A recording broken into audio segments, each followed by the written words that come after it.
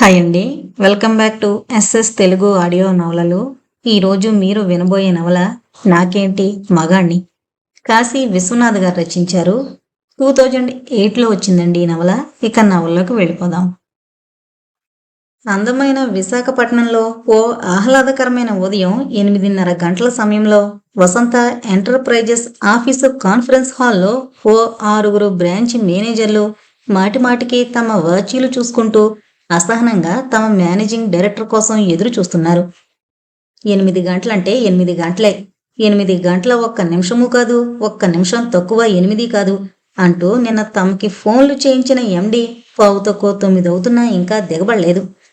అయినా ఇదేం మీటింగ్ అండి బాబు, బుద్ధి బుర్ర ఉన్నవాడు ఎవడైనా ఆఫీసు టైమింగ్స్లో మీటింగ్ పెడతాడా? కానీ మన ఎండి గారు ఉదయం 8 నుంచి 9 దాకా మీటింగ్ పెట్టాడు. బుద్ధి బుర్ర లేకపోతే సరే. బ్రాంచ్ మేనేజర్ రామారావు తన విసుగుదలని బయట పెట్టేశాడు. మెల్లగానండి, మన ఎండీకి బుద్ధి బుర్ర 2 ఉన్నాయి, కానీ వాటిని ఆఫీసు పని కాకుండా వేరే పనులకి వాడుకుంటాడంతే. మరో బ్రాంచ్ మేనేజర్ గొంతు తగ్గించి జోకు పేల్చినా ఎవరూ పొక్కుమంటూ నవ్వలేదు. అందుకు కారణం ఆఫీస్ టుడే అప్పారావు అక్కడికి రావడమే. అప్పారావు ఆ ఆఫీసులో ప్యూన్గా పనిచేస్తున్నాడు. ఆఫీసులో ఏం గమ్మత్తులు గోల్మాల్ పనులు జరుగుతున్నాయో తెలుసుకోవాలంటే 10 మందిని ఎంక్వైరీ చేయనక్కర్లేదు. అప్పారావుతో 5 నిమిషాల మాట కచేరీ చేస్తే చాలు. ముఖ్యంగా ఎండి గారి పబ్లిక్ మ్యాటర్స్ దగ్గర నుంచి ప్రైవేట్ అఫైర్స్ వరకు, అవుట్డోర్లో జరిగే తతంగాల దగ్గర నుంచి ఇండోర్లో జరిగే వితండ వాదాల వరకు అన్నీ అప్పారావు తెలుసు. పరమేశ్వరుడి ప్రోగ్రామ్స్ ఏంటో నందీశ్వరుడికి తప్ప మరొకరికి కరెక్ట్గా తెలియనట్టు ఎండి గారి రోజు అసలు ప్రోగ్రాం ఏంటో తెలుసుకుందామని ఓ మేనేజర్ అప్పారావుని అదే ప్రశ్న అడిగాడు. ఇవాళ మా బాస్ గారింట్లో సత్యనారాయణ స్వామి వ్రతం చేస్తున్నారండి, అందుకే మీటింగుని 8 నుంచి 9 దాకా పెట్టి 9:50కి వ్రతంలో కూర్చోవాలని ఇలా మీటింగ్ ఏర్పాటు చేశారు. చెవిలో అగ్గిపుల్ల పెట్టుకుని తిప్పుకుంటూ చెప్పాడు. మరి ఇప్పుడు 9:15 అవుతున్నా ఇంకా ఆయన రాలేదేం? ఆ 1 నన్ను అడకండి. అప్పారావు అక్కడి నుంచి వెళుతుండగా అకౌంటెంట్ మొదలియారు వచ్చాడు. ఓసారి ఎండి గారింటికి ఫోన్ చేసి కనుక్కుంటే బాగుంటుందేమో, మనం మొదలియారికి చెప్పి చూద్దామా అన్నాడు మరో మేనేజర్. చెప్పడం వల్ల ప్రయోజనం ఏముంటుందండి? చేతిలో ఫ్లూట్ లేని శ్రీకృష్ణుడి ఫోటో అయినా మనకి కనిపిస్తుందేమో గాని నోట్లో పాన్ పరాగు లేకుండా మొదలియారు ఎప్పుడైనా కనిపించాడా? మరో మేనేజర్ నవ్వుతూ అన్నాడు. అందరూ మొదలియారు వైపు చూశారు. అతను పాన్ పరాగు నమ్ములుతూనే, పేదాలు విప్పకుండా, సౌండ్ అవ్వకుండా నవ్వుతూనే అప్పారావుకి ఏదో సంజ్ఞ చేశాడు. అతను చేసే సైగల్ని మాటల్లోకి ట్రాన్స్లేట్ చేసి చెప్పే శక్తి ఒక్క అప్పారావుకే పట్టుబడిందని ఆఫీసులో అందరికీ తెలుసు. అయ్యా, మీరిప్పుడేం జోక్ చేసినా నేను పకాలను నవ్వుతాను. నా నోట్లోని పాన్ పరాగ్ మీ బట్టల మీద పడుతుందని మొదలియారు చెప్పమంటున్నారు అంటూ అప్పారావు మొదలియారు సైగల అర్థం చెప్పాడు. అంతా దూరం జరిగి నిలబడ్డారు. తర్వాత మొదలియార్ మరేదో సైగ చేశాడు. ఎండి గారికి ఫోన్ చేయమంటున్నారు, అందువల్ల ప్రయోజనం ఉండదనుకోండి, అయినా మీ సాటిస్ఫాక్షన్ కోసం నా డ్యూటీ నేను చేసొస్తాను అంటూ అప్పారావు వెళ్లి ఫోన్ చేసి 5 నిమిషాల తర్వాత వచ్చి, ఎండి గారు ఆఫీసుకి బయలుదేరి దాదాపు 40 నిమిషాలు దాటిందని ఇప్పుడే అందిన వార్త అన్నాడు. ఎండి గారింటికి ఆఫీస్కి పట్టుమంటూ 3 కిలోమీటర్ల దూరం కూడా లేదు, కారు మీద రావడానికి ఎంతసేపు పడుతుందా అన్నాడు రామారావు. దారిలో ఎక్కడైనా స్పీడ్ బ్రేకర్ తగిలిందేమో గొణిగాడు అప్పారావు. స్పీడ్ బ్రేకరా? ఒక ఆయన ఆశ్చర్యంగా అడిగాడు. స్పీడ్ బ్రేకర్ అంటే అర్థమేమిటో తెలిసిన మొదలియార్ పొక్కుమంటూ నవ్వాడు. అంతే, మేనేజర్ల షర్ట్లన్నింటి మీద పాన్ పరాగ్ పడి వారి బట్టలన్నీ పాడయ్యాయి. అయినా ఇంకా ఎండి గారు ఆఫీస్కి రాలేదు. అదే ఊర్లో అదే సమయంలో డాబా గార్డెన్స్ ఏరియాలో వసంత విహార్ అనే అందమైన భవనంలో వసంత, తన పిన్ని లక్ష్మీకాంతం నందకుమార్ కోసం ఎదురు చూస్తున్నారు. నందకుమార్ వసంత భర్త. వసంత లక్ష్మీకాంతాలతో పాటు ఆ ఇంట్లో జరగబోయే సత్యనారాయణ స్వామి వ్రతానికి హాజరైన కొంతమంది ముత్తైదువులు, పురోహితుడు కూడా నందకుమార్ రాక కోసం ఆత్రంగా ఎదురు చూస్తున్నారు. ఆఫీసుకు వెళుతున్న భర్తతో ఈ ఒక్కరోజుకి ఆఫీసుకు వెళ్ళడం మానేయకూడదు అంది వసంత. ఆఫీస్లో కొంపలు మునిగిపోయేటంత అర్జెంటు మీటింగ్ ఉంది, లేకపోతే ఇంట్లో దైవకార్యం పెట్టుకుని ఆఫీస్కి ఎందుకు వెళతాను? వెళితే మాత్రం సరిగ్గా 9:16 పీటల మీద కూర్చోనా? నా మాట నమ్మవా అన్నాడు ఆమె తల నిమురుతూ లాలనగా. వసంత నమ్మింది. ఆమె ఎప్పుడూ భర్త మాట నమ్ముతుంది. అసలు నిజంగా ఆఫీసులో మీటింగ్ ఉందా? అంది లక్ష్మీకాంతం. ఆవిడ వసంతకి పిన్ని వరస అవుతుంది.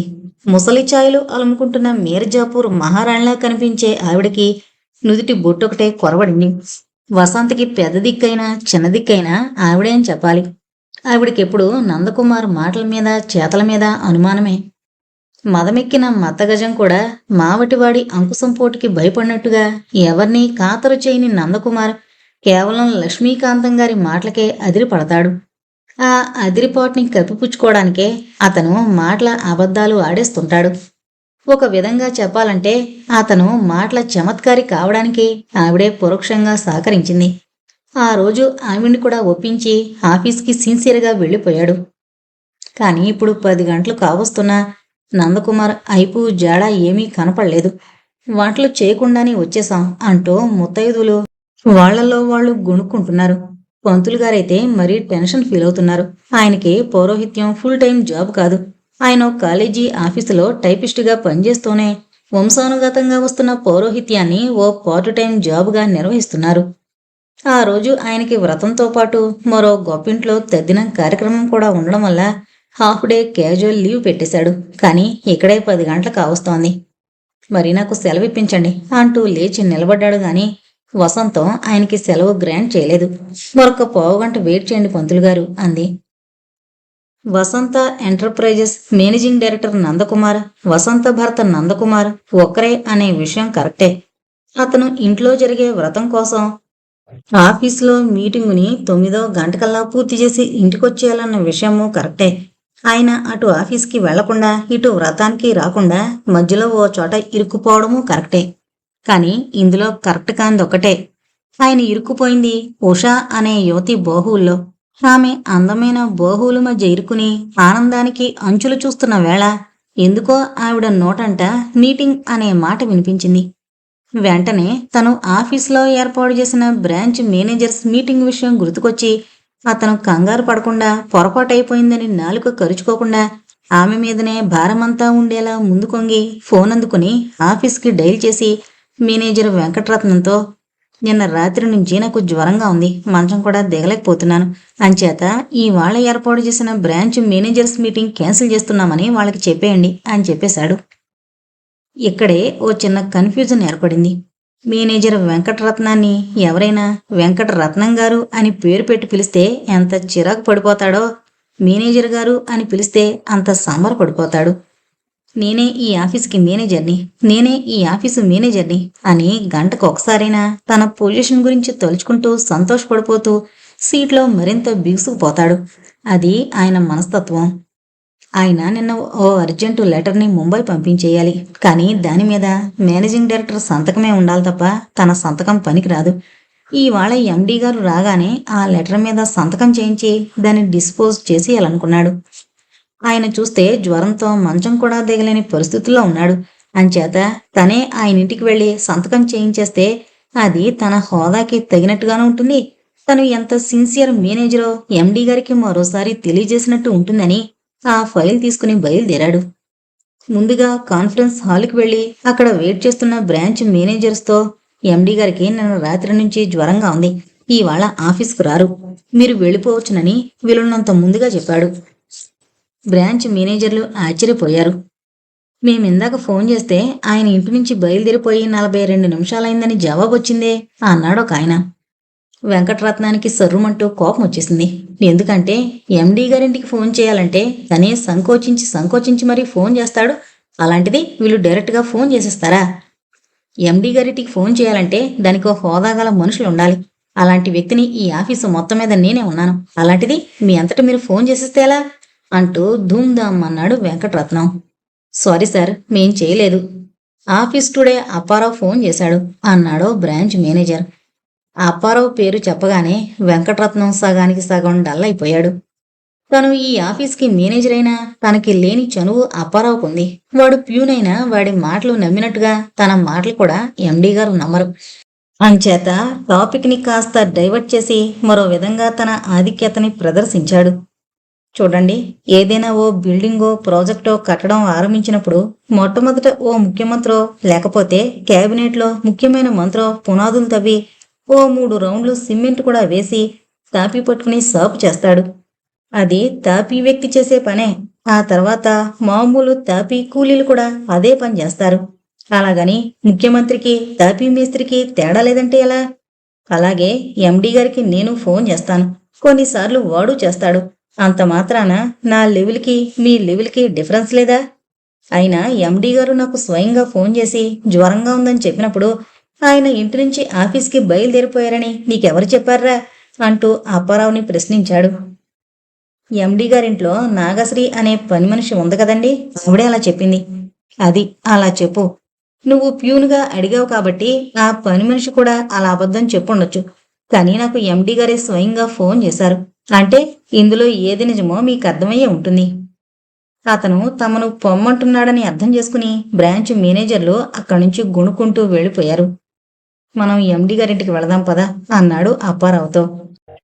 నందకుమార్ ఇప్పుడు ఎక్కడ ఏ పరిస్థితుల్లో ఉంటాడో తెలిసిన అప్పారావుకి మేనేజర్తో వెళ్లడం ఇష్టం లేదు.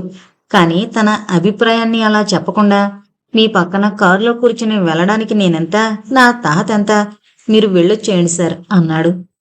ఇలాంటి ప్రయాణాల వల్ల మన లెవెల్స్లో డిఫరెన్స్లు వచ్చేవిలే. For example, president of India ఆయన కారు డ్రైవరు ఒకే కారులో ప్రయాణం చేస్తారు. అంత మాత్రాన వాళ్ళిద్దరి లెవెల్ ఒకటైపోతుందా? మంత్రుల వెంట వాళ్ళ గన్మెన్లు కూడా అదే కారులో ప్రయాణం చేస్తుంటారు. అంత మాత్రాన వాళ్ళిద్దరిది ఒకే లెవెల్ అనేస్తావా? వెంకటరత్నం గారి ఉపమానాల్లోని సొంత డబ్బా అప్పారావుకి అర్థమైంది. అయినా మనం వెళ్ళినా ఆయన ఇంట్లో ఉండరేమో సార్ అన్నాడు నసుగుతూ. ఉంటారు, ఉన్నానని నాకు ఫోన్ చేసి చెప్పారు. అయినా ఆయన ఇంటికి వెళ్లాలా వద్దా అన్నది నిర్ణయించాల్సింది నేను. ఎందుకంటే I am the manager of this office, come on follow me అంటూ వెంకటరత్నం తన హోదాని ప్రదర్శించేసరికి అప్పారావు అయిష్టంగానే బయలుదేరాడు. మేనేజర్ వెంకటరత్నం, ప్యూను అప్పారావు కలిసి నందకుమార్ ఇంటికి రావడంతో ఆ ఇంట్లో చిన్నపాటి కలకలం రేగింది. ఆఫీస్కి వెళతానని ఇంట్లో చెప్పి రాత్రి నుంచి జ్వరమని ఆఫీస్కు ఫోన్ చేస్తే దాని అర్థం ఏంటట? ఆ కుర్రాడు ఇలా ఏదో చేస్తాడని నాకు పొద్దుటి నుంచి డౌట్గానే ఉంది అంది లక్ష్మీకాంతం రోజు అంటున్న స్టైల్లోనే. పిన్ని, ఆయన మీద నీకెప్పుడూ డౌటే అంటూ వసంత లక్ష్మీకాంతాన్ని మెత్తగా మందలించింది. అక్కడ పరిస్థితి ఏంటో అర్థం కాక వెంకటరత్నం, పూర్తిగా అర్థమైన అప్పారావు వచ్చిన కారులోనే తిరిగి వెళ్ళిపోయారు. పురోహితుడు కూడా, అమ్మా, సత్యనారాయణ స్వామి వ్రతాన్ని ఎప్పుడైనా చెయ్యొచ్చు, కానీ తద్దినాలు మాత్రం వాయిదా వేసే ఛాన్స్ లేదు. పోనీ మీ వ్రతాన్ని మీ ఒక్కరితోనే లాగించేద్దామనుకున్నా దానికి ఛాన్స్ లేదు. దంపతులు కలిసి జాయింట్గా చెయ్యాల్సిందే. మరి నాకు సెలవు ఇప్పించండి అంటూ తన స్కూటర్ మీద వెళ్ళిపోయాడు. అప్పటికే విసిగిపోయిన ముత్తైదువులు ముఖాలు ముడుచుకుంటూ అక్కడి నుంచి బయలుదేరారు. వెళ్లే ముందు ముత్తైదువుగా ముదిరిపోయిన రమణమ్మ ఓ మాట అనేసింది. మన ఆడోళ్ళమేమో మన మొగోళ్ళు బాగుండాలని పూజలు, వ్రతాలు, ఉపవాసాలు చేస్తాం. మన మొగుళ్ళేమో మనతో మాయమాటలు చెప్పి దొంగట్లాడడం. ఛీ, ఈ మగాళ్ళంతా ఇంతే. ఆ ఒక్క మాటకే వసంతకి ఒళ్ళు మండిపోయింది. చూడండి రమణమ్మ గారు, మీకు ఇష్టం లేకపోతే మా ఇంటికి రావడం మానేయండి. అంతేకాని అందరం మగాళ్ళతో పాటు మా ఆయన్ని కలిపితే మాత్రం నేను ఊరుకోను. ఆమె చాలా సీరియస్ అయ్యేసరికి ఆడంగులంతా మరేమీ మాట్లాడకుండా అక్కడి నుంచి వెళ్ళిపోయారు. అందరూ వెళ్ళిపోయాక వసంత హాల్లోకొచ్చి సోఫాలో కూర్చుంది. అనుకున్న ప్రకారం తన భర్త రానందుకు, దాన్ని ఆసరాగా తీసుకుని ఆడవాళ్లు చేసిన కామెంట్స్ ప్రభావం ఆమె ముఖంలో కనపడడం లేదు. ఇంటి నుంచి బయలుదేరిన భర్త ఏ ప్రమాదం రావడం వల్ల ఇంటికి రాలేకపోయాడోనన్న ఆందోళనే ఆమె ముఖంలోనూ మాటల్లో కూడా వ్యక్తమవుతున్నాయి. వసంత మాటలు విన్న లక్ష్మీకాంతంకి మరింత చిరెత్తుకొచ్చింది. నేను నీ పెళ్ళైన 2 ఏళ్ల నుంచి ఇక్కడే తగలడుతున్నాను. మీ ఆయనగారి పద్ధతి గిద్దతి అంతా ఓ కంట కనిపెడుతున్నాను. అతగాడికి పోకిరి వేషాలు, గీకిరి వేషాలు ఉన్నాయని నా అనుమానం. లేవు కాక లేవు అని నీ నమ్మకం.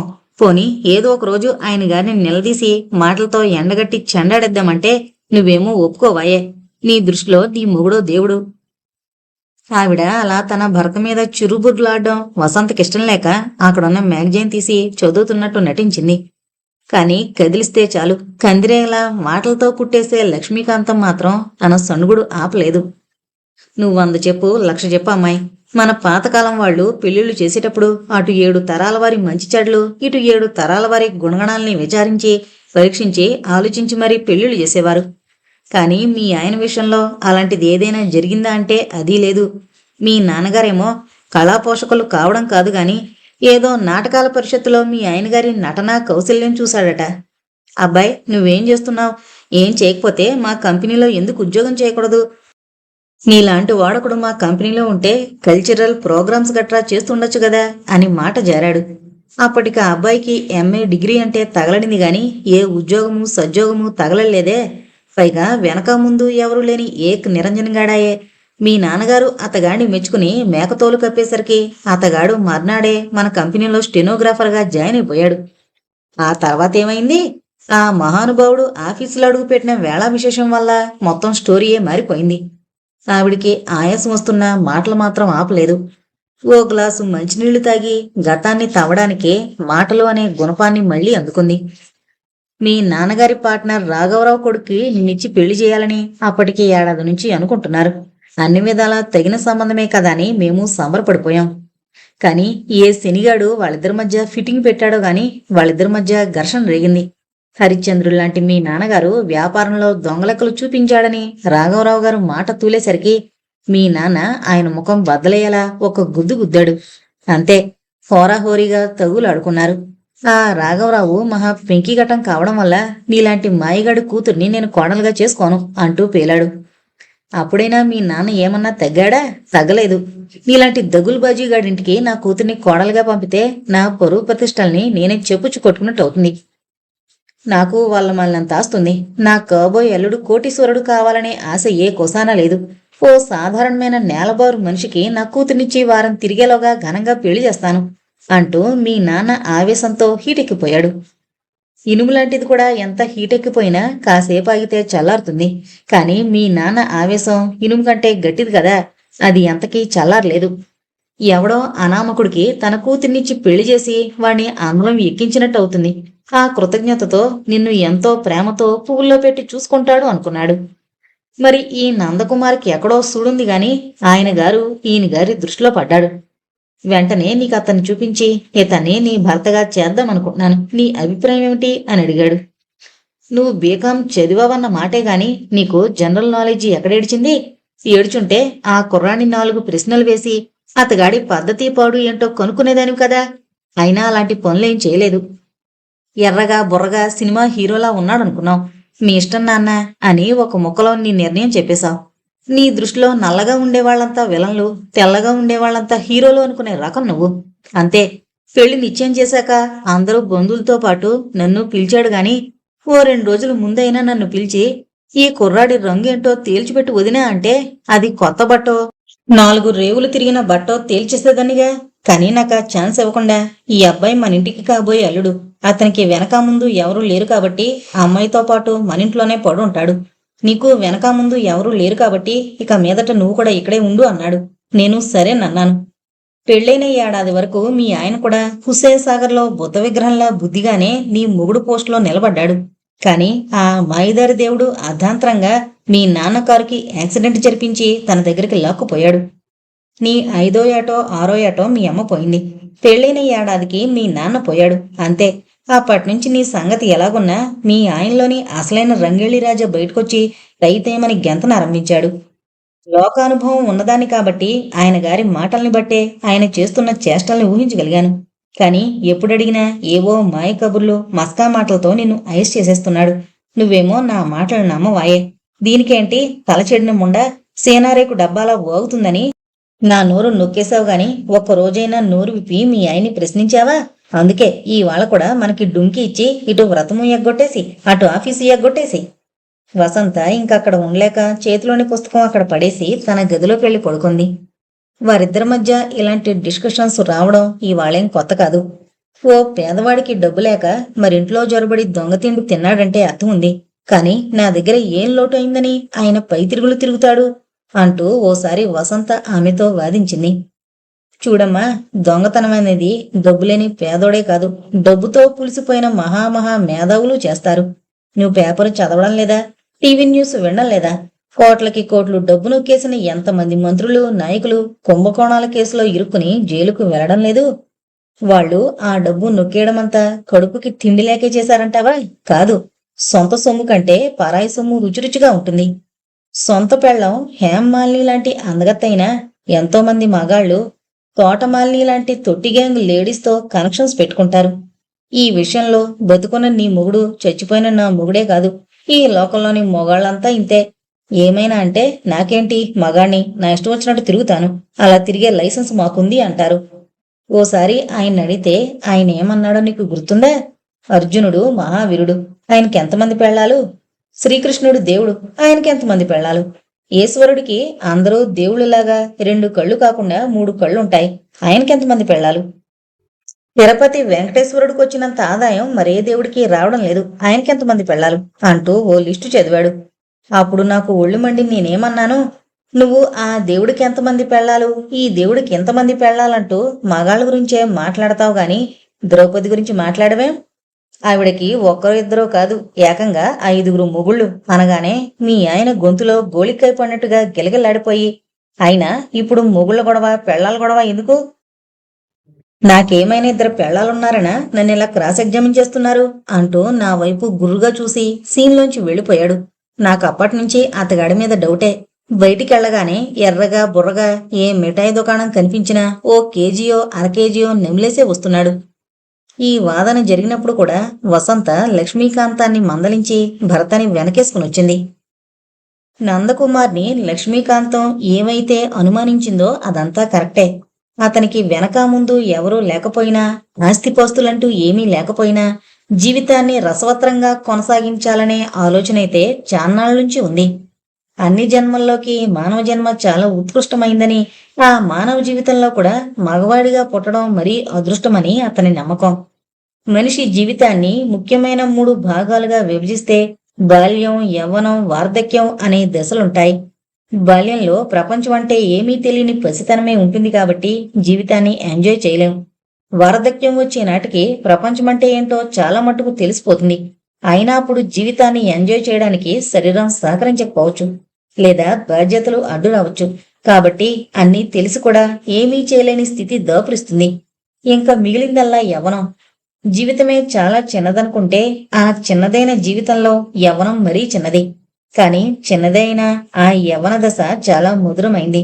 మగాడు ఏం సాధించాలన్నా, డబ్బు సంపాదించాలన్నా, శృంగారాన్ని అనుభవించాలన్నా అదే సరైన టైము. ఎంజాయ్ చేయడానికి అన్ని విధాలా తగిన వయసు యవ్వనమే. ఈ నిర్వచనాన్ని అతనే స్వయంగా తయారు చేసుకున్నాడు.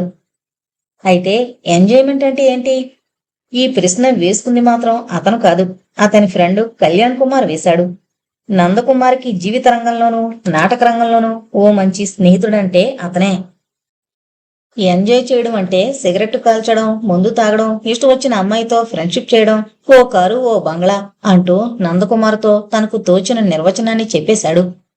నువ్వు చెప్పిన మిగతా విషయాలు ఎలా ఉన్నా పెళ్లి కాకముందు అలా తిరగడం కొంతవరకు సమంజసం అనిపించుకోవచ్చు. కానీ పెళ్ళయ్యాక మన సంసార జీవితానికి కొన్ని పరిధులు, నియమాలు ఉన్నాయిగా అన్నాడు కళ్యాణ్. నందకుమార్కి పెళ్లైన తొలి రోజుల్లో కళ్యాణ్ ఇచ్చిన సలహా అదే. నిజానికి ఆ రోజు నందకుమార్ ఆఫీస్కనే బయలుదేరాడు. మీటింగ్ని త్వరగా ముగించి ఇంటికి త్వరగా వచ్చి వ్రతంలో కూర్చుందామనుకున్నాడు. కాని అతను కారులో వెళుతుండగా ఉషా అనే క్లబ్ డాన్సర్ బస్టాప్లో కనిపించింది. అంతే, అతని మారుతి కారు అప్రయత్నంగానే ఆగిపోయింది. ఇంటికంటే గుడి పదిలం, హోటల్ కంటే ఇల్లే సేఫ్టీ అని సదరు డాన్సర్ కారుకి అతన్ని తన ఇంటికి తీసుకుపోయింది. సాయంత్రం 4 గంటలకే అతను ఇల్లు చేరుకున్నాడు. సాధారణంగా అతను ప్రతిరోజు 5 గంటల తర్వాతనే ఇల్లు చేరుకుంటాడు. కాంపౌండ్లో కారాపి బ్రీఫ్ కేస్ పట్టుకుని హాల్లోకొచ్చే సమయానికి పని మనిషి నాగశ్రీ చీపురుతో హాలు తుడుస్తోంది. నాగశ్రీకి నందకుమార్ని చూడగానే ఒళ్లంతా కరెంటు పాకినట్టు అయిపోతుంది గాని ఏనాడు తన ఒంట్లో పాకే కరెంటుని అతని కంటబడనీలేదు. నాగశ్రీని చూడగానే అందచందాలకి, ఆస్తిపోస్తులకి పొత్తులేదనే సత్యం ఎవరికైనా తెలిసిపోతుంది. సరదా కోసం దాసీ వేషం వేసుకున్న రాజకుమారులా కనిపించే నాగశ్రీ అందాన్ని నందకుమార్ 1-2 సార్లు ఓరకంట చూశాడే గాని ధైర్యంగా నిదానించి చూడలేదు. అతను బయట ఎలా తిరిగినా ఇంట్లో పనివాళ్ల ముందు మహా స్ట్రిక్ట్గా ఉన్నట్టు నటించడం ఆ ఇంటి అల్లుడైన దగ్గర నుంచి నేర్చుకున్నాడు. అమ్మగారు కనపడ్డం లేదే? మెట్లెక్కబోతూ నాగశ్రీని అడిగాడు. మీ మీద కారాలు మిరియాలు నూరుతున్నారండి అంది నాగశ్రీ ఏదో రహస్యాన్ని చెబుతున్నట్టుగా. ఆవిడెందుకు నూరడం? ఇంట్లో మిక్సీలు గ్రైండర్లు ఉన్నాయిగా. కారాలు మిరియాలు నూరడం అంటే అది కాదండి అంటూ ఉదయం జరిగిన తతంగమంతా క్లుప్తంగా చెప్పింది. లక్ష్మీకాంతం వసంతని కిర్రెక్కించి రెడీగా ఉంచిందనే విషయం కూడా చెప్పేసింది. అయినా నందకుమార్ కంగారు పడలేదు. అతను స్వతహాగా మాటకారి, చిన్నా చితక శృంగార గేయాలు ఓ నాటిక కూడా రాసిన రచయిత.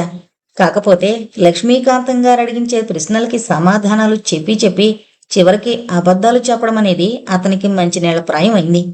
మెట్లెక్కుతూనే అతను అబద్ధాన్ని రెడీ చేసుకున్నాడు. బెడ్రూంలో వసంత మంచం మీద పడుకుంది గాని నిద్రపోవడం లేదు. భర్తని చూడగానే లేచి కూర్చుంది. అతను రావడం ఏ వైపు నుంచి చూసిందో గాని లక్ష్మీకాంతం కూడా ఆ గదిలోకొచ్చి వసంత వైపు చూసి అడుగడుగు అని సంజ్ఞ చేసింది.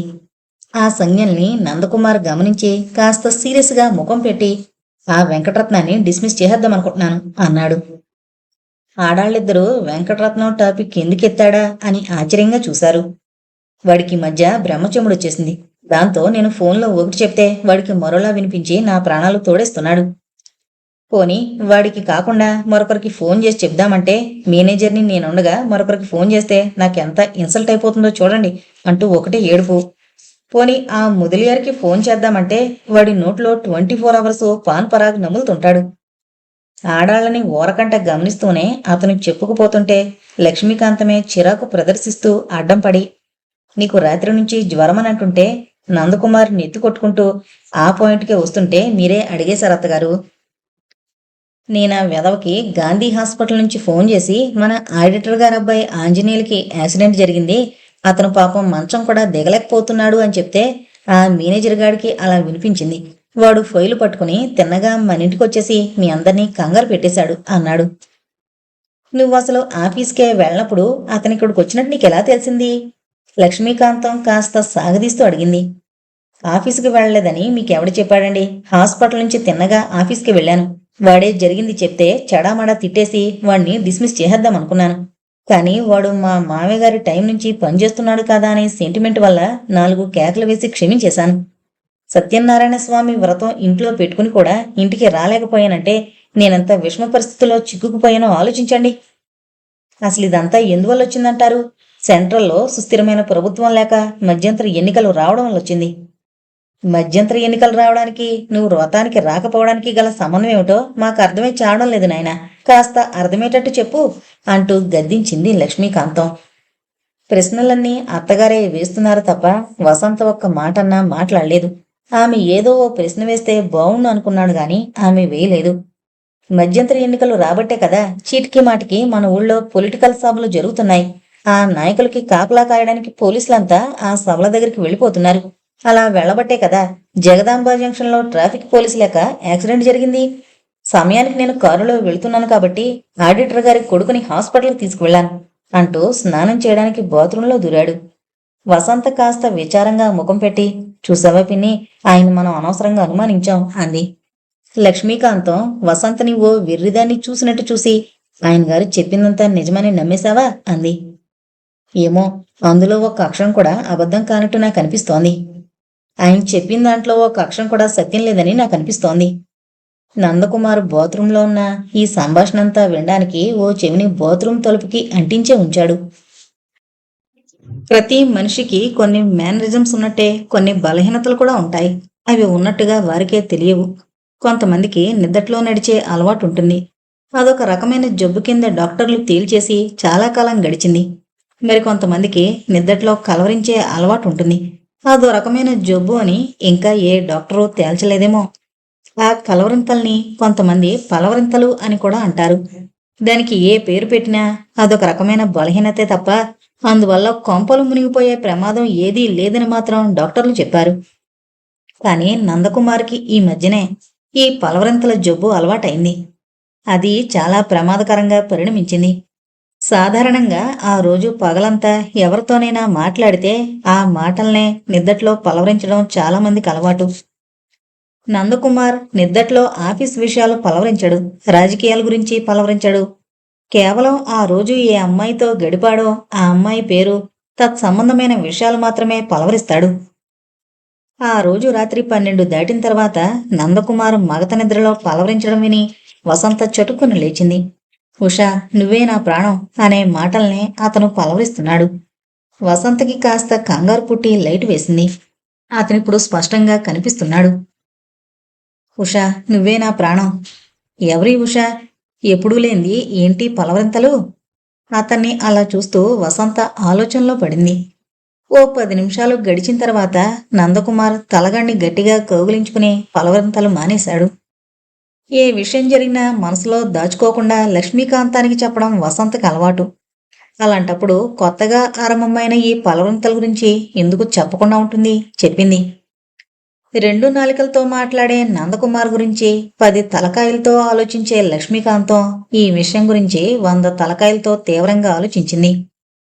ఏ రోజుకా రోజు మాటల గారడీతో తోసుకొచ్చేస్తున్న దొంగ ఇప్పుడు రెడ్ హ్యాండెడ్గా పట్టుబడినట్టయింది. నందకుమార్కి తను రాత్రి నిద్రలో ఏం కలవరించాడో తెలియకపోవడం వల్ల వసంత పెట్టిన టిఫిన్ని ప్రశాంతంగా తింటున్నాడు. అడుగుపిల్ల, అడుగడుగు అంటూ లక్ష్మీకాంతం వసంతకి సంజ్ఞలు చేసింది. కాని అడగడానికి వసంత సంశయించి నువ్వే అడుగు పిన్ని అంటూ సంజ్ఞ చేసింది.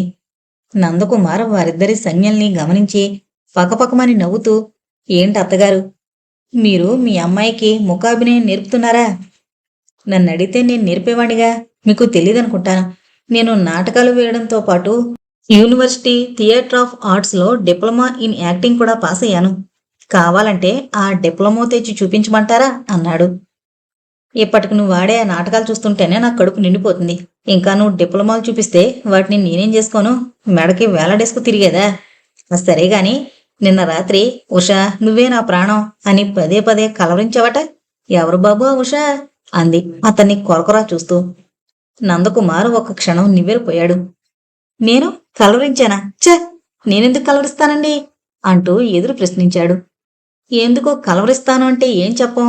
నిద్దట్లో కలవరించడానికి ప్రత్యేకమైన అర్హతలేం తగలనక్కర్లేదు. కొంతమంది కదో అలవాటు. కాని ఉషా, నువ్వే నా ప్రాణం అని కలవరించవట మీ ఆవిడే స్వయంగా తన 2 చెవులతో విందట. ఇంతకీ ఎవర్తా ఉషా? అడిగింది లక్ష్మీకాంతం. నందకుమార్ ఇరకాటంలో పడ్డాడు. తను కలవరించిన మాట నిజమై ఉంటుంది. లేకపోతే వసంత ఎందుకు నోటీస్ చేస్తుంది? పైగా నిన్న తను వెళ్ళింది ఉషా అనే డాన్సర్ దగ్గరికే. శృంగారం రక్తి కట్టడానికి తను చాలా చాలా డైలాగులు వదులుతుంటాడు. అది కాస్త కలవరింతల రూపంలో తనే బయటికి కక్కేశాడు. ఏం చేయడం, ఏం చెప్పడం అనుకుంటూనే తల పైకెత్తి ఆలోచిస్తున్నాడు. పైన ఫ్యాను గిర్రుమంటూ తిరుగుతోంది. అది ఉషా కంపెనీ ఫ్యాను. ఇంగ్లీష్లో దాని పేరు కూడా ఫ్యాన్ మీద రాసుంది. వెంటనే అతని మస్తిష్కంలో మెరిసిన ఐడియా డైలాగ్ రూపంలో బయటకొచ్చేసింది.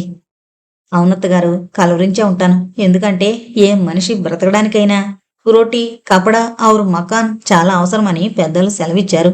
అనగా తిండి, బట్ట, ఇల్లు అనేవి చాలా ప్రాథమిక అవసరాలని అర్థం. కాని ఆ మూడింటి గురించి సెలవిచ్చిన వారు అంతకంటే ముఖ్యమైన గాలి గురించి మాత్రం చెప్పడం మరిచిపోయారు. గాలి అనగా వాయువు. దాన్నే ఎయిర్ అని, సైంటిస్టులు ఆక్సిజన్ అని కూడా పేర్కొంటారు. గాలికి కూడా ఓ దేవుడున్నాడు. అతని పేరే వాయుదేవుడు. ఆ గాలిదేవుడికి పుట్టినవాడే ఆంజనేయుడు. అందుకే అతనికి అంత బలం వచ్చింది. అతన్ని మారుతి అనే నిక్కినేమ్తో కూడా పిలుస్తారు. ఆ పేరు చాలా ప్రశస్తమైంది.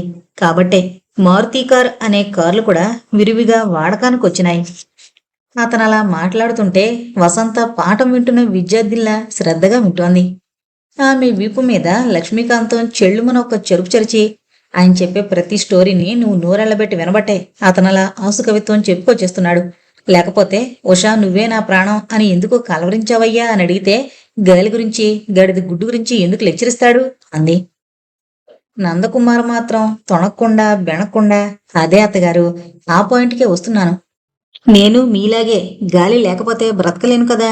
మరి అలాంటి గాలి మన ఇంట్లోకి ఎలా వస్తోంది? ఇదిగో ఈ ఉషా ఫ్యాన్ వల్ల వస్తోంది. ఉషా ఫ్యాన్ ఎక్కడుంటే అక్కడే మలయమారుతం వీస్తుంది అనే అడ్వర్టైజ్మెంట్ని మీరు టీవీలో చూసే ఉంటారు. చూడకపోతే ఈసారి చూడండి. మనిషి నిద్దట్లో కలవరించడానికి ప్రధానమైన కారణం మన చిన్న మెదడు. నన్ను తన గాలితో బ్రతికిస్తోన్న ఉషా ఫ్యాన్ గురించి నిన్న రాత్రి నా చిన్న మెదడుకి బహుశా జ్ఞాపకం వచ్చుంటుంది. అందుకే ఉషా, నువ్వే నా ప్రాణం అంటూ థ్యాంక్స్ చెప్పుకుంటుంది అంటూ వారి సమాధానం కోసం ఎదురు చూడకుండా ఆఫీస్కి టైం అయిపోయిందంటూ హడావిడిగా వెళ్ళిపోయాడు. పాపం ఆయన కలవరించింది ఉషా ఫ్యాన్ గురించట పిన్ని, అంది వసంత అమాయకంగా. ఆమెను పసిపాపం చూసినట్టు లేదా మెదడు ఎదగని యువతిని చూసినట్టు చూసి, ఓసి నా వెర్రిబోగులు తల్లి, ఈ మధ్య ఓ అవధాని ఒకేసారి 2000 మంది అడిగే ప్రశ్నలకి చాకచక్యంగా సమాధానాలు చెప్పి ఈ శతాబ్దానికే గొప్ప అవధాని అనిపించుకున్నాడు. కానీ మీ ఆయన ఒకేసారి 4000 మందికైనా జవాబులు చెప్పగలడని నాకు ఇప్పుడు అర్థమైంది. కాకపోతే ఆ అవధాని గారు ఆసుగా పద్యాలు చెప్పగలరు, మీ ఆయన ఆసుగా అబద్ధాలు చెప్పగలడు. లేకపోతే ఉషా అనే ఆడకూతురు ఎవరయ్యా అని అడిగితే ఉషా ఫ్యాన్ గురించి, అదిచ్చే గాలి గురించి కలవరించానని ఎంత అడ్డంగా కోసేసి ఆఫీసుకు జారుకున్నాడో చూసావా? ప్రపంచంలో ఇంతవరకు ఏ మగాడు ఫ్యాన్ల గురించి, ఫ్రిడ్జ్ల గురించి, వాటర్ ఫిల్టర్ల గురించి కలవరించాడని నేనెక్కడా వినలేదు. నాకు డౌటే, అంది. వసంత మీద ఆ మాటలేం ప్రభావం చూపించలేకపోయాయి. భర్త చెప్పిందే కరెక్టు అనే భావమే ఆవిడ మనసులో కలిగింది. ఆ రోజు ఆఫీస్కి నందకుమార్ ఫ్రెండ్ కళ్యాణ్ కుమార్ వచ్చాడు. కాఫీలు తాగాక తన కలవరింతల జబ్బు గురించి, అందువల్ల జరిగిన గొడవ గురించి చెప్పి, ఈ కలవరింతలు రాకుండా ఉండడానికి ఏదైనా మందుంటే చెప్పరా అని బ్రతిమలాడాడు. నీకు కలవరింతల జబ్బు, అది నువ్వు ఏ అమ్మాయితో అయితే తిరిగావో ఆ అమ్మాయి పేరే కలవరించే జబ్బొచ్చిందంటే నీ నాటకాలకి తెరపడిపోయే టైం దగ్గర పడిందన్నమాట. నీ దృష్టిలో మీ ఆవిడ మహా అమాయకురాలు, కానీ నాకు తెలిసిన మేరకి మీ ఆవిడ మహా సెన్సిటివ్ ఉమెన్. కాకపోతే నువ్వు చాలా మంచివాడువనే దురభిప్రాయం ఆవిడికి ఉండడం వల్ల నువ్వు సేవ్ అయిపోయావు. అందుకు సంతోషించు. కలవరింతలు పోవడానికి మందులు వాడడం కాదు, నువ్వింకీ చిల్లర తిరుగుళ్ళు మానేయడం మంచిది, అన్నాడు సిన్సియర్గా. నందకుమార్ ఆ మాటకి చిరాకు పడ్డాడు. వయసులో ఉన్నప్పుడు ఎంజాయ్ చేయకపోతే షష్టి పూర్తయ్యాక అమ్మాయిలతో ఇష్టాగోష్ఠి కార్యక్రమాలు పెట్టుకుంటారా? నాకేంటి మగాణ్ణి, నేను ఎలాగైనా తిరుగుతాను. నాకేంటి మగాణ్ణి అనే మాట గురించి వారిద్దరి సంభాషణ పెళ్లికి ముందు నందకుమార్ రాసిన ఒకే ఒక్క నాటిక మీదకు మళ్ళింది. ఆ నాటిక పేరే నాకేంటి మగాణ్ణి. అది ఇద్దరు భార్యలున్న ఓ మిడిల్ క్లాసు భర్త కదా. దానికి మంచి సంభాషణలు రాసి నందకుమార్ తన నాటక సమాజం వారికి వినిపించాడు. ఒక్క కళ్యాణ్కి తప్ప అందరికీ నచ్చింది. దేశంలో మరే సమస్య లేనట్టుగా ఇద్దరు పెళ్లాల ముద్దుల మొగుడు గురించే నువ్వు కథరాయాలా? అది ఒక భార్యకి తెలియకుండా మరో భార్యని దాచడం, అక్కడెక్కడ అబద్ధాలు చెప్తూ ఆ మొగుడు దొంగనాటకాలు ఆడడం. చిచ్చి, నీ బుర్రకింకేం స్టోరీ తట్టలేదా అంటూ కళ్యాణ్ ధూమ్ధామన్నాడు. సర్లే బాయ్, ఇద్దరు పెళ్లాలు ఉండడం నీకు ఇష్టం లేకపోతే లేకపోవచ్చును గాని మన దేశంలో ఎంతమందికి ఇద్దరు పెళ్లాలు లేరంటావు? పైగా ఈ మధ్య ఇద్దరు పెళ్లాల మీద వచ్చిన సినిమాల్లో 100% హిట్ అయ్యాయి. ఘర్షణ, ఇద్దరు పెళ్లాల ముద్దుల పోలీసు, ఏమండి ఆవిడొచ్చింది, ఆవిడ మా ఆవిడే, ఇలా ఎన్నో సినిమాలు సక్సెస్ అవడం వల్ల వాటి ఇన్స్పిరేషన్తో ఈ నాటిక రాశాను, అన్నాడు నందకుమార్ గర్వంగా. నవలల్ని నాటకాల్ని ఆధారం చేసుకుని సినిమాలు తీస్తుంటే నువ్వేమో సినిమాల్ని కాపీ కొట్టి నాటిక రాస్తావా? ఈ నాటిక పట్టుకుని మనం పరిషత్తులకు వెళితే మనల్ని తిడతారు, అంటూ కళ్యాణ్ తన మాట మీదే నిలబడిపోయాడు. చివరికి వారు భరద్వాజ గారి దగ్గరికెళ్ళి జరిగిన విషయం చెప్పి మీరే తీర్పు ఇవ్వండి అన్నారు. భరద్వాజ వృత్తిరీత్యా ఇంజనీరు, ప్రవృత్తిరీత్యా రచయిత, నటుడు. అన్నింటినీ మించి నందకుమార్ నాటకాలాడుతున్న సమాజానికి ప్రెసిడెంటు. అతను ఓ మాదిరి అందగాడే అయినా గ్లామర్ని కాపాడుకునే విషయంలో అతను తీసుకున్న శ్రద్ధ వల్ల అతని వయసు 50 దాటినా 35కి 40కి మధ్య ఉండే వ్యక్తిలా కనిపిస్తాడు. ఆయన సమస్యంతా విని తన అనుభవ సారాన్ని ఉపయోగించి జవాబు చెప్పాడు. అతను పెద్ద మనిషి కావడం వల్ల అందరూ ఆయన చెప్పే సలహాని జాగ్రత్తగా వింటున్నారు. ఓ మగాడికి ఇద్దరు పెళ్లాలు ఉండడం తప్ప ఒప్ప అనే ప్రశ్నకి ఇది సమాధానం అంటూ ఏదీ లేదని నా ఉద్దేశం. మీరందరూ నన్ను గురువుగారు అని పిలుస్తారు. నాకు పాదాభివందనం చేసి గాని మీరు నాటక రంగం మీద నాటకం ఆరంభించరు. అలాంటి మీ గురువుగారినైన నాకు కూడా ఇద్దరు భార్యలు ఉన్నారు. బహుశా ఈ విషయం మీకెవరికీ తెలుసుండదు. ఆ మాటలకి అందరూ నివ్వెరపోయారు. ముఖ్యంగా కళ్యాణ్ కుమార్. భరద్వాజ గారి నాటకరంగ చరిత్ర గురించే అందరికీ తెలుసుగాని జీవితరంగం గురించి ఎవరికీ ఏమీ తెలీదు. భరద్వాజ మళ్ళీ చెప్పనారంభించాడు. నేను ఎందుకు ఇద్దరు భార్యలతో కాపురం చెయ్యాల్సి వచ్చిందని మాత్రం మీరు ప్రశ్నించకండి. ఎందుకంటే ఆ ప్రశ్న వేయడానికి మీరు 20 సంవత్సరాల లేట్ అయ్యారు. నాకున్న ఇద్దరు భార్యల్లో ఒక ఆవిడ పేరు గాయత్రి, పక్కా బ్రాహ్మణ్ లేడీ. ఆవిడ సిగరెట్ కాల్చేవాళ్ళన్నా, మందు కొట్టేవాళ్ళన్నా, మాంసం తినేవారన్నా ఇష్టపడదు. అందుకే నేను ఆవిడ ఇంటి దగ్గర ఉన్నప్పుడు మందు కొట్టకుండా, సిగరెట్ కాల్చకుండా చాలా జాగ్రత్తగా వ్యవహరిస్తాను. ఆవిడ వారానికో వ్రతం చేస్తుంది. ఆ వ్రతాల్లో నేను పాల్గొంటాను. నేను ఈ మాత్రం మంచి పొజిషన్లో సెటిల్ అయ్యానంటే అందుకు కారణం నువ్వు చేసే పూజలు వ్రతాలే అంటాను. అందుకు ఆవిడ పరమానందం చెందుతుంది. ఆవిడ్ని ఆ విధంగా సంతోష పెడతాను, సంతృప్తి పరుస్తాను. అయింది కదా. ఇక నా రెండో భార్య పేరు లీలా డిసౌజా. ఆవిడ క్రిస్టియన్ ఉమెన్. ఆవిడ స్వయంగా నాన్ వెజిటేరియన్ వండుతుంది, దగ్గరుండి తినిపిస్తుంది. నేను మందు కొడుతున్నప్పుడు ఆవిడే జీడిపప్పు వేయించి మరీ నాకు అందిస్తుంది. నేను సిగరెట్ కాల్చేటప్పుడు ఆవిడే 2-3 సార్లు అగ్గిపుల్ల అంటిస్తుంది. ఆవిడతో పాటు ప్రతి ఆదివారం చర్చికి వెళ్తాను. దాంతో ఆవిడ పొందే ఆనందానికి అంతుండదు. ఇలా నా ఇద్దరి భార్యల ప్రేమల్ని పొందుతూనే 20 ఏళ్లు నెట్టుకొచ్చేశాను అంటూ భరద్వాజ సిగరెట్ వెలిగించుకోవడానికి ఆగాడు. మిగతా వారంతా ఓ కొత్త వార్త వింటున్న వారిలా మౌనంగా శ్రద్ధగా వింటున్నా అతను చెప్పిన దానికి కళ్యాణ్ కుమార్ మాత్రం ఒప్పుకోలేదు. మీరు జీవితంలో నటిస్తున్నారు. మీరు మీ భార్యలతో అబద్ధాలు చెప్తున్నారు. అది తప్పు కదా. నటుడిగా జీవించాలే గాని జీవితంలో నటించకూడదని మీరేగా చెప్పారు అంటూ కాస్త ఆవేశపడ్డాడు. కానీ భరద్వాజ ఎటువంటి ఆవేశాలకి టెన్షన్లకి లోను కాకుండా సిగరెట్ పొగ 2 దమ్ముల్లాగి మళ్ళీ అదే చిరునవ్వుతో జవాబు చెప్పాడు. నొప్పింపక తానొవ్వక తప్పించుకు తిరుగువాడు ధన్యుడు సుమతి అనే పద్యం మీరు వినే ఉంటారు. నేను 2 భార్యలతో కాపురం చేస్తున్నా నేనెప్పుడూ ఈ పాయింట్ మీద వారిని బాధ పెట్టలేదు. నేను బాధపడలేదు. నేను అబద్ధాలు ఆడుతున్నానన్నాం. ఈ ప్రపంచంలో ప్రతి మనిషి ఏదో సందర్భంలో అబద్ధాలు ఆడుతూనే ఉంటాడు. అలా అబద్ధాలు ఆడను అనేవాడు తనకి తాను ఆత్మవంచన చేసుకుంటూ ఇతరులను కూడా వంచిస్తున్నాడని మీరు గ్రహించాలి. అయినా అబద్ధమేంటి? మనం ఆడే అబద్ధాల వల్ల ఇతరులకి హాని కలిగితే అది అబద్ధం అవుతుంది. కానీ ఎదుటి మనిషికి కొన్ని నిజాలు చెప్పి బాధ పెట్టడం కంటే ఓ అబద్ధం చెప్పి సంతోషం కలిగించడమే బెటర్ అని నా నమ్మకం. నేను ప్రతి విషయాన్ని ప్రాక్టికల్గానే ఆలోచిస్తాను. మరో గంటలో చనిపోయే పేషెంట్తో కూడా డాక్టరు ధైర్యం చెబుతూ మరేం పర్వాలేదు, you will be all right అనే అంటాడు. దాన్ని అబద్ధమని ఎందుకు అనుకోవాలి? ఆ గంటసేపైనా ఆ పేషెంట్కి ఆనందం కలగజేయడానికే డాక్టర్లా చెప్తాడు. దాన్ని అబద్ధం అనడం కంటే ఆపద్ధర్మం అనే మనం భావించాలి. నేనిప్పుడు నటించకపోయినా మీరింకా నాటక పరిషత్తులో నటిస్తున్నారు కదా. మీరెందుకు పరిషత్తుల్లో నటిస్తున్నారు? బహుమతుల కోసం.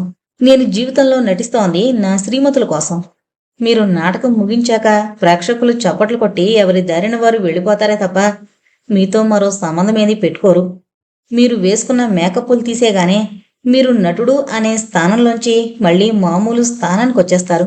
కానీ నేను ప్రస్తుతం పోషిస్తోన్న భరత పాత్రలో నేను జీవితాంతం నటించవలసిందే. నా జీవిత రంగానికి తెరపడినప్పుడే నా భరత పాత్ర అంతరిస్తుంది. అంతవరకు నేను భరత పాత్రకి వీలున్నంతగా న్యాయం చెయ్యాల్సిందే. సో లాస్ట్ అండ్ ఫైనల్గా నేను చెప్పేది ఒకటే. 2 భార్యలున్న భరత తన పెళ్ళానికి అబద్ధం చెప్పినా పర్వాలేదు. ఆ అబద్ధం వల్ల అతను సుఖపడాలి, భార్యల్ని సుఖపెట్టాలి. భరద్వాజి చెప్పిన మాటలు ఒక్కొక్కటి ఒక్కొక్క బంగారు వాక్యంలా భావించాడు నందకుమార్. ముఖ్యంగా ఆఖరిని చెప్పిన 4 వాక్యాల్ని మరీ మరీ మెచ్చుకున్నాడు. మర్నాడు కళ్యాణ్తో మాట్లాడుతూ, నిన్న గురువుగారు చెప్పిన మాటలు విన్నావుగా. భార్యని అబద్ధాలతో సంతోషపెడుతూ భరత అనే మగాడు బయట అమ్మాయిలతో ఎంత తిరిగినా పర్వాలేదనేగా. ఆ మాటల్లో ఎంత సత్యం లేకపోతే ఆయనంత ఖచ్చితమైన స్టేట్మెంట్ ఇస్తాడు చెప్పు అన్నాడు. గురువుగారు చెప్పిన దాన్ని నందకుమార్ కరెక్ట్గా అర్థం చేసుకున్నందుకు నెత్తిన బాదుకున్నాడు.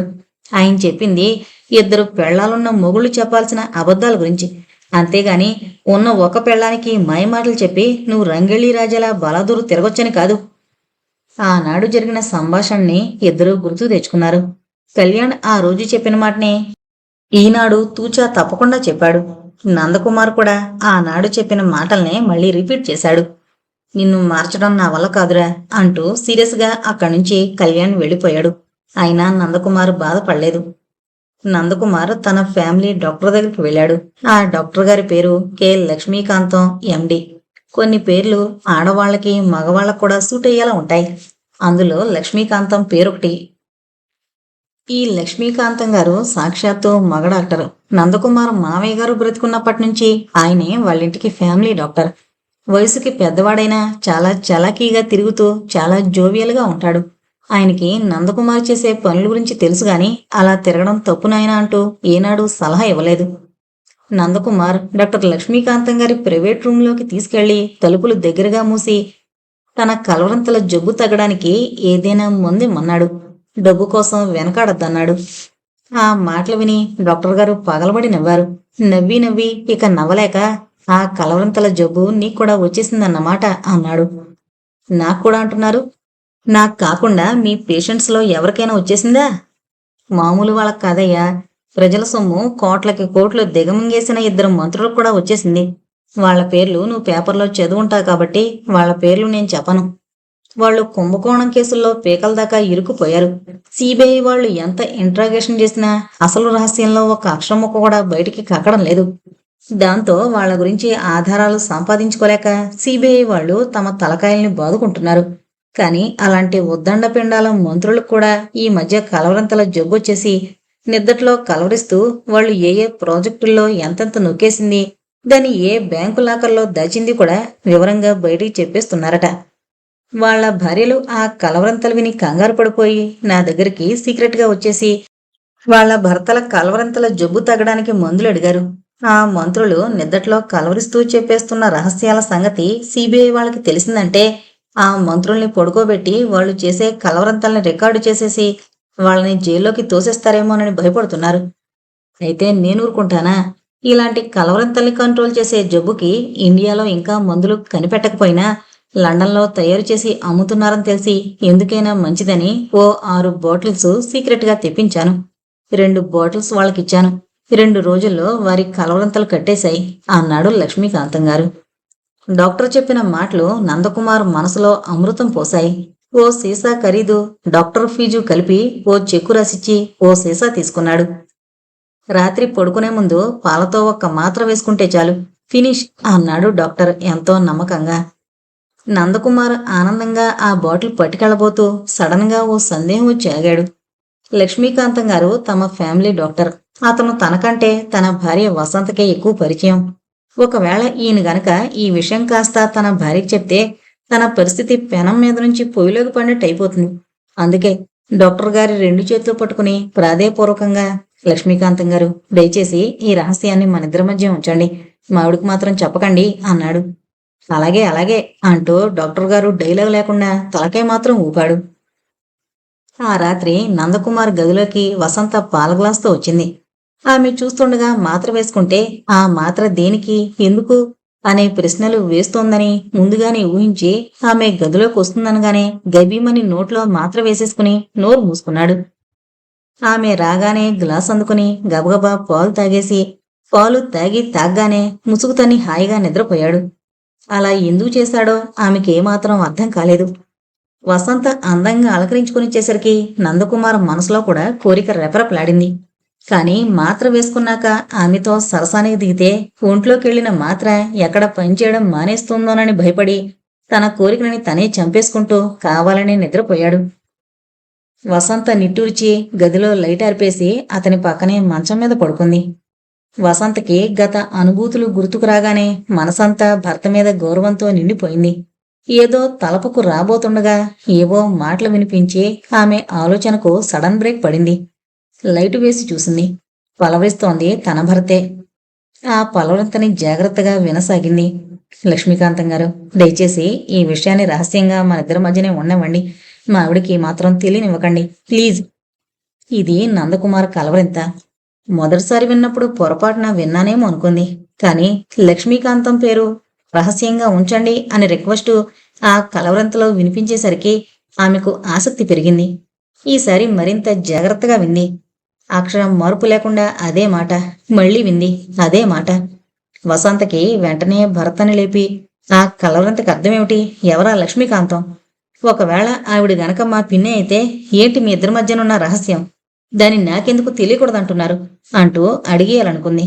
కాని ఆవిడ సంస్కారమే ఆవిడ ఆవేశానికి అడ్డొచ్చింది. మా పిన్నికి అతనికి చిచ్చి, ఏంటి వాళ్ళ నా మనసులో ఇంత దారుణమైన ఆలోచన? తప్పు, నాదే తప్పు అంటూ తనని తాను సముదాయించుకున్న ఒక్క సంశయం నుంచి మాత్రం ఆమె దూరం కాలేకపోయింది. మా ఆవిడికి మాత్రం దయచేసి తెలియనివ్వకండి. అతను కలవరించిన లక్ష్మీకాంతం ఎవరో తనకు అనవసరం. కలవరంతలకి ఒక్కోసారి అర్థం పర్థం ఉండదు. కాని మా ఆవిడికి మాత్రం దయచేసి తెలియనివ్వకండి. ఈ మాట కూడా అర్థం పర్థం లేకుండా వచ్చిందేనా? నాకు మా ఆయనకి మధ్య కూడా రహస్యాలున్నాయా? ఆయన బోళాశంకరుడు, ఏదీ మనసులో దాచుకోడని తన నమ్మకం. ఈ 2 ఏళ్ల కాపురంలో తన అనుభవం కూడా ఆ నమ్మకాన్ని నిజం చేసింది. కానీ మర్నాడు ఉదయం వసంత తన అలవాటు ప్రకారం లక్ష్మీకాంతానికి రాత్రి జరిగిన కలవరంతల విషయం చెప్పడం, ఆవిడ అప్పటికప్పుడే హాల్లో నౌకర్లున్నారని కూడా చూసుకోకుండా గై గైమంటూ అరుస్తూ నందకుమార్ని సంజయ్షి అడగడం జరిగింది. అతను జీవితంలో ఎప్పుడూ పడినంత కంగారు పడ్డాడు. కొండనాలికి మందేస్తే ఉన్ననాలికి ఊడిపోయినట్టు పలవరింతలు రాకుండా ఉండడానికి మాత్రలు వేసుకుంటే పలవరింతలు ఆగకపోగా లక్ష్మీకాంతం గారిని పలవరించడమేమిటి? ఆవిడ 50 ఏళ్లకి దగ్గర పడుతున్నా ఆవిడ అందాలన్నీ చెక్కు చెదరకుండా ఉన్నాయని అనుకున్నమాట, ఆవిడ యవ్వనంలో ఉండేటప్పుడు ఇంకెంత అందంగా ఉండేదో అని అనుకున్నమాట నిజమే. అది కూడా ఎప్పుడనుకున్నాడు? ఆ ఇంటికి అల్లుడుగా వచ్చిన తొలి రోజుల్లో 1-2 సార్లు అనుకున్నాడు గాని, పెళ్ళైపోయిన ఈ 2 ఏళ్లలో ఆవిడ్ని తన అపోజిషన్ పార్టీ కిందే భావిస్తూ ఆవిడ మీద ఒక రకమైన కోపాన్ని, కక్షని పెంచుకున్నాడు.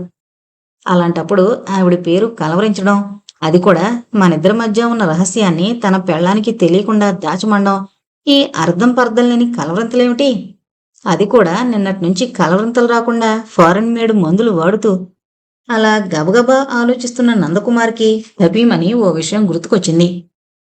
తమ ఫ్యామిలీ డాక్టర్ పేరు కూడా లక్ష్మీకాంతమే. ఇక్కడున్న అత్తగారు కాని అత్తగారైన ఈవిడి పేరు కూడా లక్ష్మీకాంతమే. ఓ మగ డాక్టర్ పేరు, ఓ ఆడ అత్తగారి పేరు కూడా ఒకటే కావడం వల్ల ఈ విధంగా జరుగుంటుంది. డాక్టర్ గారిని రిక్వెస్ట్ చేస్తూ మాట్లాడిన మాటలు ఇలా కలవరంతల రూపంలో బయటకొచ్చేసాయన్నమాట. అలాంటప్పుడు ఈ మందులు వాడి ఏం ప్రయోజనం? ముందు వీళ్లకొచ్చిన అనుమానాన్ని నివృత్తి చేయకపోతే ముందు ముందు ఈ అత్తగారు చాలా ప్రమాదం సృష్టించే ప్రమాదం ఉంది అనుకుంటూ తన సంజయ్షి చెప్పుకున్నాడు. చూడండి అత్తగారు, మీరు నన్ను దారుణంగా అపార్థం చేసుకున్నారు. నేను నిన్న రాత్రి కలవరించే ఉండొచ్చు, కానీ నేను కలవరించిన లక్ష్మీకాంతం గారు మీరు కాదు, మన ఫ్యామిలీ డాక్టర్ లక్ష్మీకాంతం గారిని. నా కర్మకాలి నాకీ కలవరంతల జబ్బు దాపరించడం, మీ ఇద్దరి పేర్లు ఒకటే కావడం నా బ్యాడ్ లక్. నిన్న నేను ఆయనతో మాట్లాడిన మాటల్ని నిద్దట్లో పలవరించడం వల్ల మీరింత రాద్ధాంతం చేస్తున్నారు అన్నాడు. నీ మాటలు మాకు తెలుసులేవయ్యా. నా బదులు నువ్వు ఆ డాక్టర్తో మాట్లాడేవనుకో, అందులో మీ ఆవిడికి మాత్రం దయచేసి చెప్పకండి అనే డైలాగు ఎందుకు వాడావో ముందు ఆ సంగతి చెప్పు అంటూ లక్ష్మీకాంతం నందకుమార్ని మరింత నిలదీసింది. వసంత తనని సమర్థిస్తుందేమోనని నందకుమార్ ఆమె వైపు చూశాడు. కాని ఆవిడ ఏది నిజమో ఏది అబద్ధమో తెలియని పరిస్థితుల్లో ఉన్నట్లు అయోమయంగా చూస్తోంది తప్ప ఏమీ మాట్లాడలేదు. ఇక లాభం లేదని చెప్పి అతనే తన మాటల గారడిని ప్రదర్శించాడు.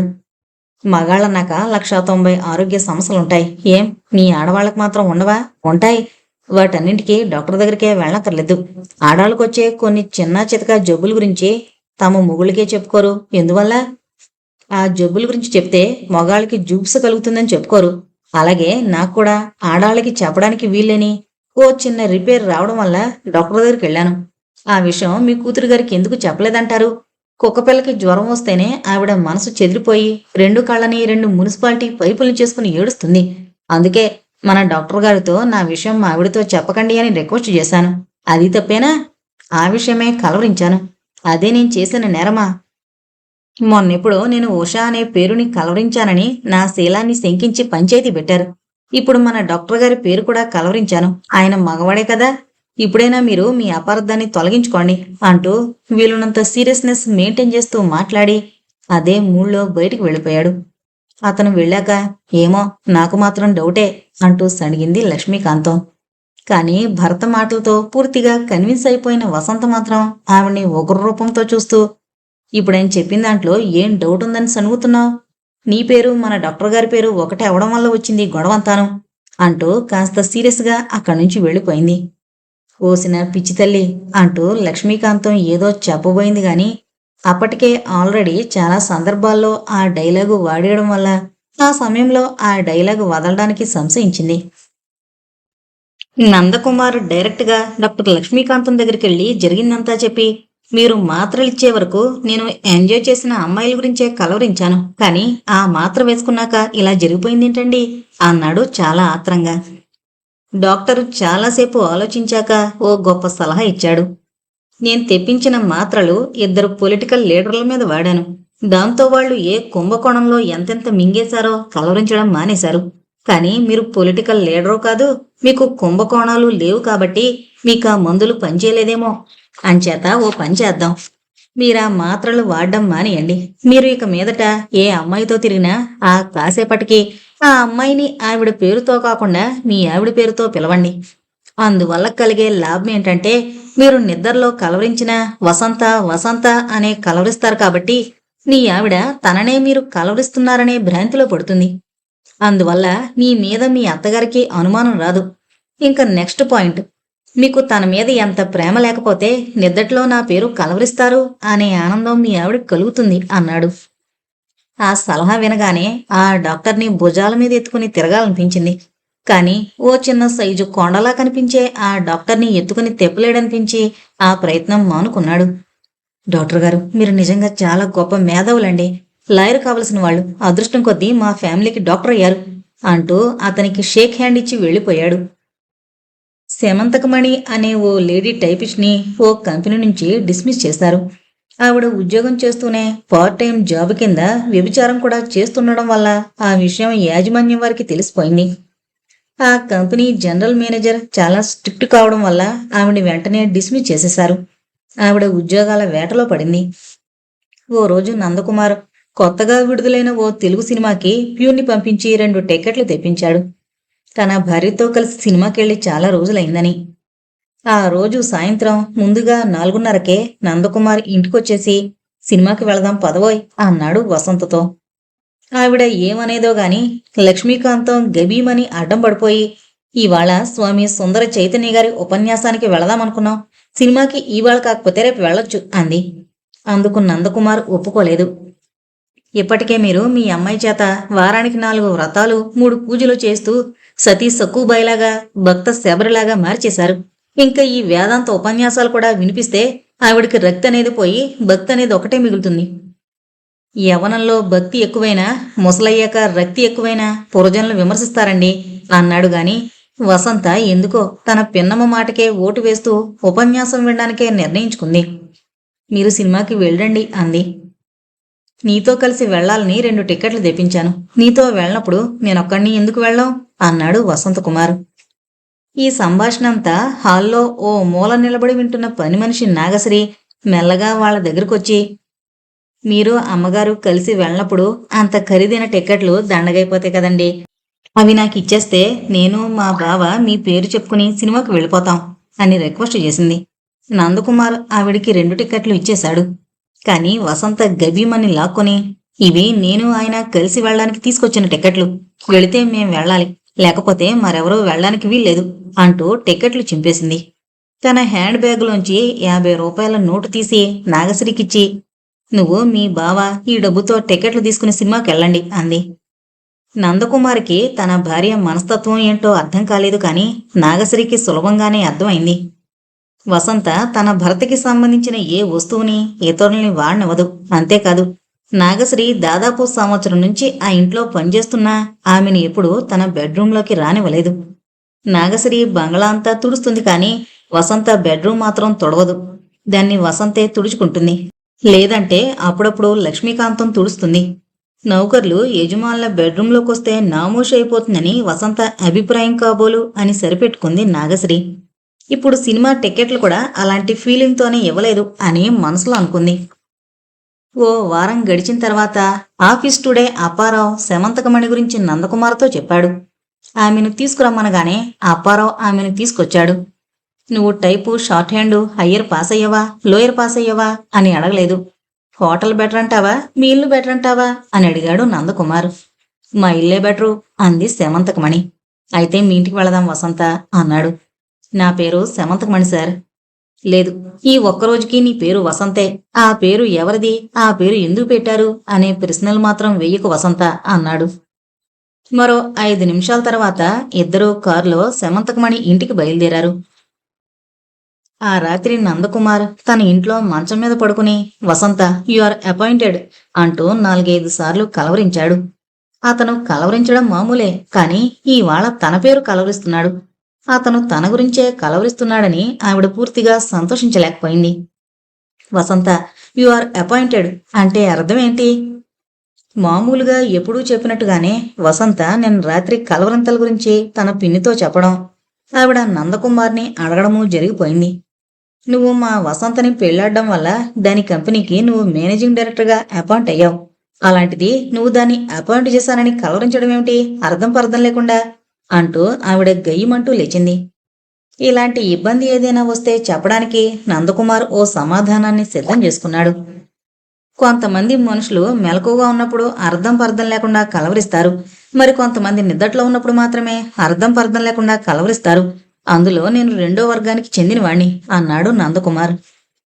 అంటే నేను అర్థం పర్థం లేకుండా మాట్లాడే మొదటి వర్గం దాననా నీ ఉద్దేశం? లక్ష్మీకాంతం మరింత గయ్యమంటూ లేచింది. టాపిక్ తప్పించకండి. నేను నిద్దట్లో వసంత యు ఆర్ డిసప్పాయింటెడ్ అని కలవరించే ఉంటాను. కానీ మీ అమ్మాయికి వసంత యు ఆర్ అపాయింటెడ్ అని వినిపించుంటుంది. అంటే ఆవిడ డిస్ అనే మాటని సరిగ్గా వినలేదన్నమాట. కావాలంటే మీ అమ్మాయిని అడగండి అన్నాడు నందకుమార్ భార్య వైపు చూస్తూ. వసంత నిన్న రాత్రి తనేమిందో గుర్తు చేసుకోవడానికి ప్రయత్నించింది. తను విన్న మేరకి అతను వసంత యు ఆర్ అపాయింటెడ్ అనే కలవరించాడు. కానీ ఆయన ఇప్పుడు ఇలా అంటున్నాడేమిటి? పోనీ నువ్వు డిసప్పాయింటెడ్ అనే కలవరించావనుకుందాం. మా వసంత నిన్ను ఏ విషయంలో డిసప్పాయింట్ చేసింది? లక్ష్మీకాంతం సీరియస్గా అడిగింది. లాస్ట్ వీక్ మేం సినిమాకి వెళ్లాలని నేను టికెట్లు పట్టుకొస్తే మీరు మీ కూతుర్ని వేదాంత మహాసభలకి లాక్కుపోయారు కదా. అది మీ అమ్మాయి నన్ను ఆ విధంగా డిసప్పాయింట్ చేసినట్టే కదా. అదే నా చిన్న మెదడులో ఉండిపోయి నిన్న రాత్రి కలవరించానన్నమాట అంటూ అతను హడావిడిగా అక్కడి నుంచి వెళ్ళిపోయాడు. నిన్న పగలు శమంతకమణి ఇంటి నుంచి తిరిగొచ్చేటప్పుడు వసంత యు ఆర్ అపాయింటెడ్ అని చెప్పిన మాట నిజమే. అయితే అదృష్టవశాత్తు శమంతకమణికి టెంపరీగా వసంత అని పేరు పెట్టడం, కిందటి వారం వసంత తనతో సినిమాకి రాకపోవడం, ఈ రెండు పనులకి కలిపి కనెక్షన్ ఇచ్చేసి భార్యని నమ్మించగలిగినందుకు తన తెలివికి తనే అభినందించుకున్నాడు నందకుమార్. మరో రోజు వసంత విచిత్ర మనస్తత్వం బయటపడిన సంఘటన ఒకటి జరిగింది. ఆ రోజు ఉదయం నందకుమార్ ఆఫీస్కి వెళ్ళాక వసంత, లక్ష్మీకాంతం సాయిబాబా గుడికి వెళ్లారు. వెళ్లే ముందు వసంత నాగశ్రీని పిలిచి, మేం వచ్చేసరికి ఇల్లంతా తుడిచేయాలి, మా బెడ్రూమ్ మాత్రం తొడవకు, నేనొచ్చి తుడుచుకుంటాను అని చెప్పి వెళ్ళిపోయింది. ఆ రోజు ఎందుకో నాగశ్రీ మనసులోని కోతి నిద్రలేచింది. తనని బెడ్రూంలోకి మాత్రం వసంత ఎందుకు రానివ్వదు? ఓసారి ఆ బెడ్రూమ్ చూస్తే బావుండనిపించి చీపిరి పట్టుకుని బెడ్రూంలోకి వెళ్ళింది. ఆ గది చాలా విశాలంగా ఉంది. విశాలంగా ఉన్న గది చాలా అందంగా కూడా ఉంది. పాలరాతి గచ్చు మీద గది మధ్యనున్న మంచం ఇంకా అందంగా ఉంది. మంచానికి ఎదురుగా పెద్ద అద్దం ఉంది. ఆ గదిలో ఉన్న ఏసీని వసంత ఆపకపోవడం వల్ల గదంతా చల్లగా ఉండి నాగశ్రీ ఒంటిని గిలిగింతలు పెట్టింది. ఒక్కసారి ఈ మంచం మీద ఇలా పడుకుని అలా లేచిపోవాలనిపించి మంచం మీద మెల్లగా పడుకుంది. మంచం మీద ఉన్న పరుపు చాలా మెత్తగా ఉంది. పైగా మంచం మీద పడుకున్న తన ప్రతిబింబం ఆమెకో విచిత్రమైన అనుభూతి కలిగించి ఆమెను వెంటనే లేవని లేదు. అలా మంచం మీద పడుకునే ఆమె ఏవేవో ఊహల్లో తేలిపోయింది. 3-4 నిమిషాల్లోనే ఆమెకు నిద్ర పట్టేసింది.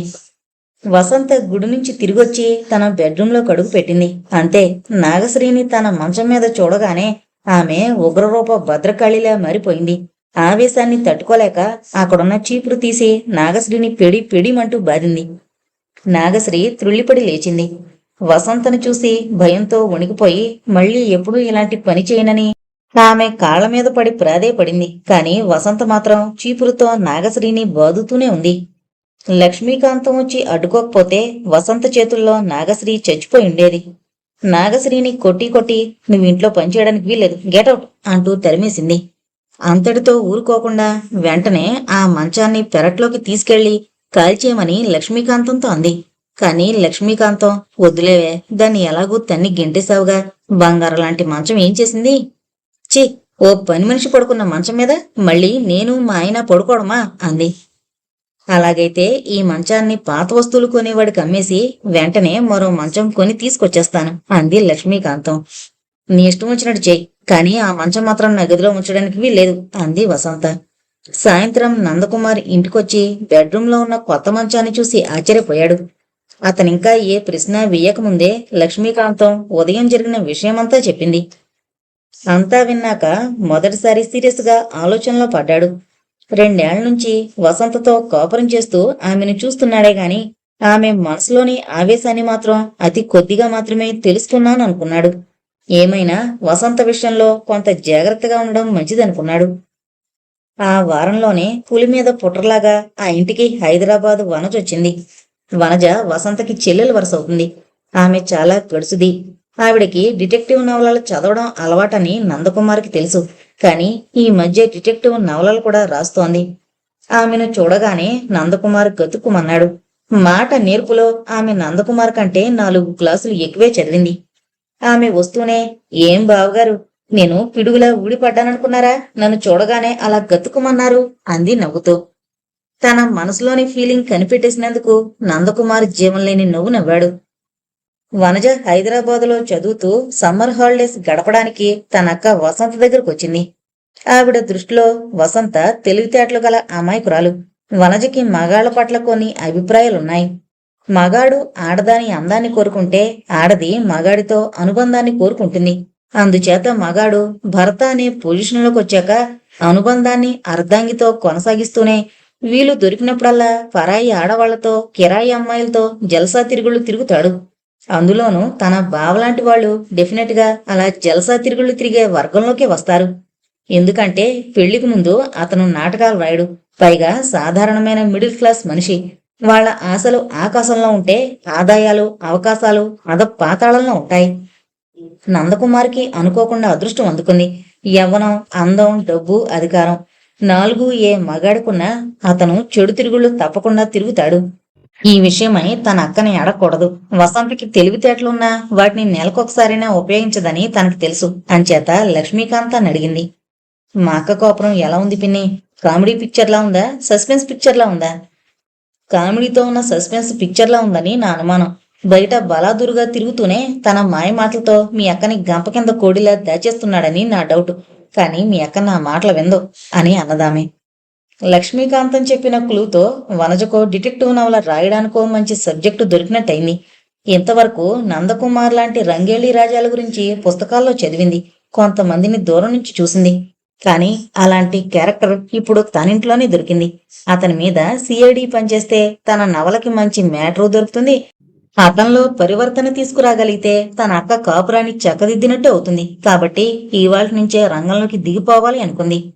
ఒకరోజు వనజ ఆ ఊళ్ళో తెలిసిన తన స్నేహితురాళ్ళని కలుసుకునొస్తానని బయలుదేరింది. స్నేహితురాళ్ళని కలుసుకుని ఓ 4గురిని వెంటబెట్టుకుని హోటల్ ప్యారడైజ్ కి వెళ్ళింది. అది 3 స్టార్ హోటల్. రెస్టారెంట్లో కూర్చుని ఐస్ క్రీం తింటూ మాట్లాడుతోంది. అప్పుడు సాయంత్రం 4 గంటల సమయం. హోటల్ నుంచి బయటికెళ్లే వాళ్ళంతా రెస్టారెంట్ పక్క నుంచే వెళ్ళాలి. వాళ్ళంతా రెస్టారెంట్కున్న గ్లాసు డోర్స్ లోంచి కనిపిస్తారు.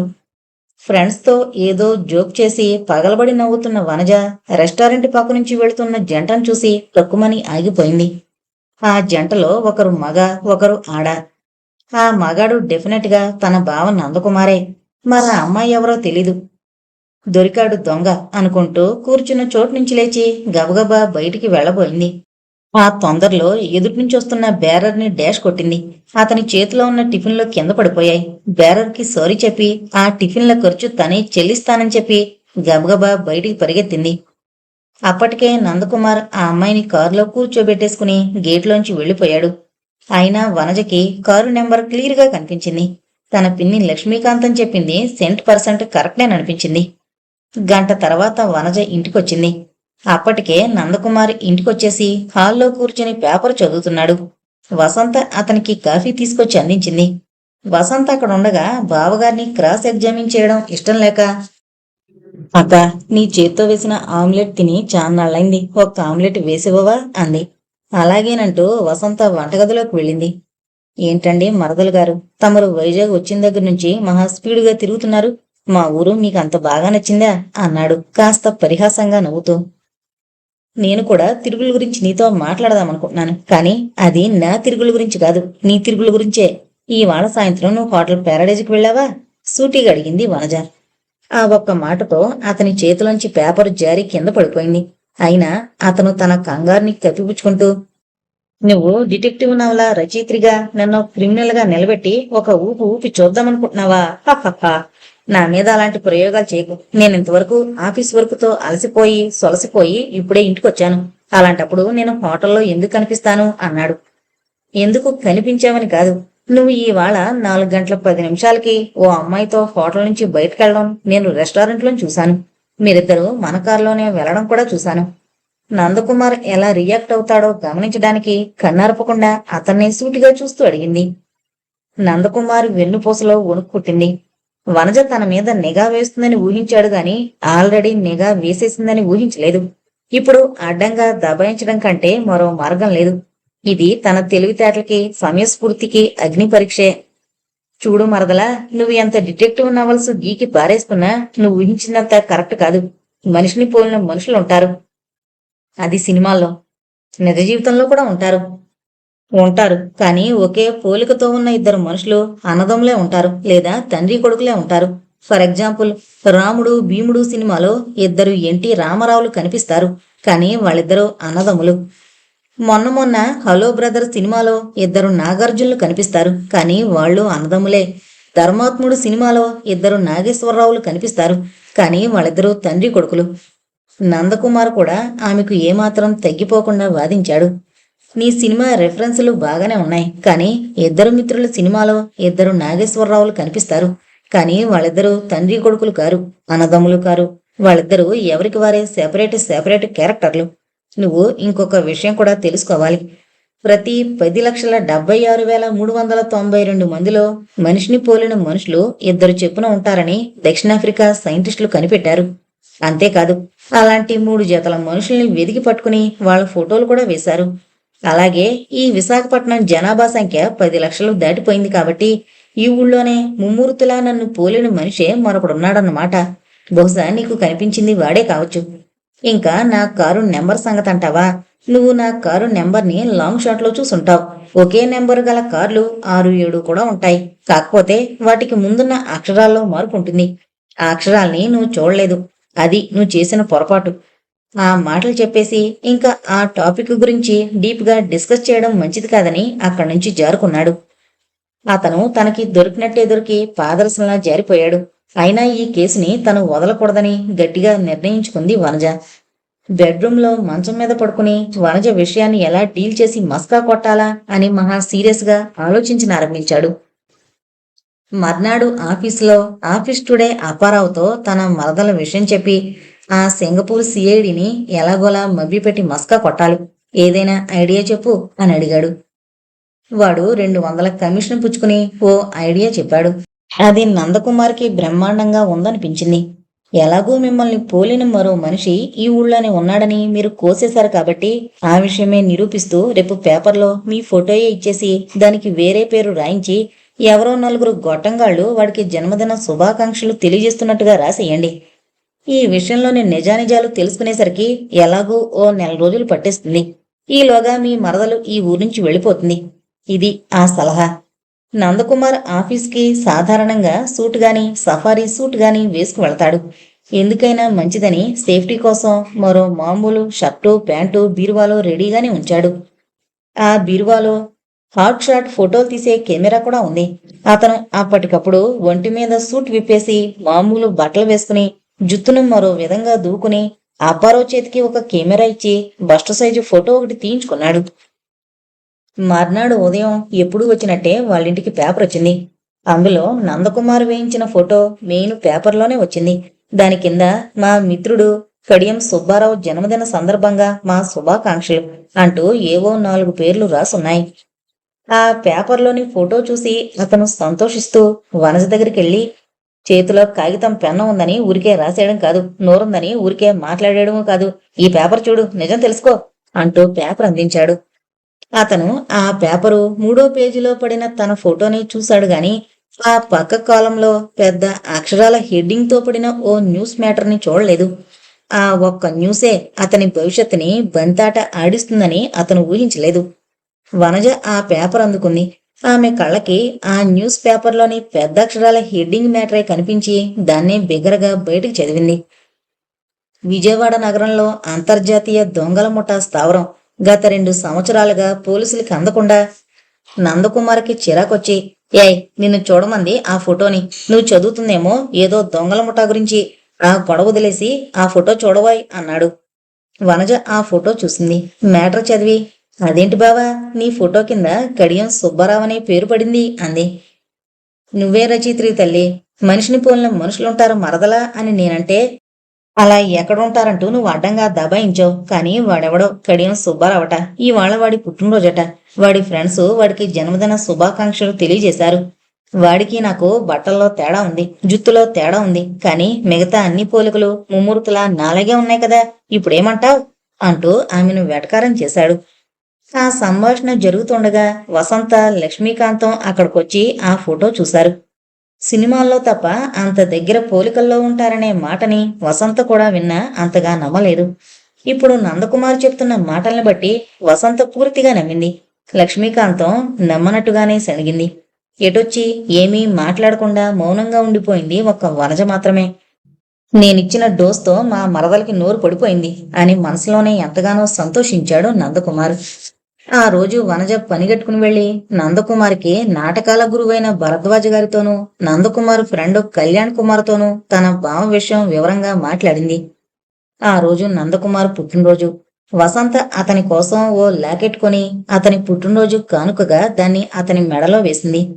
లాకెట్ వెనక కుమార్ అని తన భర్త పేరు చెక్కించింది. అతన్ని నందకుమార్ అని పిలవడం కంటే కుమార్ అని పిలిస్తేనే ఆవిడికి సరదా. అందుకే కేవలం కుమార్ అని చెక్కించింది. నాకు మెడలో గొలుసులు లాకెట్లు వేసుకుని తిరిగితే నేను ఆడదానిగా మారిపోయినట్టుగా ఓ ఫీలింగ్ వస్తుంది అంటూ మెడలోంచి ఆ లాకెట్ తీసేయబోయాడు. కానీ నా ముచ్చట కోసం మీరు దాన్ని మీ మెడలో ఉంచుకోవాలి అంది వసంత లాలనగా. పోనీ నీకు ఇష్టం లేకపోతే దాన్ని నాకు ఇచ్చే బావా అంది వనజ. కాని ఆమె తన చెల్లెలను కూడా చూడకుండా ఆమె మీద కన్నెర చేసింది వసంత. నీకు కావాలంటే ఇలాంటిదే మరొకటి కొనిస్తాను, అంతేగాని మీ బావగారి కోసం ప్రత్యేకంగా కొన్నది నువ్వు అడగకూడదు. ఆయన నీకే కాదు మరెవరికి ఇవ్వకూడదు. ఈ మాటని ఆమె సలహాలా కాకుండా దాదాపు శాసనంలానే చెప్పింది. నాగశ్రీని ఆ ఇంట్లో నుంచి కొట్టి తరిమేశాక నరసయ్య, రంగమ్మ అనే భార్యాభర్తల్ని తనింట్లో పని మనుషులుగా కుదిర్చింది వసంత. వాళ్ళిద్దరూ ఉండడానికి బ్యాక్ యార్డ్లో ఉన్న సర్వెంట్ క్వార్టర్స్ కూడా ఇచ్చింది. తన భర్త పుట్టినరోజు సందర్భంగా బట్టలు కూడా పెట్టింది. వాళ్ళు ఎంతో సంతోషించారు. పేపర్లో తన ఫోటో వేయించి దాని కింద కడియం సుబ్బారావు అని రాయించి ఇంట్లో వాళ్ళందరినీ తన డైలాగులతో నమ్మించేశానన్న తృప్తితో నందకుమార్ ఆ విషయాన్ని ఆ మర్నాడే మర్చిపోయాడు.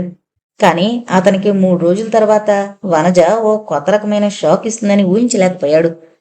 ఆ సాయంత్రం అందరూ కాఫీలు తాగుతున్నప్పుడు నందకుమార్ని ఓరకంట గమనిస్తూనే వనజ తనక్కతో, ఇవాళ ఉదయం నేను కడియం సుబ్బారావుని చూశానక్క అంది. నందకుమార్ కాఫీ పొలమారాడు. కడియం సుబ్బారావు ఎవడే అంది వసంత. అదేనక్క, ఆ మధ్య బావగారు పేపర్లో ముమ్మూర్తులా ఆయనలాగా ఉండే ఫోటో ఒకటి చూపించాడే, ఆ ఫోటోలోని మనిషే కడియం సుబ్బారావు. అనుకోకుండా వాణ్ణి జగదాంబ సెంటర్లో ఉన్న ఓ బార్బర్ షాప్లో చూశాను. వాడు ఆ షాపులో గెడ్డాలు గీస్తూ క్షవరాలు చేస్తున్నాడు. ఈ మాటలు విని నందకుమార్ గుటకలు మింగాడు. తన గండం గట్టెక్కించుకోవడానికి తన ఫోటోయే మరో పేరుతో వేయించి నాటకమాడితే ఈవిడ కడియం సుబ్బారావు గారిని నిజంగానే చూసిందంటుందేమిటి? ఏమైనా తన మరదలు చాలా గడుసు పెండం. తన నాటకానికి ఆవిడ మరేదో కౌంటర్ నాటకం ఆడుతోందని మనసులోనే అనుకుని, అసలు నువ్వు బార్బర్ షాపుకి వెళ్లాల్సిన పనేం పడింది అన్నాడు, ఎటువంటి ఎక్స్ప్రెషను బయటికి కనపడకుండా. నేను కావాలని ఆ షాపుకి వెళ్ళలేదు బావా. ఆ షాపు పక్కనే ఉన్న బ్యూటీ క్లినిక్ వెళ్ళి ఐబ్రోస్ కట్ చేయించుకున్నాను. నేను 500 నోటిస్తే ఆ బ్యూటీషియన్ దగ్గర చిల్లర లేదంది. ఆ పక్కనే చాలా పెద్ద బార్బర్ షాప్ ఉంది కదా, అక్కడికి చిల్లర మార్చడానికి వెళ్ళాను. అప్పుడు గెడ్డం గీస్తూ ఆ కడియం సుబ్బారావు గారు కనిపించాడు. ఓరి వీడిదుంపదగా, వాడు అచ్చంగా నీలాగే ఉన్నాడు బావా. కాకపోతే సాధారకం కాటన్ ప్యాంటు, కాటన్ షర్టు వేసుకున్నాడన్న మాటే గాని వాడికి సూట్ తొడిగితే నువ్వే వాడు, వాడే నువ్వులా కనిపిస్తారనుకో. నాకు సరదా పుట్టి వాడితో 2 నిమిషాలు మాట్లాడాను కూడాను. పేపర్లో పడింది వాడి ఫోటోయేనట. వాడికి శుభాకాంక్షలు తెలియజేసిన ఆ నలుగురు కూడా వాడితో పాటు ఆ షాపులో పనిచేస్తున్న వాళ్లే. వాడికి తన ఫోటోని పేపర్లో చూసుకోవాలని ఎప్పటినుంచో సరదాగా ఉందట. వాడికి నీ గురించి చెప్పి ఓసారి మన ఇంటికి రమ్మన్నాను. మిమ్మల్ని చూడాలని వాడికి సరదా పుట్టింది, వస్తానన్నాడు. కాకపోతే నువ్వు తెలుగు, ఇంగ్లీషు అనర్గళంగా మాట్లాడగలవు. కానీ వాడికి పొట్ట పొడిస్తే ఒక అక్షరం ముక్క రాదు. నోరు విప్పి మాట్లాడితే బాబోయ్ దారుణం. తూర్పుగోదావరి జిల్లా యాసతో ఓ పల్లెటూరు బైతులా మాట్లాడతాడు. వనజ నందకుమార్ ముఖంలోకి సూటిగా చూస్తూ ఈ అబద్ధాన్ని నేర్పుగా చెప్పడం వల్ల అతనికి ఫేస్లో మరో ఎక్స్ప్రెషన్ ఇచ్చే అవకాశం లేకపోయింది. అంతా విని మౌనంగా లేచి నిద్దట్లో నడుచుకుంటూ వెళ్లేవాళ్ల అక్కడి నుంచి వెళ్ళిపోయాడు. వనజ తన పథకం పారడానికి బీజం వేసినట్టుగా మనసులోనే సంతోషించింది. నందకుమార్ ఆ రోజంతా తెగ ఆలోచించాడు. వనజ తనకంటే ఎంతో తెలివిగా ఆలోచించి సుబ్బారావు గారిని చూశాననే సీను ఒకటి క్రియేట్ చేసింది. ఆవిడలా చెప్తున్నప్పుడు తన గుండె దడదళ్లాడుతున్నా తన మనోభావాల్ని వ్యక్తం కానికుండా చాలా కంట్రోల్ చేసుకున్నాడు. ఏమైనా ఈ విషయాన్ని చాలా చాలా జాగ్రత్తగా డీల్ చెయ్యాలి అనుకున్నాడు. మర్నాడు ఉదయం నందకుమార్ బాత్రూంలో స్నానం చేస్తుండగా బెడ్రూంలో ఫోన్ మోగింది. ఆ గదిలో 2 ఫోన్లున్నాయి. ఒకటి అతని పర్సనల్ ఫోను, రెండో దానికి హాల్లో దానికి ఎక్స్టెన్షన్ ఫోను. ఇప్పుడు మోగుతున్న ఫోన్ అదే. ఫోన్ లిఫ్ట్ చేయడానికి వసంత అప్పుడు ఆ గదిలో లేదు. నందకుమారే గబగబా తువ్వాలు చుట్టుకుని బెడ్రూంలో ఫోన్ ఎత్తాడు. అదే సమయంలో హాల్లో మోగుతున్న ఫోనుని వనజ తీసింది. అవతల నుంచి ఆఫీస్ టుడే అప్పారావు మాట్లాడుతున్నాడు. అది కూడా షకీలా అనే పంజాబీ అమ్మాయి గురించి. రే, నీకు అలాంటి విషయాలు ఈ ఫోన్లో చెప్పొద్దని ఎన్నిసార్లు చెప్పాను? నా పర్సనల్ ఫోన్లో చెప్పచ్చుగా అంటూ చిరాకు పడ్డాడు. మీ పర్సనల్ ఫోను డెడ్ అయినట్టుంది సార్. ఎంత డైల్ చేసినా ఎంగేజ్డ్ సౌండే వస్తోంది. ఇంతకీ అర్జెంటు మ్యాటర్ ఏంటంటే షకీలా, మీ ఫేవరెట్ గర్ల్ సడన్గా బెంగళూరు నుంచి ఊరొచ్చిందట. మధ్యాహ్నం మెయిల్కి మళ్ళీ మెడ్రాస్ వెళ్ళిపోతుందట. ఈ లోపుగా మిమ్మల్ని ఒకసారి కలిసి మీతో మాట్లాడాలని ఆఫీస్కి 3 సార్లు ఫోన్ చేసింది. నేను మీరు రాగానే చెప్తానన్నా వినకుండా మీ ఇంటి ఫోన్ నెంబర్ ఇమ్మని గొడవ చేసింది. నేను ఆవిడకి ఆ నెంబర్ ఇవ్వకుండా మీకు ఫోన్ చేశాను అన్నాడు అప్పారావు. షకీలా అంటే తనకిష్టమైన గర్ల్ ఫ్రెండ్, కానీ ఇప్పుడు పరిస్థితులు అనుకూలంగా లేవు. పైగా ఆవిడుండేది వాళ్ళ బంధువులింట్లో, అది కురూపం మార్కెట్ ఏరియాలో. అక్కడ తనకి తెలిసిన వారు కొంతమంది ఉన్నారు. రాత్రైతే పర్వాలేదు కానీ షకీలా మధ్యాహ్నం మేలుకి వెళ్ళిపోతుంది. ఇప్పుడు ఏం చేయడం? ఈ ప్రశ్నకి అప్పారావు మంచి సలహా ఇచ్చాడు. మీరు తిన్నగా ఆఫీస్కి వచ్చేయండి. ఇక్కడ మనకు మామూలు డ్రెస్ ఉంది కదా, దాన్ని వేసుకుని మీరు మన రూమ్ బ్యాక్ డోర్ నుంచి బయటకు వెళ్ళిపోండి. మీ కారుని టౌన్ హాల్ పక్క సందులో పార్కు చేసి మామూలు మనిషిలా నడుస్తూ రుమాలతో ముఖం తుడుచుకుంటూ ఆ పక్క సందులోకి వెళ్ళిపోండి. అక్కడే కదా ఆవిడ బంధువులిల్లు. ఈ ఐడియా నందకుమార్కి నచ్చి ఫోన్ పెట్టేశాడు. కింద హాల్లో వనజ ఫోన్లో ఈ మ్యాటర్ అంతా విని వెంటనే ఫోన్ పెట్టేసింది. టౌన్ హాల్ పక్క సందులో నందకుమార్ కారాపి దిగాడు. ఇప్పుడు అతని ఒంటి మీద మామూలు ప్యాంటు మామూలు షర్టు ఉన్నాయి. కూలింగ్ గ్లాసులు పెట్టుకుని రుమాలతో ముఖం తుడుచుకుంటున్నట్టు నటిస్తూ గబగబా ముందుకు నడుస్తుండగా సడన్ గా అతని భుజం మీద చేయి పడింది. అతను ఉలిక్కిపడి వెనుతిరిగి చూశాడు. వనజ. ఆమెను చూడగానే అతను కొయ్యబారిపోయాడు. తానెంత రహస్యంగా వచ్చినా ఇలా దొరికిపోయినేమిటి? ఇప్పుడేం చేయాలి? అతనికి ఇంకా సమాధానం దొరకముందే, ఏం సుబ్బారావు, బాగున్నావా అంది నవ్వుతూ వనజ. వెంటనే మస్తిష్కంలో ఓ మెరుపు మెరిసి తూర్పుగోదావరి జిల్లా యాసలో మాట్లాడాడు. దండాలండే, ఏటండే మీరు ఈదిలో ఉన్నారా? మీ ఇల్లు ఎక్కడో డాబా గార్డెన్స్లోని ఆ రోజన్నారు. మీ బావగారు నేను ఒకలాగే ఉంటామని తమరు చెప్పిన కాడి నుంచి ఎప్పుడు ఆదివారం వస్తుందా, ఎప్పుడు తమరింటికొచ్చి మీ బావగారిని సోద్దురా అని అనుకున్నానండే ఆయ్ అంటూ మునుపు వనజ చెప్పిన మాటల ఆధారంగా అప్పటికప్పుడు మాటలల్లేసి చెప్పాడు. అతనలా మాట్లాడతాడని వనజ ఊహించిందే. అందుకే ఆమె కూడా తన మాటల్ని రెడీ చేసుకుని ఉంచింది. మరేం లేదు సుబ్బారావు, మా ఫ్రెండ్ ఒక అమ్మాయి ఈ వీధిలో ఉంటే వచ్చాను. సడన్గా నువ్వు కనిపించావు. నిన్ను బావని చెరువు పక్కన నిలబెట్టి ఫోటో తీయించుకుందామనే నిన్ను మా ఇంటికి రమ్మన్నాను. లక్కీగా ఇవాళ మా బావ ఇంట్లోనే ఉన్నాడు. నువ్వు ఖాళీగా ఉన్నావు. ఓ 10 నిమిషాలు మా ఇంటికొచ్చి వెళదాం పదా అంది. అలా అంటూనే ఆ వీధిలోంచి వెళుతున్న ఖాళీ ఆటోని పిలిచింది. నేనేం ఖాళీగా లేనండే, మా స్నేహితుడికి సుస్థిగా ఉందంటే ఇక్కడికి వచ్చేసినానండి. నేను వెంటనే మా షాప్కి వెళ్ళకపోతే మా సౌకర్య వాటి జీతం 50 రూపాయలు కటింగ్ చేస్తాడండి అంటూ గబగబా ముందుకు వెళ్ళబోయాడు. కానీ వనజ అతన్ని వెళ్ళనివ్వకుండా ఆపింది. మరేం పర్వాలేదు, ఒక్క అరగంటలో మళ్ళీ నిన్ను ఆటోలో పంపించేస్తాను. అయినా నీకు 50 రూపాయల జీతం నష్టం వస్తుందనుకుంటే నేను నీకు 300 ఇస్తాను అంటూ నందకుమార్ని మరేమీ మాట్లాడనివ్వకుండా ఆటోలోకి నెట్టి తను ఎక్కి కూర్చుని గబగబా పోనీవయ్యా అంది. ఆటో ముందుకు కదిలింది. ఆటోలో నుంచి నందకుమార్ని దింపి వనజ అతన్ని ఇంట్లోకి తీసుకెళ్ళింది. అతను వనజని చూసి చూడగానే తన కూలింగ్ గ్లాసుల్ని తీసి జేబులో పెట్టుకున్నాడు. జీవితంలో ఒక క్లిష్ట పరిస్థితుల్లో ఇలా నటించవలసి ఉంటుందని అతనెప్పుడూ ఊహించలేదు. అందుకే అతనిలోని నటుడికి మ్యాక్సిమం పని కల్పించాడు. అలాంటి బంగ్లాని తన జీవితంలో ఎప్పుడూ చూడనట్టు వింతగా చూస్తూ హాల్లో నిలబడ్డాడు. వనజ తన అక్కని పిన్నిని కూడా పిలిచింది. వారొచ్చి నందకుమార్ని చూశారు. ఇదేంటండి, ఆఫీస్కి వెళ్ళేటప్పుడు సూట్ వేసుకు వెళ్లారుగా, ఇంతలోనే ఈ అవతారం ఏంటి అంది వసంత ఆశ్చర్యంగా. వనజ పక్కపక్కమని నవ్వుతూ, నువ్వు భలే టోకరా తినేసావక్క. ఇతను మన బావగారు కాదు, కడియం సుబ్బారావు అని మొన్న పేపర్లో అచ్చం బావలాంటి మనిషి ఫోటోని చూశాం కదా, అతనే ఇతను. ఉండు, బావకి ఫోన్ చేసి అర్జెంటుగా రమ్మని పిలుస్తాను అంటూ ఫోన్ తీసి ఏదో తనకు నచ్చిన నెంబర్లు 6 నొక్కేసింది. ఆవిడ ఏ నెంబర్లు నొక్కుతుందో చూద్దామని నందకుమార్ ఓరకంట చూస్తూనే ఉన్నాడు. అతనలా చూడడం వనజ కూడా గమనిస్తోంది. అది ఏదో నెంబర్ తప్ప తన ఆఫీస్ నెంబర్ మాత్రం కాదు. వనజ తన బావతో మాట్లాడుతున్నట్టే నటిస్తూ, నీ డూపైన కడియం సుబ్బారావుని చాలా కష్టపడి ఇంటికి తీసుకొచ్చాను. నువ్వొక్క 10 నిమిషాలు ఇంటికొస్తే మీ ఇద్దరితో కలిసి నేను ఫోటో తీయించుకుంటాను. ఏంటి, ఇప్పుడు నువ్వు బ్రాంచ్ మేనేజర్స్ మీటింగ్లో ఉన్నావా?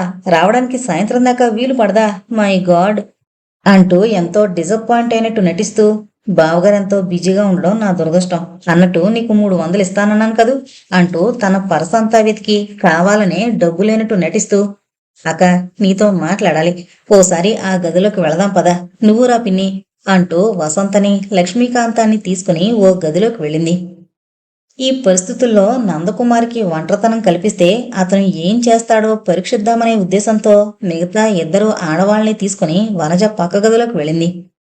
వాళ్ళు అలా వెళ్ళగానే నందకుమార్ ఇంట్లోంచి బయటికి పారిపోయాడు. 5 నిమిషాల తర్వాత ఆడాళ్లు అక్కడికి వచ్చేసరికి నందకుమార్ కనిపించలేదు. కనిపించకుండా పారిపోతాడని వనజ ఊహించిందే. అతను ఏమయ్యాడు అని వసంత్ అడిగింది. పాపం, అతను తన బార్బర్ షాపుకి వెళుతుండగా నాకు ఎదురు పడితే లాక్కొచ్చేశాను. ఒక్కరోజు షాప్కెళ్ళకపోయినా జీతం కట్ చేస్తారట. అతను చేసేది బార్బర్ పని అయినా కాస్తో కూస్తో ఆత్మాభిమానం ఉంది. అందుకే నేనిస్తానన్న 300 పుచ్చుకోకుండా వెళ్ళిపోయాడు అంటూ వనజ మేనేజ్ చేసింది. ఈ సంఘటనతో బావగారి దాగుడు మూతల వ్యవహారం బయటపడిపోయింది కాబట్టి ఈ రోజు నుంచే ఆయన తన ముందు తేలుకుట్టిన దొంగలా కిక్కురుమనకుండా ఉంటాడు అనుకుంది వనజ. తను ఊరి నుంచి వెళ్ళేటప్పుడు అక్కకి తెలియకుండా ఆయనకో గట్టి వార్నింగ్ ఇచ్చి వెళితే అతను మంచిదారిలో పడతాడు. ఇలా ఆలోచిస్తూనే ఆమె భోజనానికి కూర్చుంది. అప్పటికో గంట గడిచుంటుంది. వనజకి ఆశ్చర్యం కలిగేలా నందకుమార్ ఆఫీస్కి ఎలా అయితే వెళ్ళాడో అదే బ్రీఫ్ కేసుతో హడావిడిగా ఇంటికొచ్చి, ఏడియా సుబ్బారావు అని అడిగాడు. మీరు మీటింగ్లో ఉన్నారని వనజకి చెప్పారుగా, దాంతో అతను చెప్పా చేయకుండా వెళ్ళిపోయాడు అంది వసంత. అతను కావాలనే చిరాకు నటిస్తూ వనజ మీద కాస్త కోపం ప్రదర్శించాడు. చూడు వనజ, నువ్వు ఆ కడియం సుబ్బారావుని ఎలా పట్టుకున్నావో మొత్తం మీద పట్టుకున్నావు. అలాగని నన్ను ఆఫీసు మీటింగ్ నుంచి సడన్గా వచ్చేయమంటే ఎలా వచ్చేస్తాననుకున్నావు? సరే, మా ఇద్దరితో ఫోటో తీయించుకోవడం నీ జీవితాశయం అన్నావు కాబట్టి ఆదరాబాదరాగా మీటింగ్ కంప్లీట్ చేసి వచ్చాను. తీరా వస్తే ఆ సుబ్బారావు గడు వెళ్ళిపోయాడు అంటున్నావు. నా పనంతా పడింది తప్ప నీ ముచ్చట మాత్రం తీరలేదు. మళ్ళీ ఎప్పుడు ఇలాంటి కోతి చేష్టలు చేయకు. నీకు కావాలంటే నేను వాడు కలిసి ఓ ఫోటో తీయించుకుని దాన్ని పంపిస్తాను. మా ఇద్దరి మధ్య నీ ఫోటో అతికించుకో అనేసి అదే సీరియస్ మూడ్ కంటిన్యూ చేస్తూ మేడ మీదకు వెళ్ళిపోయాడు. వనజ అలా నిశ్చేష్టురాలై ఉండిపోయింది. ఎంతైనా నందకుమార్ తనకంటే తెలివైనవాడే, ఒప్పుకోవలసిందే. తన బండారం బయటపడిపోయినా ఇంకా తన తెలివితేటల్ని ప్రదర్శిస్తూ ఎదుటి వాళ్ళని మాయలోనే ఉంచడానికి ప్రయత్నిస్తున్నాడు. తను వసంతతో ఈ దాగుడు మూతల వ్యవహారం చెప్పలేదన్న విషయం కనిపెట్టే ఇంతకు తెగించాడు. తను దిద్దగలిగితే అక్క కాపురాన్ని దిద్దాలి, లేదంటే వసంత కాపురానికి జాలిపడుతూ ఈ ఊరి నుంచి వెళ్ళిపోవాలి. ఇందులో తను చేయాల్సిందేమిటి? ప్రశ్నైతే వేసుకుంది గాని వేసుకున్నంత సులభంగా సమాధానం దొరకలేదు. మానవుడు ఎంత మేధావిగా మారి భవిష్యత్తు కాలంలో ఏం జరుగుతుందో చెప్పగలిగే జ్యోతిష్య శాస్త్రాలు రాయగలిగినా తన విషయంలో మరు నిమిషం ఏం జరుగుతుందో తెలుసుకోలేని అజ్ఞానంలోనే ఉంచేశాడా భగవంతుడు. నందకుమార్ జీవితం మరో అనూహ్యమైన మలుపు తిరగబోతోంది. నందకుమార్ రేపు హైదరాబాద్ ఓ ఆఫీసు పని మీద వెళ్ళాలి. ఫ్లైట్ టికెట్ దొరకలేదు కాబట్టి రేపు గోదావరి ఎక్స్ప్రెస్లో వెళ్ళడానికి నిర్ణయించుకుని టికెట్ తీయించాడు. అదే రాత్రి విశాఖపట్నం బీచ్నున్న ఋషికొండ ప్రాంతంలోకి ఓ కారు వచ్చింది. అందులోంచి దిగిన వ్యక్తి రేఖ. ఆమె జీన్ ప్యాంటు షర్టు వేసుకుని టక్ చేసుకుంది. ఆమె వెంట సాయుధులైన 2 ఎస్కార్ట్స్ కూడా ఉన్నారు. ఆ ముగ్గురు విజయవాడలో స్థావరం ఏర్పరుచుకున్న స్మగ్లర్స్ ముఠాకి చెందిన వ్యక్తులు. రేఖ ఆ ముఠాలో ఓ ముఖ్యమైన వ్యక్తి. వారు ఎదురు చూస్తున్న కారు మరో 2 నిమిషాల్లో వచ్చింది. అందులోంచి విశాఖపట్నానికి చెందిన వ్యక్తులు ఇద్దరు దిగారు. అందులో ఒకరి చేతిలో రివాల్వర్ ఉంది, మరొకరి చేతిలో డబ్బుతో నిండిన బ్రీఫ్ కేస్ ఉంది. రేఖ ఆ బాక్స్ తీసుకుని పెట్టి ఓపెన్ చేసి అందులో ఉన్న డబ్బు సరిగ్గానే ఉందని తృప్తిపడి తన చేతిలో ఉన్న బంగారం బిస్కెట్ల బ్రీఫ్ కేస్ని వారికి అందించింది. వారు ఆ బాక్స్లో ఉన్న బంగారం బిస్కెట్లు సక్రమంగా ఉన్నాయని సంతృప్తిపడి తమ కారుకి వెళ్ళిపోయారు. రేఖ తన ఎస్కార్ట్స్కి ఇన్స్ట్రక్షన్ లాంటి ఆర్డర్ వేసింది. మనం ముగ్గురం కలిసి కారులో విజయవాడ వెళితే దారిలో చెక్ పోస్టుల దగ్గర పోలీసులు చెక్ చేయొచ్చు. అంచేత మీరిద్దరూ కారులో వెళ్ళిపోండి. నేను రేపు గోదావరి ఎక్స్ప్రెస్లో మన హెడ్ క్వార్టర్స్కి చేరుకుంటాను అంది. ఎస్ మేడం అన్నారు ఎస్కార్ట్స్. మర్నాడు నందకుమార్ గోదావరి ఎక్స్ప్రెస్లో ఫస్ట్ క్లాస్ కంపార్ట్మెంట్లో కూర్చున్నాడు. అతని ఎదుటి సీట్లో ఓ ముసలాయన కూర్చున్నాడు. చేతిలో ఉన్న న్యూస్ పేపర్ విప్పి కుమార్ చదవబోతుండగా అదే క్యాబిన్లోకి రేఖ వచ్చింది. ఇప్పుడు రేఖ చీర జాకెట్టు మెడలో మంగళసూత్రం వేసుకుంది. ఆమె చేతిలో ఓ బ్రీఫు మరో సూట్ కేసు ఉన్నాయి. రేఖ అక్కడున్న నందకుమార్ని చూసి హాయ్ నందు అంటూ ముఖమంతా ఆనందాన్ని నింపుకుంటూ పలకరించింది. నందకుమార్ కూడా ఆమెను చూసి హాయ్ రేఖ అంటూ పరమానందంగా పలకరించాడు. ఇద్దరూ పరిచితులే. ఒకప్పుడు ఇద్దరూ కలిసే నాటకాలు వేసేవారు నందకుమార్ ట్రూప్లో. నాటకాలు వేయడానికి రేఖ అమలాపురం నుంచి వచ్చేది. ఆమెతో పాటు ఆమె తల్లి పుష్పకుమారి ఎస్కాట్గా వచ్చేది. రేఖ పెద్ద చెప్పుకోదగ్గ నటి కాదు. రేఖ ఏదో అయిష్టంగా నాటకాలు వేస్తోందే తప్ప ఆమె చూపంతా సినిమా రంగం మీదే ఉంది. సినిమా స్టార్ కావడానికి నాటకానుభవం పనికొస్తుందనే ఓ 8 నెలలు నాటకాలు వేసింది. విశాఖపట్నంలో కొన్ని స్టార్ హోటల్స్ ఉన్నాయి. అందులో కొన్నింట్లోనే షిప్పుల్లో నుంచి దిగిన దొరలు మకాం వేస్తారు. వాళ్ళకి తిండి కంటే మందు కంటే మగువ అవసరం. మామూలు ప్యాసింజర్లిచ్చే డబ్బు కంటే వాళ్ళు ఎక్కువ ఇస్తారు. రేఖ నాటకాల రిహార్సల్స్కి విశాఖపట్నం వచ్చినప్పుడల్లా వాళ్ళమ్మ ఏ హోటల్లో ఏ దేశపు దొరలు దిగారో వాకప్ చేసేది. రిహార్సల్స్ జరుగుతున్నప్పుడు జరిగిపోయాక కూడా రేఖ ఆ హోటల్స్కి వెళ్ళేది. ఆవిడ తల్లి తన కూతుర్ని ఎవరో ఏదో పౌడు చేస్తారనే భయంతో ఎస్కార్ట్గా రావడం లేదు. దొరల దగ్గరికి తన కూతురు వెళ్ళినప్పుడు డబ్బు సరిగ్గా వసూలు చేస్తుందో లేదోనన్న భయంతో వస్తోంది. రేఖ సంగతి నందకుమార్కి తెలుసు. అతనికి తెలుసని రేఖకి తెలుసు. నందకుమార్ పట్ల రేఖకి, అతని పట్ల ఆమెకి మంచి అండర్స్టాండింగే ఉంది. ఇద్దరూ సమయం దొరికితే ఓ గంటైనా ఎంజాయ్ చేయాలనుకున్నారు. కానీ రేఖ అమ్మగారు మాత్రం వాళ్ళకి అవకాశాన్ని దొరకనివ్వలేదు. ఆవిడికి కావలసింది డబ్బు. డబ్బు కోసం ఆమె ఏమైనా చేస్తుంది. డబ్బు రాని పని ఏదీ చెయ్యదు. అలాంటి వారు సాధారణంగా నాటకాలు వేసే మిడిల్ క్లాస్ మనుషులై ఉంటారు. వారి జీతాల మీదే వారు ఆధారపడి ఉంటారు. అప్పటికి నందకుమార్ కూడా అదే పొజిషన్లో ఉన్నాడు. అతని దగ్గరికి రేఖను పంపిస్తే అతనేమివ్వగలడు? అదే రేఖ షిప్పుల్లోని దొరల దగ్గరికి వెళ్తే చాలా డబ్బు సంపాదించొచ్చు. అంచేత ఆవిడే రేఖకి నందకుమార్కి మధ్య పగలగొట్టలేని అడ్డుగోడలా నిలబడింది. దాంతో వారి మనసులోని కోరిక మనసులోనే ఉండిపోయింది. ఆ తర్వాత రేఖ సడన్గా అదృశ్యమైపోయింది. ఈ 2-3 సంవత్సరాల తర్వాత మళ్ళీ ఇద్దరూ అనుకోకుండా కలుసుకున్నారు. రేఖ నందకుమార్ పక్కనే కూర్చుని మాట్లాడుతోంది. ఎదుట బెరత మీద కూర్చున్న ముసలాయన వాళ్ళేం మాట్లాడుకుంటున్నారో వినడానికి ముందు కొంగాడు. నందకుమారు చేతిలో ఉన్న పేపర్ని పట్టుకోమని చెప్పి మరోవైపు అతను పట్టుకుని రేఖతో మాటలోకి దిగాడు. నాకు అప్పట్లో మనసున్న చేతిలో మనీ లేదు, కానీ ఇప్పుడు నేను కోటీశ్వరుణ్ణి అంటూ ఘనంగా చెప్పి, మరి నీ సంగతేంటి? అప్పట్లో నామమాత్రంగా నాటకాలు వేసినా నువ్వు స్టార్ హోటల్స్లో ప్రైవేటు ప్రాక్టీస్ చేసేదానివి. ఇప్పుడు అదే ప్రాక్టీస్ కంటిన్యూ చేస్తున్నావా అన్నాడు. ఆమెకు అబద్ధం చెప్పాలనిపించలేదు. కానీ తను చేస్తున్న వృత్తి ధర్మం ప్రకారం తన ఉద్యోగ రహస్యాలు చెప్పకూడదు. తను చేస్తోంది చట్టవిరుద్ధమైన పని అయినా ఆదాయం ఎక్కువ వస్తుందన్న ఉద్దేశంతో తన తల్లే తనని ఈ ముఠాలో చేర్చింది. ఆదాయం బాగున్నా బ్రతుకు మాత్రం దినదిన గండంగానే గడుస్తుంది. రేపు ప్రాణాలతో ఉంటాను అనే నమ్మకం లేని వృత్తి చేస్తోంది. అందుకే తను ప్రైవేట్ కంపెనీలో రిప్రజెంటేటివ్గా పనిచేస్తున్నానని అబద్ధం చెప్పింది. నీకు పెళ్ళయిందా అన్నాడు ఆమె మెడలోని తాళిబొట్టును చూస్తూ. లేదు. ఇండియాలో పెళ్లి కాని ఆడపిల్ల కంటే పెళ్ళైన లేడీకి ఓ 10% సేఫ్టీ అయినా తగలడింది. అందుకే ఇలాంటి ప్రయాణాలు చేసేటప్పుడు సేఫ్టీ కోసం ఈ తాళిబొట్టు వేసుకుంటా అంది. ఎప్పటినుంచో పెండింగ్ ఉన్న కోరిక గురించి డిస్కస్ చేసుకున్నారు.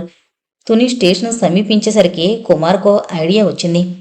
నువ్వు హైదరాబాద్ రాలేవు కాబట్టి రాజమండ్రిలో దిగి ఏదైనా హోటల్లో కాలక్షేపం చేసి మిడ్ నైట్ ట్రైన్కి వెళ్ళిపోదాం అన్నాడు. ఆమె కూడా 2 క్షణాలు ఆలోచించి ఓకే అంది. రాజమండ్రి హోటల్ దివ్యతేజలో నందకుమార్, రేఖ దిగారు. రూమ్ బుక్ చేసేటప్పుడు నందకుమార్ హోటల్ రిజిస్టర్లో తన పేరు రాసి రేఖ పేరును కూడా మిసెస్ వసంత నందకుమార్ అని రాశాడు. తన పేరు ఎందుకలా రాశావని గదిలోకి రాగానే రేఖ అడిగింది. కుమార్ కూడా దాపరికం లేకుండా అసలు విషయం చెప్పాడు. మనం కలిసి ఉన్నంతసేపు నిన్ను వసంత అని పిలుస్తాను, నువ్వేం అనుకోకు అన్నాడు. నేను నీ భార్య పేరుతో కాసేపైనా పిలిపించుకున్నందుకు గర్వపడుతున్నాను. ఎందుకంటే నేను నీ భార్యని ఎలాగూ కాలేనుగా అంది.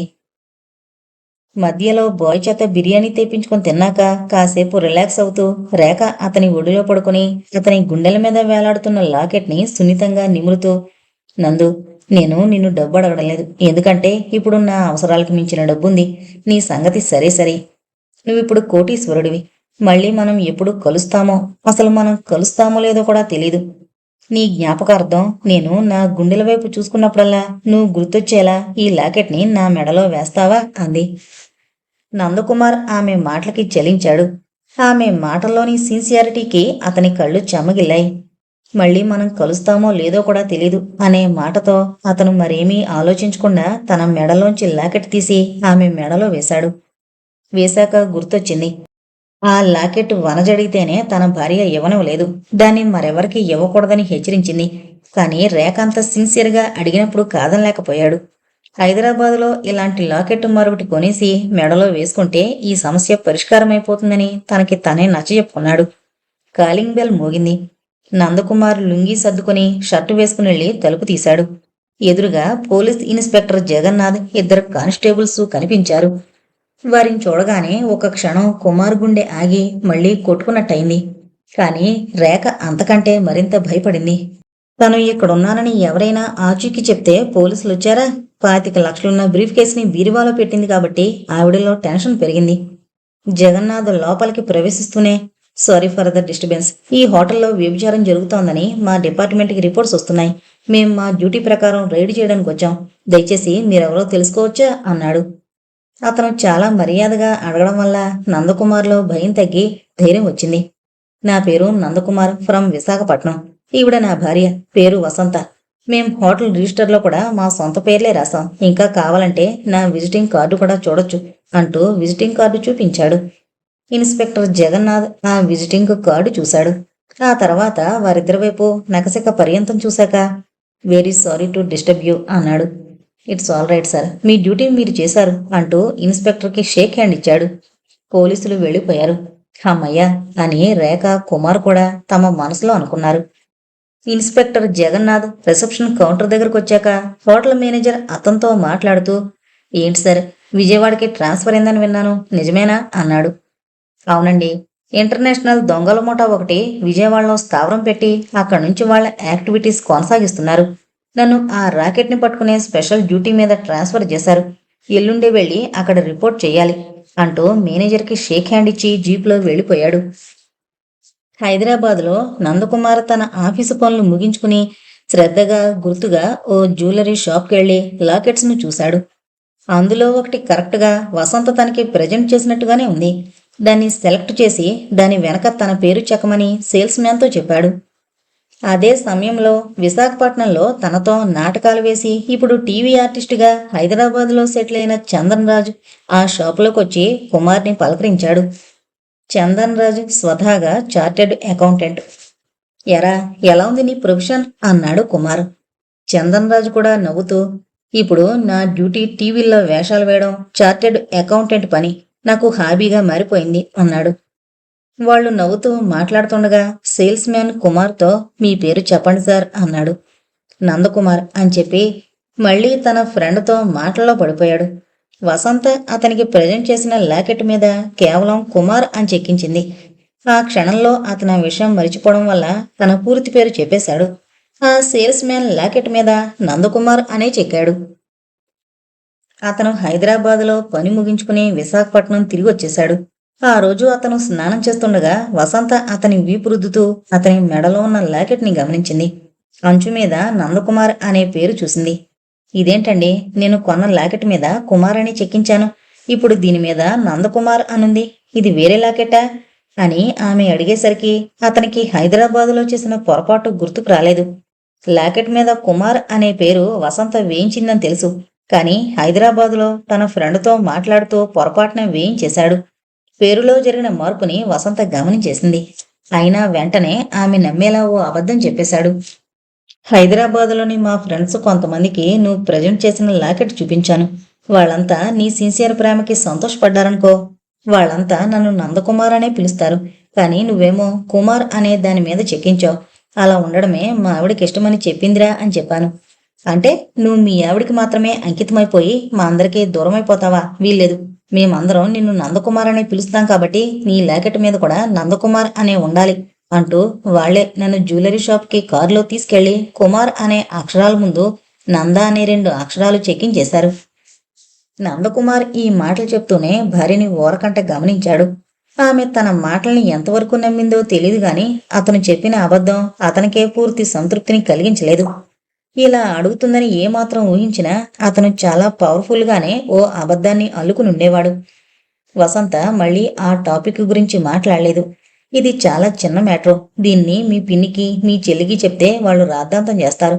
అంచేత వాళ్లతో ఈ విషయం చెప్పకుండా ఉండడమే బెటరేమో అన్నాడు రిక్వెస్ట్ చేస్తున్నట్టుగా. సరేలేండి అంది వసంత చిన్నగా నవ్వుతూ. అదే వారంలో కుమార్ ఆఫీస్ నుంచి ఇంటికొచ్చే సమయానికి ఇంట్లో ఓ భయానకమైన సంఘటన జరుగుతోంది. ఆ ఇంట్లో నర్సయ్య, రంగమ్మ అనే 2 భార్యాభర్తలు నౌకర్లుగా పనిచేస్తున్నారు. నరసయ్యకి రంగమ్మ కాకుండా రాములమ్మ అనే మరో పెళ్ళాన్ని కూడా అల్లిపురంలో ఓ ఇల్లు తీసుంచాడట. ఆ విషయమై రంగమ్మ చాలా రోజుల నుంచి నరసయ్యతో గొడవ పడుతోంది. ఆ రోజు ఆ గొడవ కాస్త ఘర్షణ స్థాయికి చేరి ఇద్దరూ అవుట్ హౌస్లో పెద్ద పెద్ద కేకలతో అరుచుకుంటున్నారు. ఆ కేకలు, అరుపులు వినపడి వసంత వాళ్ళ దగ్గరకు వచ్చింది. నేను కావాలో ఆ రాములమ్మ కావాలో తేల్చుకో అంటూ రంగమ్మ మొగుణ్ణి నిలదీసి అడిగింది. నాకు రాములమ్మే కావాలి అంటూ గట్టిగా అరిచాడు నర్సయ్య. అంతే, నర్సయ్య దవడ పిడీమంటూ పేలిపోయింది. అలా పేలగొట్టింది రంగమ్మ కాదు, వసంత. నీకు ఒక పెళ్ళం కాకుండా 2, 3, 4 ఎందుకు అంటూ మళ్ళీ మళ్ళీ కొట్టింది. అదే సమయంలో నందకుమార్ ఆఫీస్ నుంచి వచ్చాడు. వసంత గబగబా అతనికి నరసయ్య చేసిన నేరం గురించి చెప్పి మీరు అతన్ని తన్నండి అంటూ ప్రోత్సహించింది. కాని కుమార్ ఆ పని చేయలేకపోయాడు. నరసయ్య ఏడుస్తున్నాడు. వాడి మీద జాలి కలిగి సర్లే, అయ్యిందేదో అయిపోయింది, ఇంక వాణ్ణి క్షమించాయి, మళ్ళీ ఎప్పుడు అలాంటి పనులు చేయళ్లే అని మాత్రం అనగలిగాడు. సర్లే, అయిపోయిందేదో అయిపోయిందని సరిపెట్టుకోవడానికి వాడు చేసింది మామూలు నేరం కాదండి. వాడు తిరుగుబోతు. ఇప్పుడు కట్టుకున్న భార్య కంటే ఉంచుకున్న భార్య కావాలంటున్నాడు. అంటే వీడి దృష్టిలో పెళ్ళం కంటే ఉంచుకున్నది ఎక్కువైపోయిందన్నమాట అంటూ ఇంకా తిట్టి తిట్టి నరసయ్యని పనులోంచి తీసేసింది. రంగమ్మని మాత్రం తనింట్లోనే పని మనిషిగా ఉంచింది. నువ్వు ఉంచుకున్న ఆ రాములమ్మని వదిలేసేదాకా మీ ఆవిడ నీతో కాపురం చేయదు. నువ్వు మిగతా ఆడవాళ్లతో తిరగనని మీ ఆవిడ పాదాల మీద పడి క్షమించమని అడిగిన రోజునే మళ్ళీ మీ భార్యాభర్తల సంసారం ఆరంభమవుతుంది అంటూ నరసయ్యని సీరియస్గా శాసించింది. నరసయ్య వసంతని మనసులో దారుణంగా తిట్టుకుంటూ వెళ్ళిపోయాడు. ఆ రాత్రంతా నందకుమారికి నిద్ర పట్టలేదు. నరసయ్య మీద వసంత తీసుకున్న సీరియస్ యాక్షనే అతని చేత పదే పదే ఆలోచింపజేస్తోంది. వసంత అందగత్తె అని తనకి బాగా తెలుసు. నాగశ్రీని చీపురుతో కొట్టి ఆవిడ పడుకున్న మంచాన్ని మారిచేసినప్పుడు ఆవిడ మనస్తత్వం సంగతి అర్థమైంది. ఇప్పుడు మగాడని కూడా చూడకుండా నరసయ్యని కొట్టి మరీ తగలేసింది. అది కూడా వాడు 2వ ఆడదాన్ని ఉంచుకున్నాడని. ఎన్నడూ లేంది కుమార్లోని శృంగార పురుషుడు కాస్త వణికాడు. దిల్కుష్ రాజాకి చలిజ్వరం వచ్చింది. నరసయ్య పొజిషన్లో తనే ఉండుంటే ఈ ఆలోచనే అతనికి నిద్రపట్టనవలేదు. వనజ చూస్తే ప్రతి క్షణం తన మీద నిఘా వేస్తోంది. ఒకవేళ ఆ నిఘాలో తను పట్టుబడిపోతే తనని నరసయ్య పొజిషన్లోనే వసంత నిలబెడుతుందా? తొలిసారిగా అతనిలో ఆత్మ పరీక్ష ఆరంభమైంది. 2 రోజుల తర్వాత నందకుమార్ తన ప్యూన్ ఆఫీస్ టుడే అప్పారావుతో కలిసి కారులో వెళుతుండగా మంజుల అనే అమ్మాయి దారిలో కనిపించి కారు ఆపమంటూ చెయ్యి ఊపింది. కాని కుమార్ ఆమెను చూసి కూడా చూడనట్లు కారు ఆపకుండా ముందుకు పోనిచ్చాడు. అప్పారావు కంగారు పడి, సార్ ఆ మనిషి మంజుల సార్, మీరు సరిగ్గా చూసినట్లేదు, కారు రివర్స్ చేయండి అన్నాడు గబగబా. నందకుమార్ కారుని ముందుకు పోనిస్తూనే సీరియస్గా, సిన్సియర్గా అన్నాడు. నా కారుకి ఇక మీదట రివర్స్ గేర్ ఉండదు. నా మనసుకి రివర్స్ గేర్ ఉండదు. నా చరిత్ర నేను సహృదయంతో సమీక్షించుకున్నాక నేను హీన చరిత్రుణ్ణని తెలుసుకున్నాను. తాజ్మహల్ మీద కాకి వాలితే ఆ దృశ్యం అసహ్యంగా ఉంటుంది. తెల్ల గులాబీ మీద గొంగళి పురుగు పోకుతున్న ఆ దృశ్యం చాలా జుగుప్స కలిగిస్తుంది. అలాగే దేవతామూర్తి లాంటి వసంత పక్కన నేను భర్తగా నిలబడితే ఆ దృశ్యము అంత జుగుప్సగానే ఉంటుంది. ఈ విషయం నాకెవరో చెప్పలేదు. నా అనుభవాలే నాకు తెలియజేశాయి. ఈ రోజు నుంచి నువ్వు ఓ కొత్త నందకుమార్ని చూస్తావు. కేవలం వసంత భర్తగానే చూస్తావు. అతనిలో ఆ విధమైన పరివర్తన వచ్చినంత మాత్రాన అతని కథ పూర్తయిపోలేదు. ఇక్కడే అసలు కథ ఆరంభమైంది. విజయవాడలో స్పెషల్ ఆఫీసర్గా రిపోర్టు చేసిన ఇన్స్పెక్టర్ జగన్నాథ్ డ్యూటీలో జాయిన్ అయిన గంట నుంచే అంతర్జాతీయ దొంగల ముఠా గురించి వివరాలు అడగసాగాడు. ఆ ముఠా వాళ్ళు మనకంటే తెలివైన వాళ్ళు సార్. ఆ ముఠాకి సంబంధించిన వ్యక్తి ఒక్కడూ దొరకలేదు. వాళ్ళు ఎక్కడున్నారనే ఆచూకీ కూడా మనకు కీ తెలియనివ్వడం లేదు అన్నాడు హెడ్ కానిస్టేబుల్. జగన్నాథ్ అతని వంక సీరియస్గా చూసి, దొంగలెప్పుడు పోలీసుల కంటే తెలివైన వాళ్ళు అనే విషయాన్ని మన పోలీసు ట్రైనింగ్లో మొదటి పాఠాల్లోనే బోధిస్తారు. వాళ్ళు వాళ్ళ ఆచూకీ మనకు కీ తెలియనివ్వడం లేదని గొప్పగా చెప్తున్నాం. అది వాళ్ళ తెలివితేటలు కాదు, మన డిపార్ట్మెంటు చేతకాంతనం అంటుండగా ఓ సబ్ ఇన్స్పెక్టర్ అక్కడికొచ్చి, మన పోలీస్ ఇన్ఫార్మర్ వెంకట్రాజు వచ్చాడు సార్, ఏదో ముఖ్యమైన విషయం మీకు చెప్పాలనుకుంటున్నాడట అన్నాడు. జగన్నాథ్ అతన్ని పిలిపించాడు. 40 ఏళ్ల వయసున్న వెంకట్రాజు అనే సన్నపాటి వ్యక్తొచ్చి నమస్కరించాడు. అంతర్రాష్ట్ర దొంగల ముఠా గురించి అతను ఏదో ఇన్ఫర్మేషన్ తెలుసుకుని వచ్చాడు. నీ పేరు వెంకట్రాజా? జగన్నాథ్ ప్రశ్నించాడు. అవును సార్. ఇన్ఫార్మర్గా ఎన్నాళ్ళ నుంచి పనిచేస్తున్నావు? అడిగాడు జగన్నాథ్. గత 4 ఏళ్ల నుంచి సార్. ఓ సబ్ ఇన్స్పెక్టర్ కలర్ చేసుకుని, ఇతను చాలా సిన్సియర్ ఇన్ఫార్మర్ సార్. గతంలో 4-5 కేసుల్లో చాలా ముఖ్యమైన సమాచారం అందించాడు. మనము సక్సెస్ఫుల్గా ఆ నేరస్తుల్ని పట్టుకోగలిగాం అంటూ అతన్ని గురించి సర్టిఫై చేశాడు. చెప్పు, ఆ ముఠా ఎక్కడుందో ఏమైనా ఆచూకీ తెలుసుకున్నావా? జగన్నాథ్ చాలా హుందాగా సిన్సియర్గా అడిగాడు. మరో వారం 10 రోజుల్లో తెలిసిపోతుంది సార్. ఇవాళ రాత్రి 10 గంటల తర్వాత విజయవాడ నుంచి కంకిపాడు వెళ్లే రోడ్లో 4వ నెంబర్ కిలోమీటర్ రాయి దగ్గరున్న పోరంబోకు స్థలంలో ఈ ముఠా వాళ్ళు దొంగ బంగారం ఎక్స్చేంజ్ చేయబోతున్నారనే విషయం నాకు రూఢీగా తెలిసిందండి. జగన్నాథ్ కుర్చీలోంచి లేచి సిగరెట్ వెలిగించి గదిలో 4-5 సార్లు అటు ఇటు తిరిగి ఆలోచించాక డిఎస్పీ గారితో మాట్లాడడానికి ఫోన్ అందుకున్నాడు. ఆ రాత్రి 10 గంటల వేళప్పుడు ఆ ఏరియాలో కార్పొరేషన్ లైట్లు వెలగకపోవడం వల్ల ఆ ప్రాంతమంతా మరీ చీకటిగా ఉంది. ఆ చీకటిని చీల్చుకుంటూ 2 లైట్లు క్రమంగా ఆ పోరంబోకు స్థలం దగ్గరకొచ్చాయి. అవి దొంగల ముఠాకి సంబంధించిన కారు లైట్లు. అందులోంచి జీన్ ప్యాంటు షర్టు టకప్ చేసుకుని రేఖ దిగింది. ఆమెతో పాటు 2 గన్మ్యాన్లు దిగి నిలబడ్డారు. మరో 5 నిమిషాలైనా కాకముందే మరో నీలం రంగు ఫియట్ కారు వచ్చింది. అందులో నుంచి ఓ 2 వ్యక్తులు దిగారు. అందులో ఒకరి దగ్గర బ్రీఫ్ కేసు, మరొకరి దగ్గర స్టెన్ గన్ను ఉన్నాయి. చేతిలో బ్రీఫ్ కేసు ఉన్న వ్యక్తి తన బ్రీఫ్ కేసుని రేఖకు అందించి ఆమె అందించిన బ్రీఫ్ కేసు అందుకోబోతున్నాడు. సడన్ గా ఆ ప్రదేశాన్ని కాంతిమయం చేస్తూ 2 ఫ్లడ్ లైట్స్ వెలిగాయి. 2 పార్టీలు కంగారు పడ్డారు. వారి చుట్టూ సాయుధులైన ఓ 20 మంది పోలీసులు, వారి మధ్య రివాల్వర్ పట్టుకున్న జగన్నాథ్ కనిపించాడు. క్షణాలు కూడా దాటకముందే 2 స్మగ్లింగ్ పార్టీల్లోని గన్మ్యాన్లు పోలీసుల మీద కాల్పులు జరపనారంభించారు.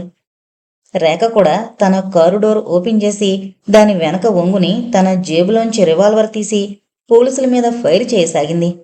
ఓ 5 నిమిషాల పాటు ఆ నిర్మానుష్య నిశీద ప్రాంతమంతా తుపాకీ గుళ్ల మోతతో దద్దరిల్లిపోయింది. ఆ తర్వాత జగన్నాథ్ రేఖని షూట్ చేశాడు. ఆమె నేల కూలిపోయి మరణించింది. పోలీసులు కాల్చిన కాల్పులకి 2 పార్టీల్లోని వ్యక్తులు హతమయ్యారు. పోలీసులు శవాల దగ్గరకొచ్చారు.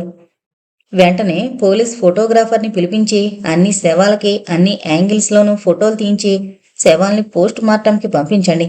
ఇది మన పోలీసుల విజయానికి కేవలం ఆరంభం మాత్రమే. ఇందులో ఏ ఒక్కరు బతుకున్నా వాళ్ల ద్వారా ఆ ముఠా తాలూకా ఆచూకీ తెలుసుకునేవాళ్లం. కానీ అందరూ చనిపోయారు అంటూ నిట్టూర్చాడు.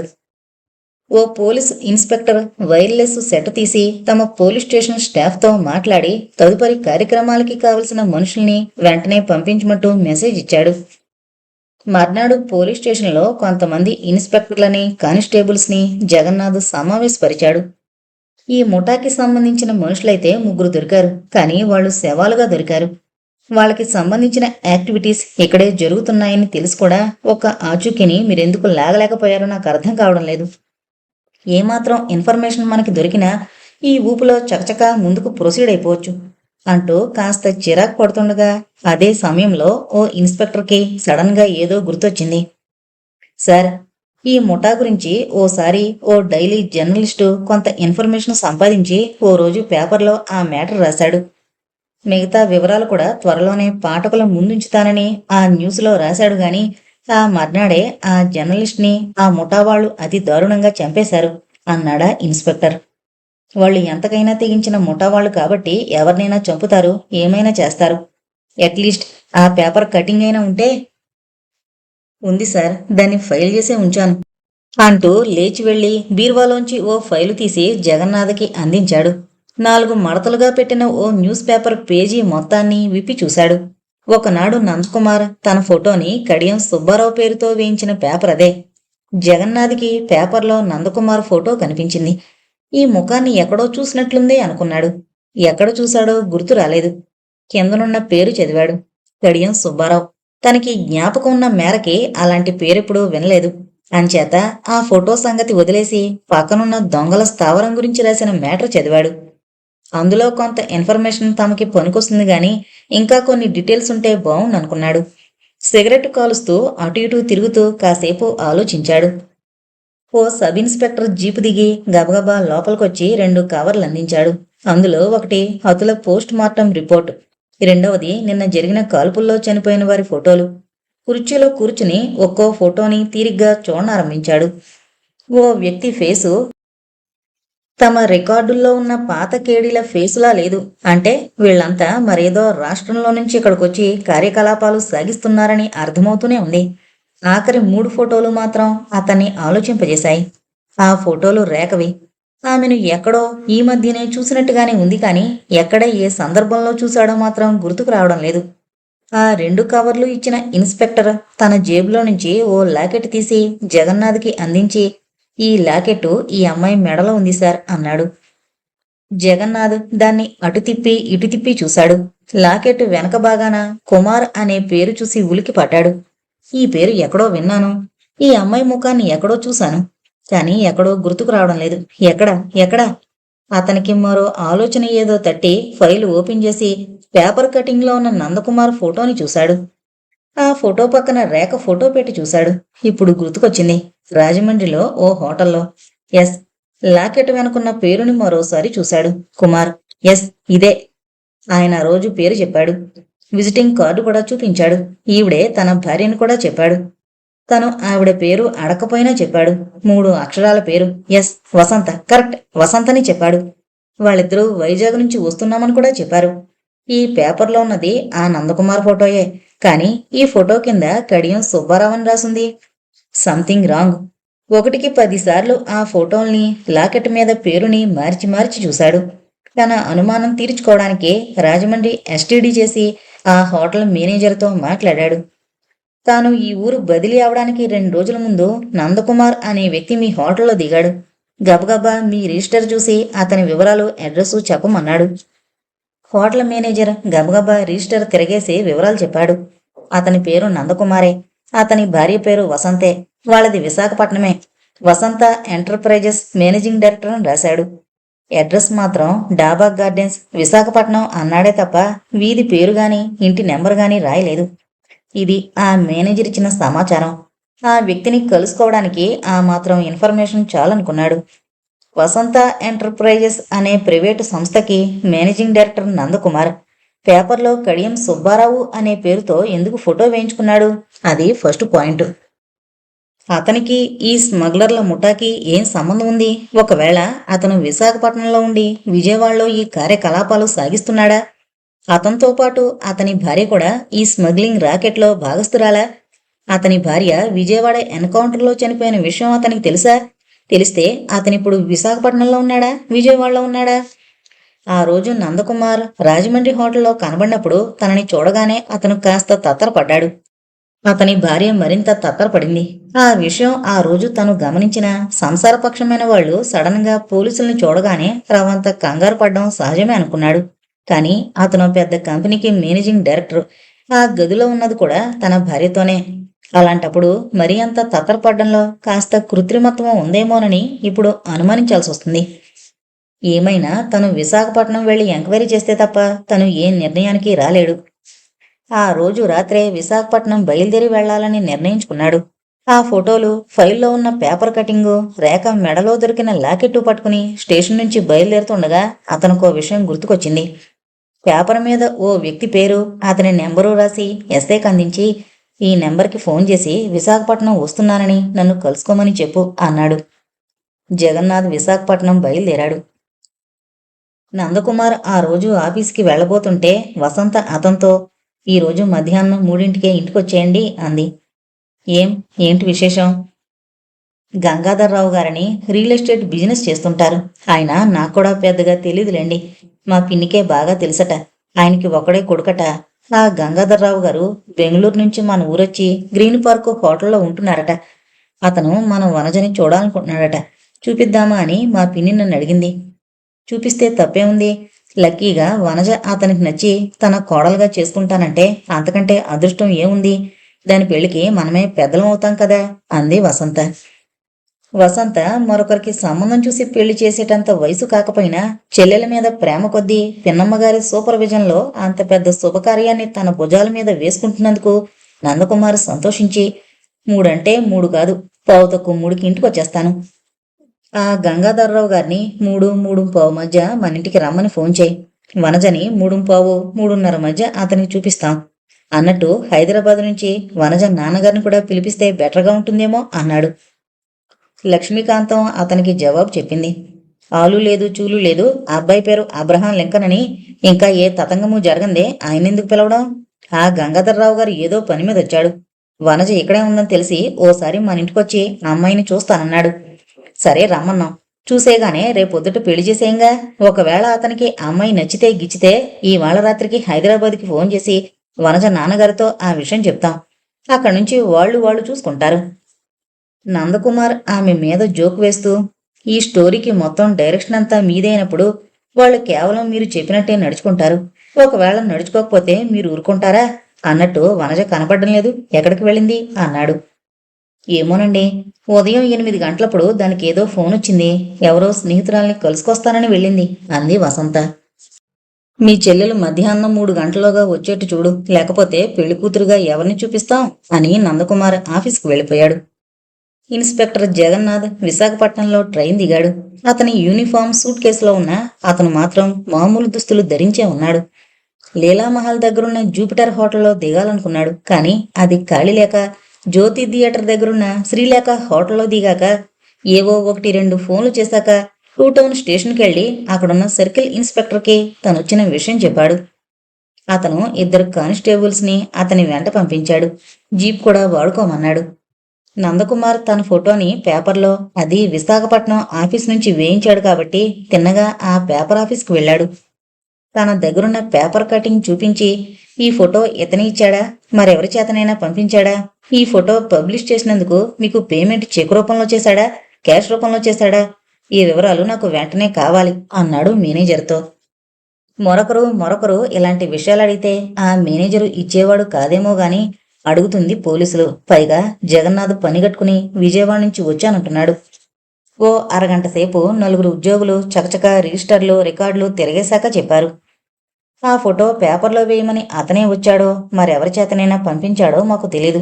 మేము ఆ విషయాలు పట్టించుకోం. ఇక పేమెంట్ సంగతంటారా? అతను చెక్ రూపంలో ఇచ్చాడు. ఆ చెక్కు కూడా state bank of India Venkateswara మిట్ట బ్రాంచ్ మీద ఇచ్చాడు. ఆ బ్రాంచి లీలామహల్కి ఎదురు రోడ్లో ఉంది అన్నాడు మేనేజర్. ఆ చెక్కు మీద ఎవరి సంతకం ఉంది? నందకుమార్దా, కడియం సుబ్బారావుదా అన్నాడు జగన్నాథ్. ఆ మేనేజర్ మళ్ళీ ఓ అరగంట సేపు రికార్డులు తిరగేసి, సాధారణంగా అకౌంట్లో డబ్బులు లేకుండా ఎవరైనా చెక్కులు ఇస్తేనే అవి మాకు తిరిగొస్తాయి. అవే మాకు జ్ఞాపకం ఉంటాయి. కానీ ఈ చెక్కుకి అలాంటి పీకులాట పంచాంగాలేం జరగలేదు. అంతవరకు నేను చెప్పగలను.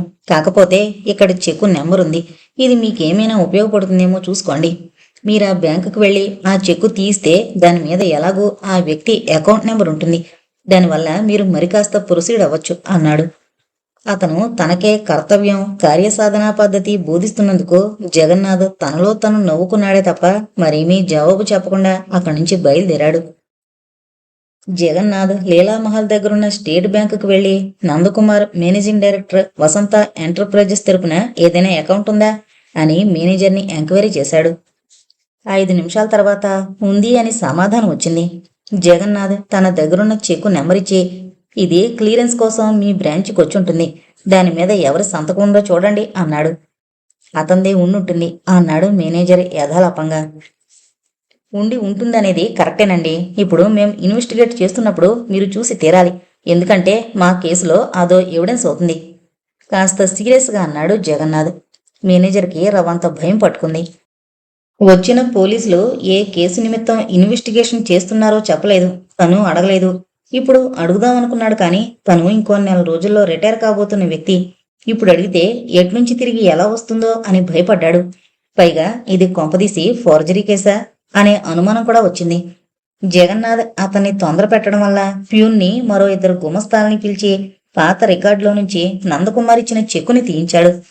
దానిమీద నందకుమార్ అనే సంతకమే ఉంది. ఆ చెక్కుకి జిరాక్స్ కాపీ తీయించి ఇమ్మని చెప్పాడు.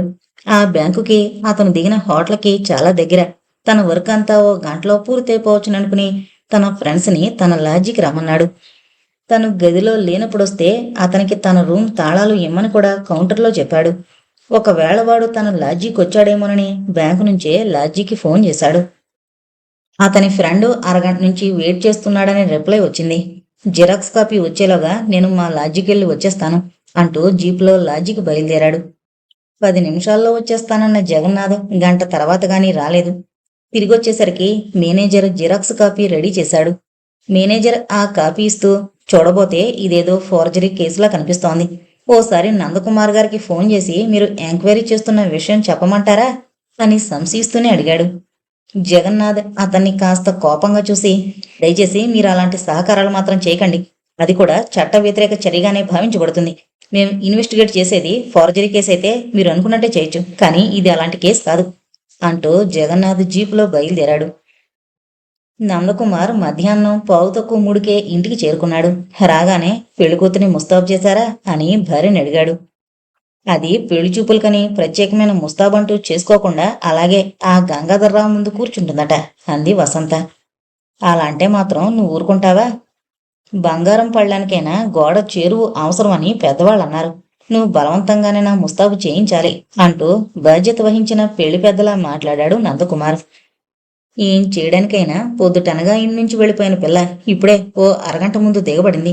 పెళ్లి చూపులంటే ఈ కాలపు పిల్లలకే ఖాతరేలేదు అంటూ సణిగింది లక్ష్మీకాంతం. నీ చెల్లెలు ఇంతవరకు బలాదూరు తిరుగుతూనే ఉందా? అసలు నువ్వు ఇవాళ పెళ్లి చూపులో ఉన్నట్టుగా ఉదయం వనజకి చెప్పావా? చెప్పలేదండి, అది వాళ్ళ ఫ్రెండ్ ఇంటికి వెళ్ళిన అరగంట తర్వాత నాకు గుర్తొచ్చింది అంది వసంత కాస్త బాధపడుతూ.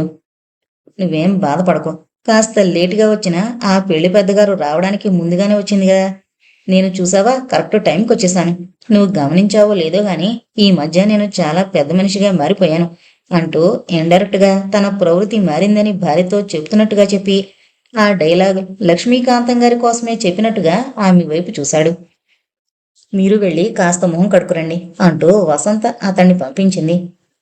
ఓ అరగంట తర్వాత గంగాధరరావు గారు కారులో ఆ ఇంటికొచ్చారు. ఆయన్ని లక్ష్మీకాంతం రిసీవ్ చేసుకుని వసంతకి నందకుమార్కి పరిచయం చేసింది. అతను ఒడ్డు పొడుగు ఉన్న మనిషే, పైగా పక్క తెలుగుదనం ఉట్టిపడేట్టుగా ఖద్దరు పంచా లాల్చి కట్టుకున్నాడు. నా గురించి నేను చెప్పుకోవడం అంటే నాకు మా చెడ్డ చిరాకు, అందుకే ముక్తసరిగా మాట్లాడతాను అన్నాడు మొదట్లో. అతను పెద్ద మనిషి కదా, ఆ మాట నిజమై ఉంటుంది, అబద్ధం ఎందుకు ఆడతాళ్లే అని అందరూ అనుకున్నారు గాని ఆ మాట నిజం కాదనే విషయం ఓ అరగంట తర్వాత గాని తెలియలేదు. మాటల మధ్యలో నందకుమార్ ఒకప్పుడు నాటకాలు వేసేవాడని టాపిక్ వచ్చింది. అతను కూడా ఒకప్పుడు నటుడేనంట. అంచేత గబీమని ఫ్లాష్ బ్యాక్ లోకి వెళ్ళిపోయి పెళ్లిచూపులకు వచ్చినప్పుడు ఫ్లాష్ బ్యాక్ లోకి వెళ్లడం అసందర్భంగానే ఉంటుంది. కానీ మన అబ్బాయి నాటకాలు రాయడం తెలిసాక నాకు నా ఫ్లాష్ బ్యాక్ జ్ఞాపకం రాకేం చేస్తుంది? అప్పట్లో నేను మహా అందంగా ఉండేవాణ్ణి అంటే దాని అర్థం ఇప్పుడు కొండముచ్చులా ఉన్నానని కాదనుకోండి. నన్ను ఒకసారి పరిషత్తులో చూసిన ఎల్వి ప్రసాద్, కేవీ రెడ్డి గారుల వంటి వాళ్ళు నన్ను ఎంతో అభినందించి నువ్వెందుకు సినిమాలకి ట్రై చేయకూడదు అన్నారు. నాకైతే సినిమాల్లోకి వెళ్ళిపోవాలని ఉండేది, కానీ మా నాన్నగారు వెళ్ళనిస్తేనా? అప్పటికి ఈ అక్కినేని నాగేశ్వరరావు, ఎన్టీ రామారావు గారు ఇంకా బిగినింగ్ డేస్లో ఉన్నారు. నేను కూడా సినిమాల్లోకి వెళితే వాళ్ళ పొజిషన్కి ఏమైనా దెబ్బొచ్చుండేదేమో. ఆ పరిషత్తుకి రావాల్సిన వేదాంతం రాఘవయ్య గారికి రాలేదు. వచ్చుంటే దేవదాసులో నాగేశ్వరరావుకి బదులు నేను వేసుండేవాణ్ణేమో అంటూ ఆయన సొంత డబ్బా ఆరంభించాడు తప్ప దానికో ఫుల్ స్టాప్ పెట్టకుండా నాన్ స్టాప్గా చెప్పుకుపోతున్నాడు. ఆయన్ని ఆపుదామనుకుంటే ఆయన వయసుకి పెద్దవాడు, పైగా ఆ ఇంటికి తొలిసారిగా వచ్చిన గెస్టు. ఆయనలా ఫ్లాష్ బ్యాక్ ఆరంభించేసరికి నందకుమార్లోని నటుడికి కూడా ఆవేశం వచ్చి, బాబాయ్ గారు, మీరు మీ ఫ్లాష్ బ్యాక్ చెప్తుంటే జ్ఞాపకానికి వచ్చింది. నేను నెల్లూరు నెవ్జా పరిషత్తులో నటిస్తున్నప్పుడు 4-5 సినిమా డైరెక్టర్లు నా యాక్టింగ్ చూసి నన్ను కూడా సినిమాలకి ట్రై చేయమన్నారు, కానీ వెళ్ళలేదు అన్నాడు. ఏం అన్నాడు గంగాధర్రావు. లక్ష్మీకాంతానికి గంగాధర్రావుని ఆపగలిగే శక్తి లేదు కాబట్టి అతను చెప్పే సోదంతా గత్యంతరం లేక వింది. కానీ ఎప్పుడైతే నందకుమార్ తన సొంత డబ్బా ఆరంభించాడో ఆవిడికి చిరెత్తుకొచ్చింది. మనవాడు సినిమాల్లోకి వెళితే చిరంజీవి, నాగార్జున వీళ్ళందరికీ ఎక్కడ ఛాన్సులు తగ్గిపోతాయో అని జాలిపడి వెళ్లడం మానేశాడండి అంది లక్ష్మీకాంతం. అది కాదత్తగారు అంటూ నందకుమార్ ఏదో చెప్పబోయాడు గాని లక్ష్మీకాంతం అతన్ని చెప్పనివ్వకుండా అడ్డుపడి, లేకపోతే ఏంటయ్యా, జాతర టైంలో జాతీయ గీతం పాడినట్టు అర్థం పర్థం లేకుండా ఇప్పుడు ఈ నీ సినిమా గోలేంటి? సినిమా వాళ్ళు రమ్మండం నువ్వు కాదండం వింటే ఎవరైనా నవ్విపోతారు. నువ్వు నాటకాల్లో వేస్తుండగా ఎవరో సినిమా వాళ్ళు చూసారంటున్నావు, కానీ నేను ఏ నాటకాలు వేయకుండానే ఓసారి వీధిలోంచి వెళ్తుంటే అనుకోకుండా ఆ ఊరొచ్చిన సి పొల్లయ్య గారు నన్ను పిలిచి, ఇదిగా అమ్మాయి, నేను లవకోస సినిమా తీస్తున్నాను, నీకు అందులో సరైన వేషం ఉంది, సినిమాల్లో వేస్తావా అని అడిగారు. నేను సిగ్గుతో ఇంటికి పారిపోయాను. ఆ రోజు అలా పారిపోకుండా ఉండుంటే ఎన్టీ రామారావు పక్కన అంజలి వేసిన సీతాదేవి వేషం నేను వేసుండేదాన్నేమో. అయినా ఆ విషయం ఎప్పుడైనా ఎవరికైనా చెప్పానా? చెప్పలేదు, ఇప్పుడు కూడా చెప్పను అంది. వసంతకి తలనొప్పి వచ్చింది.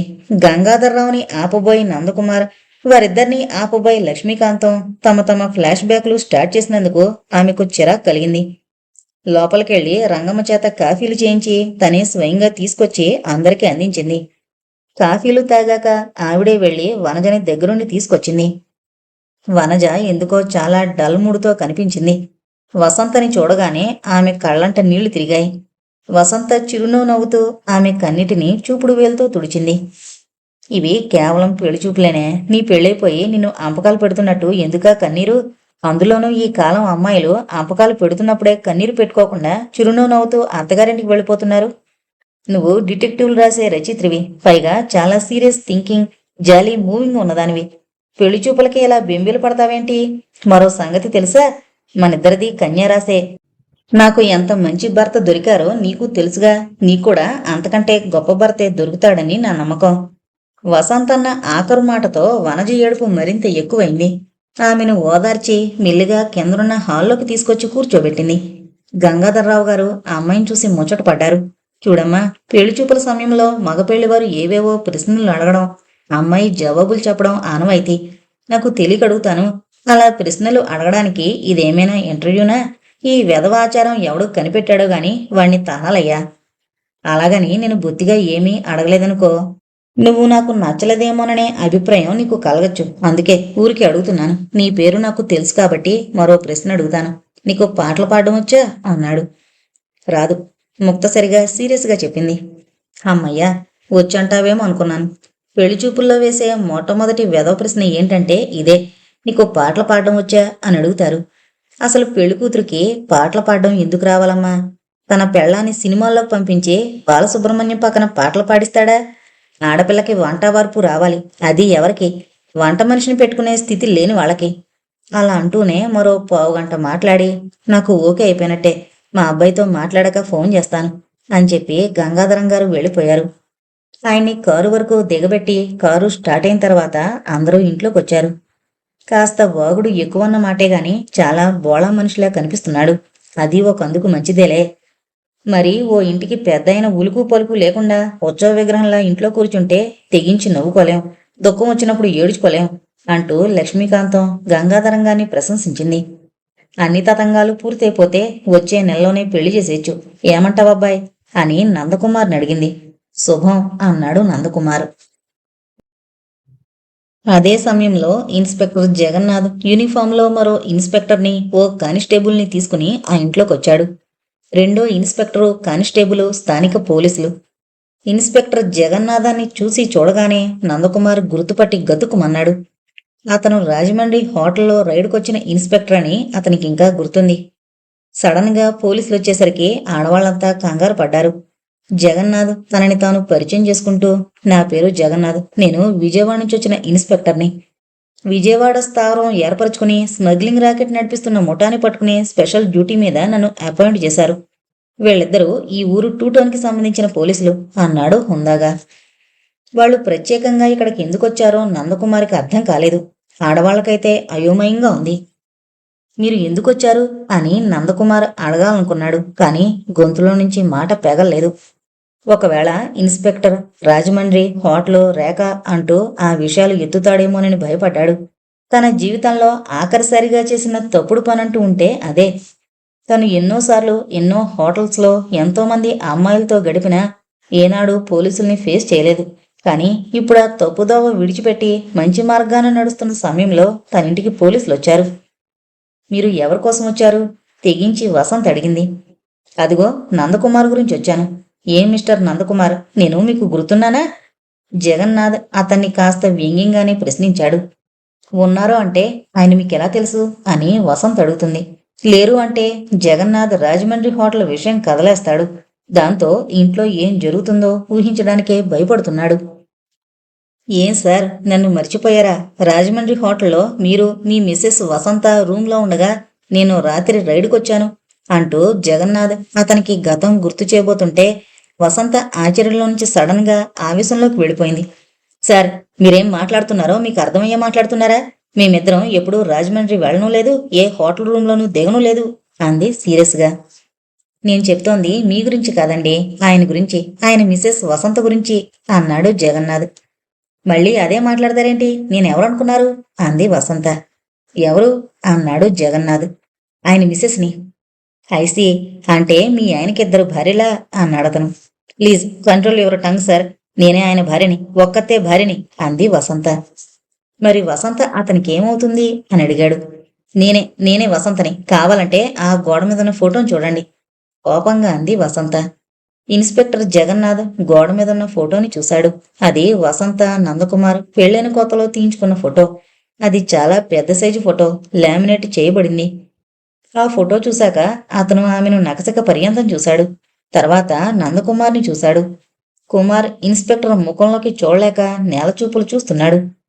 లక్ష్మీకాంతం నందకుమార్ పాటిస్తున్న మౌనాన్ని భరించలేక విరుచుకుని పడింది. ఏంటయ్యా, ఏంటిదంతా? ఏనాడు లేంది పోలీసులు మన ఇంటి మీద పడ్డమేమిటి? మీ ఆవిని పట్టుకుని వసంత్ అంటే ఎవరు అని అడగడం ఏమిటి? ఆవిడ తనే నీ పెళ్లాన్నని రుజువులు సాక్ష్యాలు చూపించుకోవడం ఏమిటి? మధ్యలో ఈ రాజమండ్రి గొడవేంటి? నువ్వేమో ఉలుకు పలుకు లేకుండా ముంగిలా ముఖం పెట్టి నేలచూపులు చూడడం ఏంటి? ఆ పోలీసులకి జవాబులు చెప్పలేకపోతున్నావేం?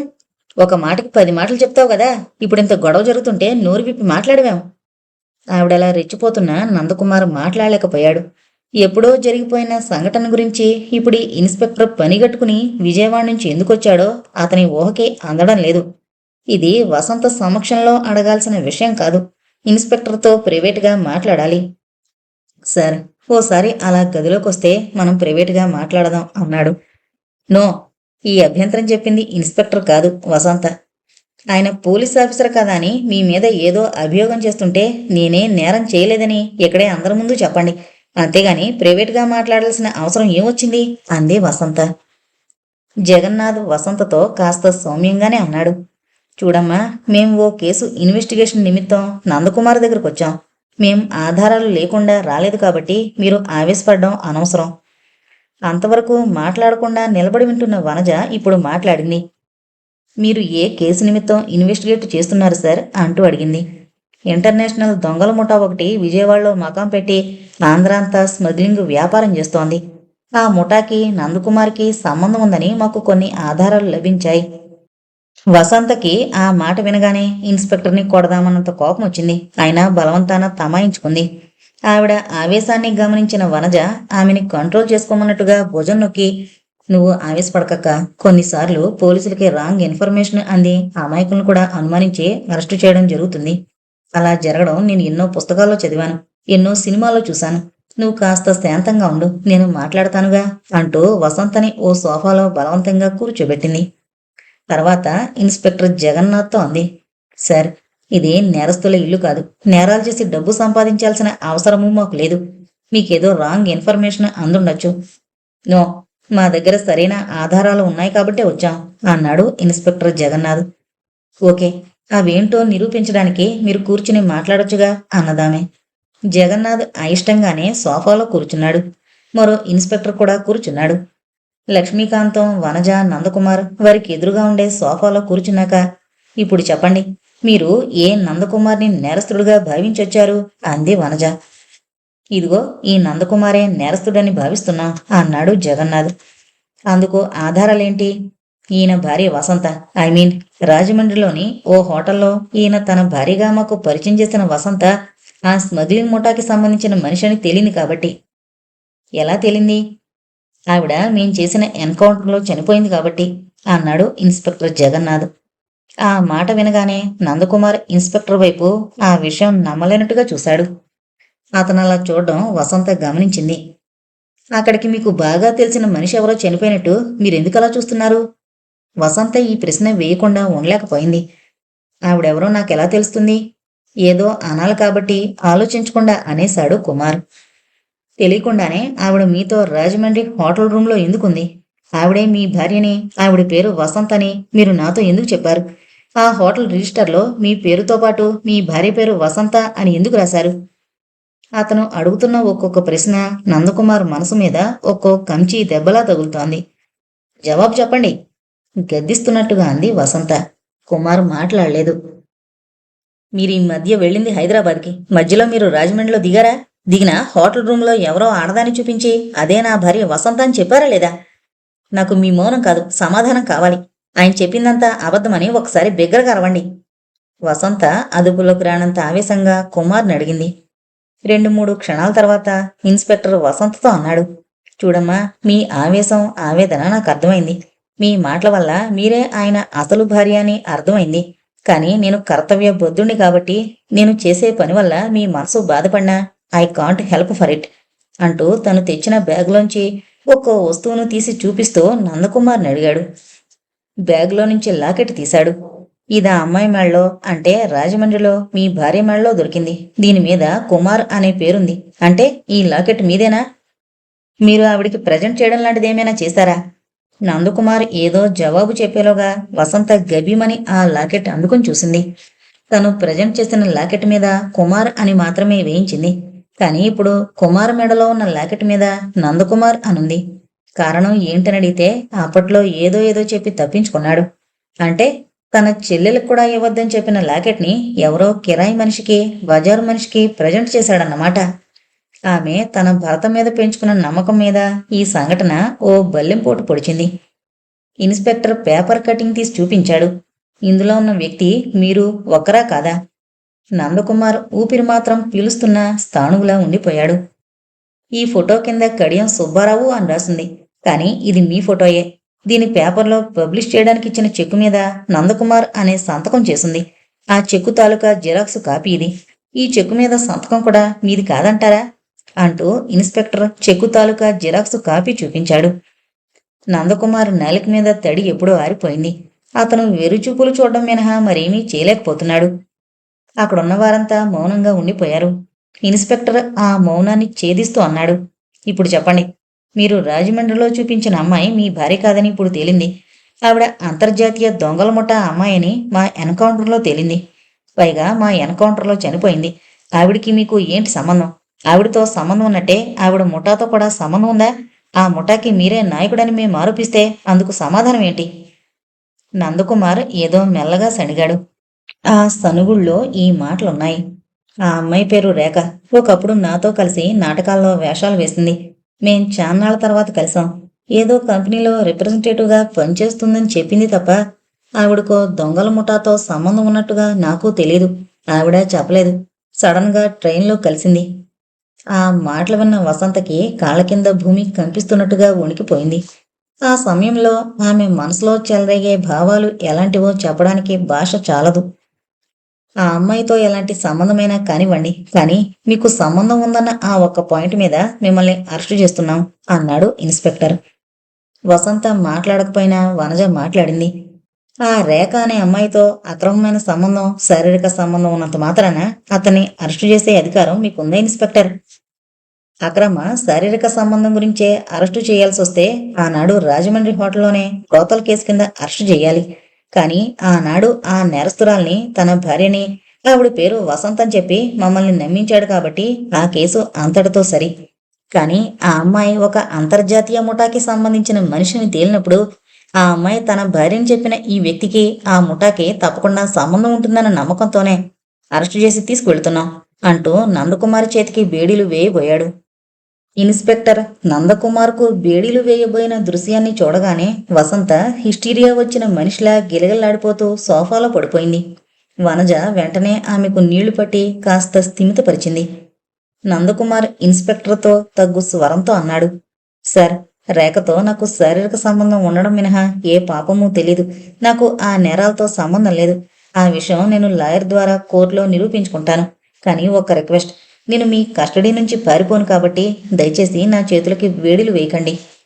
లక్ష్మీకాంతానికి దుఃఖం, ఆవేశం ముంచుకొచ్చి నందకుమార్ని నిష్ఠూరాలాడింది. పుణ్యం కొద్దీ పురుషుడు, దానం కొద్దీ బెడ్లో అన్నారు పెద్దలు. వసంత తండ్రి ఎన్నో దానధర్మాలు చేసిన మహామనిషి కాబట్టి ఆ దానధర్మాల ఫలితంగా జాతిరత్నం లాంటి కూతురు ఆయనకు పుట్టింది. కానీ మా వసంత ఎన్ని పూజలు, వ్రతాలు చేసింది. ఏ వ్రతం చేసినా, ఏ పూజలు చేసినా నీ క్షేమం ఒకటే తన కోరికగా కోరిందే. ఏ దేవుణ్ణి ఇంతకు మించి ఏమీ అడగలేదు. అలాంటప్పుడు దానికి నువ్వెలా ముగుడువయ్యావయ్యా? పెళ్లికి ముందు నువ్వు బేవరసుగా తిరుగుండొచ్చు. నీ పాపిష్టి జీవితాన్ని తెలుసుకోలేక నీ మామగారు నిన్ను గుడ్డిగా నమ్మి తన కూతుర్ని, తన ఆస్తిని, తన సర్వస్వాన్ని నీ చేతుల్లో పెట్టుండొచ్చు. అలాంటి ఉత్తమరాలకి భర్తవయ్యాకైనా నీ నీతిమాలిన చరిత్రని మార్చుకోలేదేనరా భ్రష్టుడా? ఇప్పుడు మా వసంతకి మేం ఏం చెప్పి ఓదార్చమంటావురా అంటూ నందకుమార్ చొక్కా పట్టుకుని చెప్పరా చెప్పు అంటూ పిచ్చిగా అరుస్తూ నిలదీసింది. అదే సమయంలో నందకుమార్కి నాటకాల గురువైన భరద్వాజ్, కుమారు స్నేహితుడైన కళ్యాణ్ లోపలికొచ్చారు. వాళ్ళని చూడగానే లక్ష్మీకాంతం మరింత రెచ్చిపోతూ, చూసారా మీ శిష్యుడు ఎంత నీచానికి దిగజారాడో అంటూ ఏదేదో చెప్పబోతుంటే భరద్వాజ ఆమెని ఆగమని సంజ్ఞ చేసి వసంతతో అన్నాడు, చూడమ్మా, నువ్వు మరీ అంత డిప్రెస్ కావద్దు. ఇన్స్పెక్టర్ రావడం, దొంగల ముఠాకి మీ ఆయనకి సంబంధం ఉందని ఛార్జీ కింద అరెస్టు చేయడం, ఇదంతా నేను నీ చెల్లెలు వనజ ఆడించిన నాటకం. వనజ, కళ్యాణ్ కుమార్ ఇన్స్పెక్టర్ తప్ప అందరూ ఆశ్చర్యంగా చూశారు. అవునమ్మా, మీ ఆయనకి చాలామంది మగవాళ్లకుండే పరస్త్రీ వ్యామోహం ఉన్నమాట నిజమే. ఒక పక్క తన సరదాలు తీర్చుకుంటూనే నిన్ను నొప్పించకూడదనే ఉద్దేశంతో నీతో చాలాసార్లు అబద్ధాలాడిన మాట నిజమే. అదే రూట్లో వెళుతూ రేఖ అనే అమ్మాయితో కూడా రాజమండ్రిలో గడిపాడు. కానీ ఆ అమ్మాయి ఒకప్పటి మా నాటకాల అమ్మాయిగానే భావించాడు తప్ప ప్రస్తుతం ఆవిడ దొంగల ముఠాలో పనిచేస్తున్న విషయం అతనికి తెలీదు. ఈ సంఘటన జరగడానికి ముందే మీ చెల్లెలు మీ ఆయన ప్రవర్తనని శంకించింది. అతను నిన్ను మాటలతో మభ్యపెట్టి నాకేంటి మగాణ్ణి అనే అహంభావంతో ప్రవర్తిస్తున్నాడని, అందుకు కారణం నేను బోధించిన మాటలేనని నన్ను నిందించింది. అతను కొన్ని క్షణాలాగాడు. వనజ వసంత పక్కన కూర్చుని తను చేసిన ప్రయత్నం గురించి చెప్పింది. బావగారి ప్రవర్తన మీద, అతని మాటల గారడీ మీద నాకు అనుమానం వచ్చి అతని మీద నిఘా వేశాను. ఆ సంగతి తెలిసి బావగారు నన్ను నమ్మించడానికి మనిషిని పోలిన మనిషి ఉన్నాడని చెప్తూ తన ఫోటోని పేపర్లో వేయించి మనల్ని మోసం చేయాలని ప్రయత్నించాడు. ఆ మాటలు నువ్వు నమ్మినా నేను నమ్మలేదు. నేను నమ్మలేదన్న విషయం నీకు చెప్తే నువ్వు బాధపడతావని నీతో నేను ఆ ప్రస్తావన తేకుండా సైలెంట్గా ఊరుకున్నాను. నీ పెళ్లికి ముందు పెదనాన్నగారు బావగారు ఆడిన డ్రామాల్ని, అతని యాక్టింగ్ని, అతనికి వెనక ముందు ఎవరూ లేరనే విషయాన్ని మాత్రమే పరిగణించారు.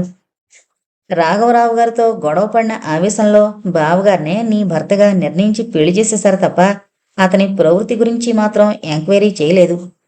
బావగారు పెళ్ళయ్యాక కూడా తన పాత దారిలోనే నడుస్తున్నాడని నేనిక్కడికి వచ్చి రాగానే కనిపెట్టాను. ఆయన ఫ్రెండ్ అయిన కళ్యాణ్ కుమార్ గారిని కలిసి బావగారి మనస్తత్వం గురించి అడిగి తెలుసుకున్నాను. అతను కూడా స్నేహితుడిగా ఎన్నిసార్లు హెచ్చరించినా బావగారు ఆ మాటల్ని పట్టించుకోలేదట.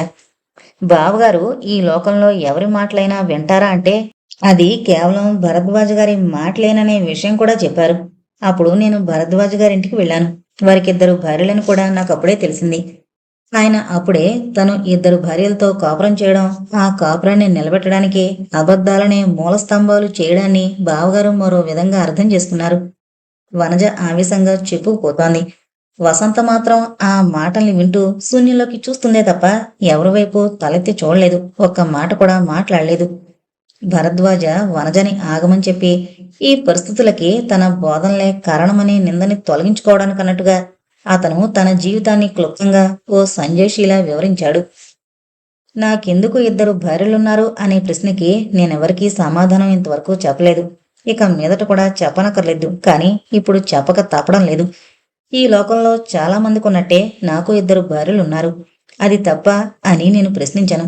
ఒక భార్య ఉన్నవాడి కంటే ఇద్దరు భార్యలున్నవాడు మోసగాడిగా ఇతరులు భావిస్తారనుకునే మూర్ఖుణ్ణి కూడా కాదు నేను. నిజం చెప్పాలంటే నా రెండవ భార్యగా పిలువబడుతున్న క్రిస్టియన్ లేడీ లీలా డిసౌజాయే నా మొదటి భార్య. ఆవిడ అనాథ. ఆవిడ చదువుకోవడానికి నేను సాయం చేయడంతో పాటు ఆమెను నేను ప్రేమించాను. నాకు ఇష్టమైన వ్యక్తిని నా జీవన నేస్తంగా తెచ్చుకోవాలనే అభిలాషతో కానివ్వండి, ఆవిడ జీవితానికో భరోసా ఓ సెక్యూరిటీ ఇవ్వడానికి కానివ్వండి, నేను ఆవిడ్ని పెళ్లి చేసుకున్నాను. కానీ చిన్నప్పుడే నా తల్లి తండ్రి పోతే నన్ను ఆదరించి హాస్టల్లో చదివించిన మా మేనమామ రామనాథం గారికి ఆయన ఏకైక కుమార్తె గాయత్రిని నాకిచ్చి పెళ్లి చేయాలనే తలంపు కలుగుతుందని నేను ఊహించలేదు. తన కూతుర్ని తనకంటే గొప్ప అంతస్తు వాడికిచ్చి పెళ్లి చేయాలనే అనుకునేవారు. కానీ గాయత్రికి చిన్నప్పుడే పోలియో వ్యాధొచ్చి 2 కాళ్ళు చచ్చుబడిపోయాయి. పైగా ఆవిడికి హిస్టీరియా జబ్బు కూడా ఉంది. అందుచేత చాలామంది ఆ అమ్మాయిని పెళ్లి చేసుకోవడానికి ఇష్టపడలేదు. కొంతమంది ముందుకొచ్చినా వాళ్ళు ఆవిడ వెనకున్న డబ్బును చూసి వస్తున్నారే తప్ప ఆవిడ్ని చూసి కాదని మావయ్య గ్రహించాడు. పైగా గాయత్రి నన్ను ఇష్టపడుతుందనే విషయం ఆయన ఆలస్యంగా తెలుసుకున్నాడు. ఆయన గుండె ఆపరేషన్ కోసం అమెరికా వెళ్లిన సమయంలోనే నేను లీలా డిసౌజాని రిజిస్టర్ మ్యారేజ్ చేసుకున్నాను. ఓ అనాథని పెళ్లి చేసుకుంటే ఆయన ఆగ్రహిస్తారని ముందుగా మా పెళ్లి విషయం ఆయనకి చెప్పలేదు. ఆయన తన కూతుర్ని తీసుకుని అమెరికా వెళ్ళాడు. అక్కడికి వెళ్లి ఆపరేషన్ చేయించుకునొచ్చినా ఆరోగ్యం మెరుగుపడలేదు. ఆయన అమెరికా నుంచి వచ్చాడని తెలియగానే నేను లీలను తీసుకెళ్లి ఆయన ఆశీర్వాదాలు తీసుకోవాలనుకున్నాను. అప్పటికే నేను ఉద్యోగస్తుని కావడం వల్ల నేను వేరే ఇల్లు తీసుకున్నాను. ఆ ఇల్లు తీసుకున్నాకే నేను లీలను పెళ్లి చేసుకున్నాను. లీలను తీసుకెళ్లి వరండాలో కూర్చోబెట్టి నేను ఒక్కడనే మామయ్య గారి ఇంట్లోకి వెళ్ళాను. ఎందుకంటే అసలే ఆయన హార్ట్ పేషెంటు. నేను ఆయనకి తెలియకుండా పెళ్లి చేసుకున్నానని తెలియగానే ఆయన ఆవేశపడచ్చు. అందుచేత ఆయన గుండె జబ్బు ఎక్కువ కావచ్చు. అందుకే ముందు మెల్లగా ఆయన్ని పరామర్శించి ఆయన్ని మంచి మూడ్లోకి తీసుకొచ్చాక ఆయనతో నా పెళ్లి విషయం చెప్పాలని నిర్ణయించుకున్నాను. కానీ అంత క్రితం, అంటే ఓ గంట క్రితం మచిలీపట్నం నుంచి సోమయాజులు గారనే ఓ గొప్పింటాయనొచ్చి గాయత్రిని తన కొడుకిచ్చి పెళ్లి చేయమని అడిగాడట. సోమయాజులు మంచివాడు, స్థితిపరుడే అయినా ఆయన కొడుకు చరిత్ర మాత్రం చాలా నీచమైందని మా మావయ్యకి తెలుసట. నీలాంటి వాడి కొడుక్కి ఓ దగులుబాజీకి ఇచ్చి నా కూతురి గొంతు కొయ్యలేను అన్నాడట. దాంతో ఆ సోమయాజులు గారు రెచ్చిపోయి, నీ కూతురులాంటి అవిటిదానికి నా కొడుకులాంటి దగులుబాజీ తప్ప మరో మంచివాడెవడు దొరకడు. నీ కూతురు వెనుకున్న ఆస్తిని చూసి ఓ అవిటిదాన్ని, ఓ హిస్టీరియా పేషెంట్ని నా కోడలుగా చేసుకోవాలనుకున్నాను తప్ప నా కొడుక్కి మరో గొప్పింటి సంబంధం దొరక కాదు. నా కొడుక్కి నీ కూతురినిచ్చి పెళ్లి చేయకపోతే నీ కూతురి గొంతు నువ్వే నొక్కేసినట్టు అవుతుంది. ఎందుకంటే ఇవాళ రేపో నువ్వు చచ్చేటట్టున్నావు అన్నాడట. ఆ మాటలు ఘర్షణగా మారి మా మావయ్యకి గుండె నొప్పి ఎక్కువైన సమయంలోనే నేను వెళ్ళాను. ఈ ఘర్షణంతా విన్న గాయత్రి, నేను చేసుకుంటే భరద్వాజనే చేసుకుంటాను, లేకపోతే నీ తదనంతరం మనకున్న ఆస్తంతా అనాథాశ్రమానికి రాసేసి ఆ ఆశ్రమంలోనే నేను ఓ అనాథగా సెటిల్ అయిపోతాను అని తన నిర్ణయాన్ని నిర్మోహమాటంగా చెప్పేసింది. ఆ ఘర్షణలు, ఆ నిర్ణయాలు జరిగిన దురదృష్ట సమయంలోనే నేను ఆ ఇంట్లోకి అడుగు పెట్టాను. తన గదిలో ఉన్న గాయత్రిని ఆమె గదిలోకి పొమ్మన్నాడు మావయ్య. ఎప్పుడూ వీల్ చైర్లో కూర్చునే గాయత్రి ఆ చైర్ని నడుపుకుంటూ తన గదిలోకి వెళ్ళిపోయింది. తలుపులు దగ్గరగా వేసి రమ్మన్నాడు మావయ్య. నేను అలాగే చేశాను. నేను లీల విషయం చెప్దామనుకుంటుండగానే కంటతడి పెట్టి దిగులుగా ఉన్న మావయ్యని చూసి, నాకు అర్థం కాక, ఏం జరిగింది మావయ్య అని అడిగాను. ఉయ్యాల్లో బిడ్డను పెట్టుకుని ఊరంతా వెతికినట్టు నా బంధువైన నీ గురించి ఆలోచించకుండా మరెవరినో నా అల్లుని చేసుకోవాలని ఆశపడినందుకు ఆ భగవంతుడు నాకింత పనిష్మెంట్ విధించాడు అంటూ ఆయన జరిగిందంతా చెప్పి, నువ్వు ఇప్పటికిప్పుడు నా కూతురి మెళ్ళలో తాళి కట్టి పెళ్లి చేసుకోవాలి. నా గుండె ఇంకా ఎక్కువసేపు పని చేయలేనట్టు మొరాయిస్తోంది. నీకు నేనేదైనా ఉపకారం చేశాననుకుంటే నువ్వు దానికి ప్రత్యుపకారం చేయవలసిన సమయం ఇది అంటూ ఆయన మెల్లమెల్లగా ఒక్కో మాట చెప్తుంటే నా నెత్తి మీద వరుసగా పిడుగులు పడుతున్నట్టుగా చెలించిపోయాను. జరిగిపోయిన నా పెళ్లి విషయం చెబుదామనుకుంటే ఆయన నన్ను కోరిన కోరికిది. నాకేం చెయ్యాలో అర్థం కాలేదు. నాకు ఆల్రెడీ పెళ్ళైపోయిన విషయం మెల్లగా ధైర్యం కూడదీసుకుని చెప్పాను. ఆ మాటతో ఆయన హతాశుడైపోయాడు. ఉన్న ఒక్క ఆశ కూడా నెరవేరినట్టుగా అతను తల్లడిల్లిపోయాడు. కొన్ని క్షణాల పాటు మానసిక సంఘర్షణ, గుండెపోటు అనుభవించాక అతను నాకు 2 చేతులతో నమస్కరిస్తూ ఓ విన్నపాన్ని వినిపించాడు. నువ్వు చేసింది తప్ప, నాకిన్నాళ్ళు నీకిచ్చి పెళ్లి చేయాలనే ఆలోచన రాకపోవడం తప్ప అనే వాదోపవాదాలు ఇప్పుడొద్దు. నన్ను ఆ భగవంతుడు తన దగ్గరికి రారమ్మంటూ నా గుండెల్లో గంట వాయిస్తున్నాడు. నువ్వు నా కూతుర్ని తప్పక పెళ్లి చేసుకోవాలి. ఓ భార్య ఉండగా మరో భార్య ఉండడం చట్టరీత్యా తప్పే కావచ్చు, కానీ మానవత్వం కంటే చట్టం గొప్పది కాదు. నా కూతురికి న్యాయం చేయడానికి నువ్వు లీలకి అన్యాయం చెయ్యాలని నేను చెప్పను. కానీ మనసున్న మనిషిగా, నా కూతురుకున్న ఒకే ఒక్క శ్రేయోభిలాషిగా నువ్వు నా కూతుర్ని పెళ్లి చేసుకుని దాన్ని ఉద్ధరించు. అలాగే నీ మొదటి భార్యని నువ్వు పోషించు. ఎవరి కోసం ఎవరిని అన్యాయం చేయనక్కర్లేదు. ఈ సంఘం ఏమంటుంది, ఈ చట్టాలు, ఈ న్యాయాలు ఏమంటాయి అనే విషయం గురించి ఆలోచించుకో. నా మనసు గురించి, కొన్ని గంటల్లో ఓ ఆత్మగా మారబోతున్న నా ఆత్మ గురించి, అన్నీ ఉండి కూడా ఒంటరైపోబోతున్న నా కూతురి గురించి ఆలోచించి నువ్వు నిర్ణయించుకో. నీ మొదటి భార్య విషయం నా కూతురికి చెప్పకు. అది చాలా సెన్సిటివ్. శారీరకంగా వికలాంగురాలైన గాయత్రి మానసికంగా దెబ్బతినకూడదు. అంచేత ఒక్క అబద్ధమాడి దాన్ని పెళ్లి చేసుకో. ఈ ఒక్క పుణ్యం చేసి నా ఆత్మకి శాంతి కలగజేయి అంటూ ప్రార్థించాడు. ఆ సమయంలో నేనేం చెయ్యాలో నాకు అర్థం కాలేదు. ఏది మంచి, ఏది చెడు అనే ప్రశ్నలకి సమాధానం దొరకలేదు. ఇంకొన్ని గంటల్లో నన్ను పెంచి పెద్ద చేసిన మావయ్య చనిపోబోతున్నాడు. ఆయన ఆఖరు గడియల్లో నన్ను కోరడానికి కోరిక కోరాడు. ఉపకారానికి ప్రత్యుపకారంగా గాయత్రిని పెళ్లి చేసుకోవాలా? లీలా డిసౌజా అనాథాని జాలిపడే సాయం చేసి పెళ్లి చేసుకున్నాను. కానీ ఇప్పుడు డబ్బు, కుటుంబ గౌరవం ఉన్న గాయత్రి కూడా అనాథ కాబోతోంది. నేను లీల దగ్గరికి వెళ్లి జరిగిన విషయం చెప్పాను. ఆమె నిమిషం కూడా ఆలోచించకుండా గాయత్రిని పెళ్లి చేసుకోండి అని చెప్పింది. అంతేకాదు, నేను ఆడదాన్ని, అనాథని, అయినా నన్ను పెళ్లి చేసుకుని నా జీవితానికి, ఈ సంఘంలో నా మనుగడకి ఆసరా కల్పించారు. ఈ సమాజం నన్ను మీ రెండో భార్యగా భావించినా పర్వాలేదు. నేను మానవత్వం ఉన్న మనిషికి భార్యగా బ్రతకగలుగుతున్నాననే తృప్తి నాకు చాలు. గాయత్రి గురించి నాతో చర్చించడం మీ సంస్కారానికి నిదర్శనం. ఆవిడ్ని అన్యాయం చేయకండి అని నేను మిమ్మల్ని రిక్వెస్ట్ చేస్తున్నాను. ఆవిడ వల్ల నాకేం అన్యాయం జరగదు. నా జీవితానికి చేయాల్సిన న్యాయమేదో మీరు ఇదివరకే చేశారుగా. గాయత్రికి నా విషయం తెలిస్తే బాధపడుతుంది కాబట్టి ఆవిడికి నా విషయం ఎప్పుడూ చెప్పకండి. మీరు మనుషులు తయారు చేసిన చట్టాల గురించి ఆలోచించకుండా ఈ మనుషులందరినీ పుట్టించిన ఆ భగవంతుడు మీరేం చేస్తే సంతోషిస్తాడో ఒక్కసారి ఆలోచించే నిర్ణయం తీసుకోండి అంటూ సిన్సియర్గా చెప్పింది. దాంతో నేను మానవతా ధర్మాన్ని పాటించి గాయత్రి మెడలో తాళి కట్టాను. ఆ మర్నాడు మావయ్య కన్ను మూశాడు. భరద్వాజ మంచి నటుడు, మంచి గాత్రం ఉన్న మనిషనే అందరికీ తెలుసు. అతని మానవత్వం ఇప్పుడిప్పుడే అక్కడున్నవారికి, ముఖ్యంగా నందకుమారికి అర్థమైంది. అందరూ భరద్వాజ సిన్సియర్గా చెప్తున్న మాటల్ని ఊపిరి బిగబెట్టి వింటున్నారు. అతన్నే రెప్పార్పకుండా చూస్తున్నారు. అతను అందరి వైపు చూసి ప్రస్తుతం ఏర్పడిన సమస్యని సమీక్షిస్తూ మాట్లాడనారంభించాడు. నేను గాయత్రిని పెళ్ళాడిన విషయం లీలకి తెలుసు, కానీ అంతకుముందే లీలని పెళ్ళాడిన విషయం గాయత్రికి తెలీదు. నాతో పరిచయం ఉన్న చాలా మందిలో అతి కొద్ది మందికి నాకు 2 భార్యలున్నారనే విషయం తెలుసు. కానీ నేనెందుకు 2 భార్యల్ని పెళ్ళాడాననే విషయం దాదాపుగా ఎవరికీ తెలీదనే చెప్పాలి. 2 భార్యలకి భర్తగా నేను ఆ 2 మనుషుల్ని సంతోషపెట్టడానికి నేను చేసిన పనులు 2. ఒకటి, గాయత్రికి నా మొదటి భార్య విషయం చెప్పకపోవడం. 2, ఇద్దరి దగ్గర ఉన్నప్పుడు వాళ్ళ మనసులు సంతోషపడేలా మాటలు చెప్పడం. వాటిని మీరు సమయస్ఫూర్తి అనుకున్నా పర్వాలేదు, అబద్ధాలనుకున్నా పర్వాలేదు, లౌక్యం అనుకున్నా పర్వాలేదు. 2 భార్యలకి భర్తగా అది నా నైతిక ధర్మం అనుకున్నా పర్వాలేదు.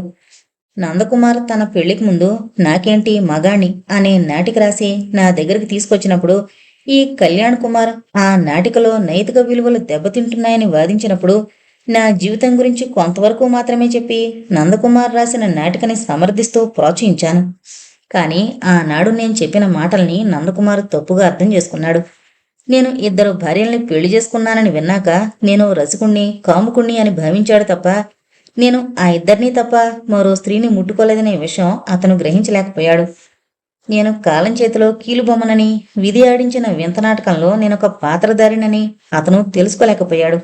ఈ విషయం చెప్పాల్సిన అవసరం ఉంటుందని గాని, నా మాటల వల్ల అతను పరాయి స్త్రీలతో, కిరాయి స్త్రీలతో సంబంధాలు పెట్టుకుంటాడని గాని నేను ఆనాడు ఊహించలేకపోయాను.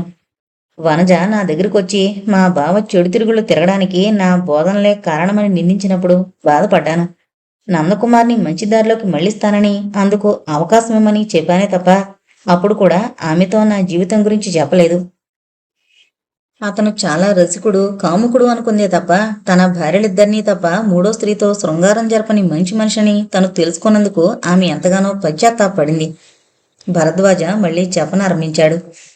వనజ నా దగ్గరకొచ్చి నందకుమార్ మనస్తత్వాన్ని మార్చాల్సిన బాధ్యత నాదేనని గట్టిగా చెప్పాక, నందకుమార్ మాటలతో మారే స్థితి నుంచి చాలా వరకు ఎదిగిపోయాడని, పరిస్థితులే మనిషిని మంచి నుంచి చెడుకైనా, చెడు నుంచి మంచికైనా మారుస్తాయని, అలాంటి పరిస్థితులు వచ్చినప్పుడు నేను అతన్ని తప్పకుండా మారుస్తానని చెప్పి పంపించేశాను.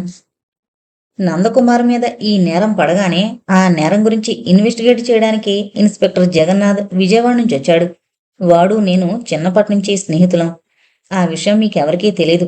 వీడు ఈ కేసు నిమిత్తం ఈ ఊరొచ్చాక నాకు ఫోన్ చేసి తను ఏ పని మీద వచ్చాడో వివరించి మధ్యాహ్నం నన్ను లాడ్జీలో కలుసుకోమని చెప్పాడు. నందకుమార్ మీద ఈ నేరం ఆరోపించబడినందుకు నేను బాధపడ్డాను. అంతేకాదు, ఈ కేసుని ఆధారం చేసుకుని నందకుమార్లో పరివర్తన ఎందుకు తీసుకురాకూడదని ఆలోచించాను.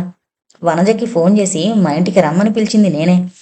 గంగాధరరావు గారు వనజని చూడడానికి వస్తున్నారని తెలిసినా ఆయన వచ్చే టైంకి వనజ వెళ్ళిపోయేలాగా గంగాధరరావు గారికి నందకుమార్ విషయం తెలిసి వనజ మీద మా అందరి చేత చెడు అభిప్రాయం కలగకుండా ఉండేలా ఓ ఉపాయం ఆలోచించాను. వనజను తీసుకుని మా జగన్నాథ్ ఉండే లాడ్జికి వెళ్ళాం. నందకుమార్ మీద ఆరోపించబడిన కేసుని, ఆ వివరాలని తెలుసుకుని కుమార్ విషయం జగన్నాథ్కి చెప్పాం.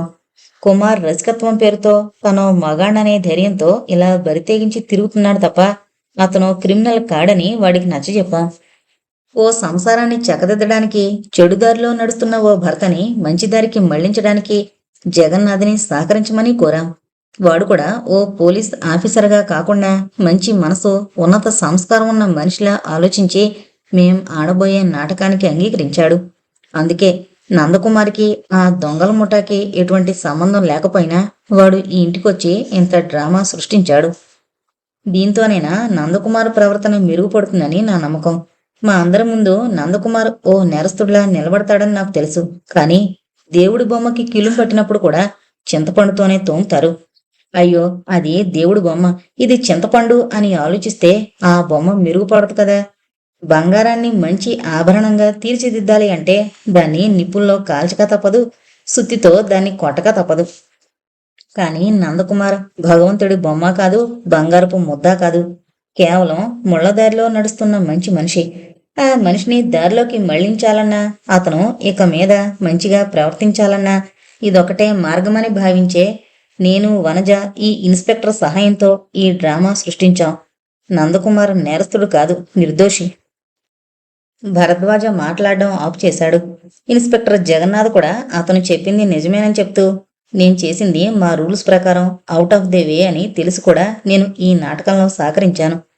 నేరస్తుల్ని పట్టుకుని కోర్టులో నిలబెట్టే ఒక పోలీసు అధికారిగా కాకుండా నేను ఓ ఆడపిల్ల తండ్రిగా ఆలోచించాను. ఒకవేళ మా అల్లుడే ఇలా ప్రవర్తిస్తే మామగారిగా నేనేం చేస్తానని నన్ను నేను ప్రశ్నించుకుని మీ ఇంటికొచ్చి నందకుమార్ని దొంగల ముఠ నాయకుడని ఆరోపించి అరెస్టు చేయబోయినట్టు నటించాను. మా భరద్వాజ్ గారు చెప్పిన ప్రకారం నందకుమార్ అదో రకం మనిషి కావచ్చేమో గాని మా కేసులో మేం అనుమానించదగ్గ మనిషి కాదని నిర్ణయించుకున్నాకే ఈ నిర్ణయం తీసుకున్నాను అన్నాడు. నందకుమార్ నెత్తిమీద నుంచి ఓ పెద్ద బండ తీసి పక్కన పెట్టేసినట్టుగా అమ్మయ్యా అంటూ మానసికంగా రిలాక్స్ అయ్యాడు. అతన్ని ఇక మీదట రసికత్వానికి, కాముకత్వానికి మధ్యనున్న తేడా తెలుసుకోమని చెప్పి జగన్నాథ్ వెళ్ళిపోయాడు. రాత్రి ట్రైన్కే వెళ్ళిపోతున్నానని భరద్వాజతో చెప్పాడు. తను స్టేషన్కొచ్చి అతనికి సెండ్ ఆఫ్ ఇస్తానని భరద్వాజ చెప్పాక జగన్నాథ్ వెళ్ళిపోయాడు.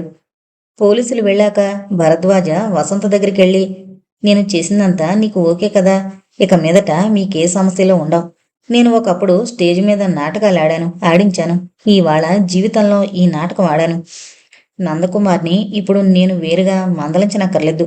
పరిస్థితులే అతన్ని మందలించాయి, మంచి దారిలో పెట్టాయి అని చాలా శాంత గంభీర స్వరంతో చెప్పి కళ్యాణ్ కుమార్ని తీసుకుని వెళ్ళిపోయాడు.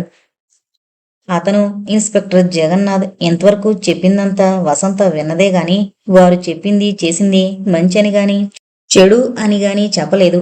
తన అక్క కాపురాన్ని ఓ చెల్లెలుగా, ఓ డిటెక్టివ్ నవల రచయిత్రిగా చక్కదిద్దానని వనజ కూడా సంతోషపడింది, సంతృప్తి పడింది. ఇక మిగిలింది నందకుమార్. ప్రస్తుతం తను ఈ సీన్లోంచి తప్పుకోవడమే బెటర్ అనుకున్నాడు. ఇన్స్పెక్టర్ జగన్నాథం రావడం, తర్వాత ఒక్కొక్క పాత్ర ప్రవేశించి తన చరిత్రని గుండు సుదులతో గుచ్చి, గుణపాలతో పొడిచి, గతాన్ని బయటికి లాగి, తన వ్యక్తిత్వాన్ని ఉతికి ఉతికి ఆరబెట్టేసిన ఫైనల్ గా తనని మిస్టర్ క్లీన్ గా డిక్లేర్ చేసిన ఇన్స్పెక్టర్ కి, భరద్వాజ్కి మనసులోనే కృతజ్ఞతలు చెప్పుకున్నాడు. అంతేకాదు, ఇన్స్పెక్టర్ జగన్నాథ్ విజయవాడ వెళ్ళిపోతున్నాడు కాబట్టి ఆయనకి సెండ్ ఆఫ్ ఇచ్చినట్టు ఉంటుంది. ఇంట్లోని క్యారెక్టర్స్ కి కాసేపు తన క్యారెక్టర్ కనబడకుండా ఉంటుందనే ఉద్దేశంతో అతను బయటకు వెళ్ళిపోయాడు. కానీ ఎవరూ ఊహించని విధంగా నందకుమార్ కథ మరో మలుపు తిరిగింది.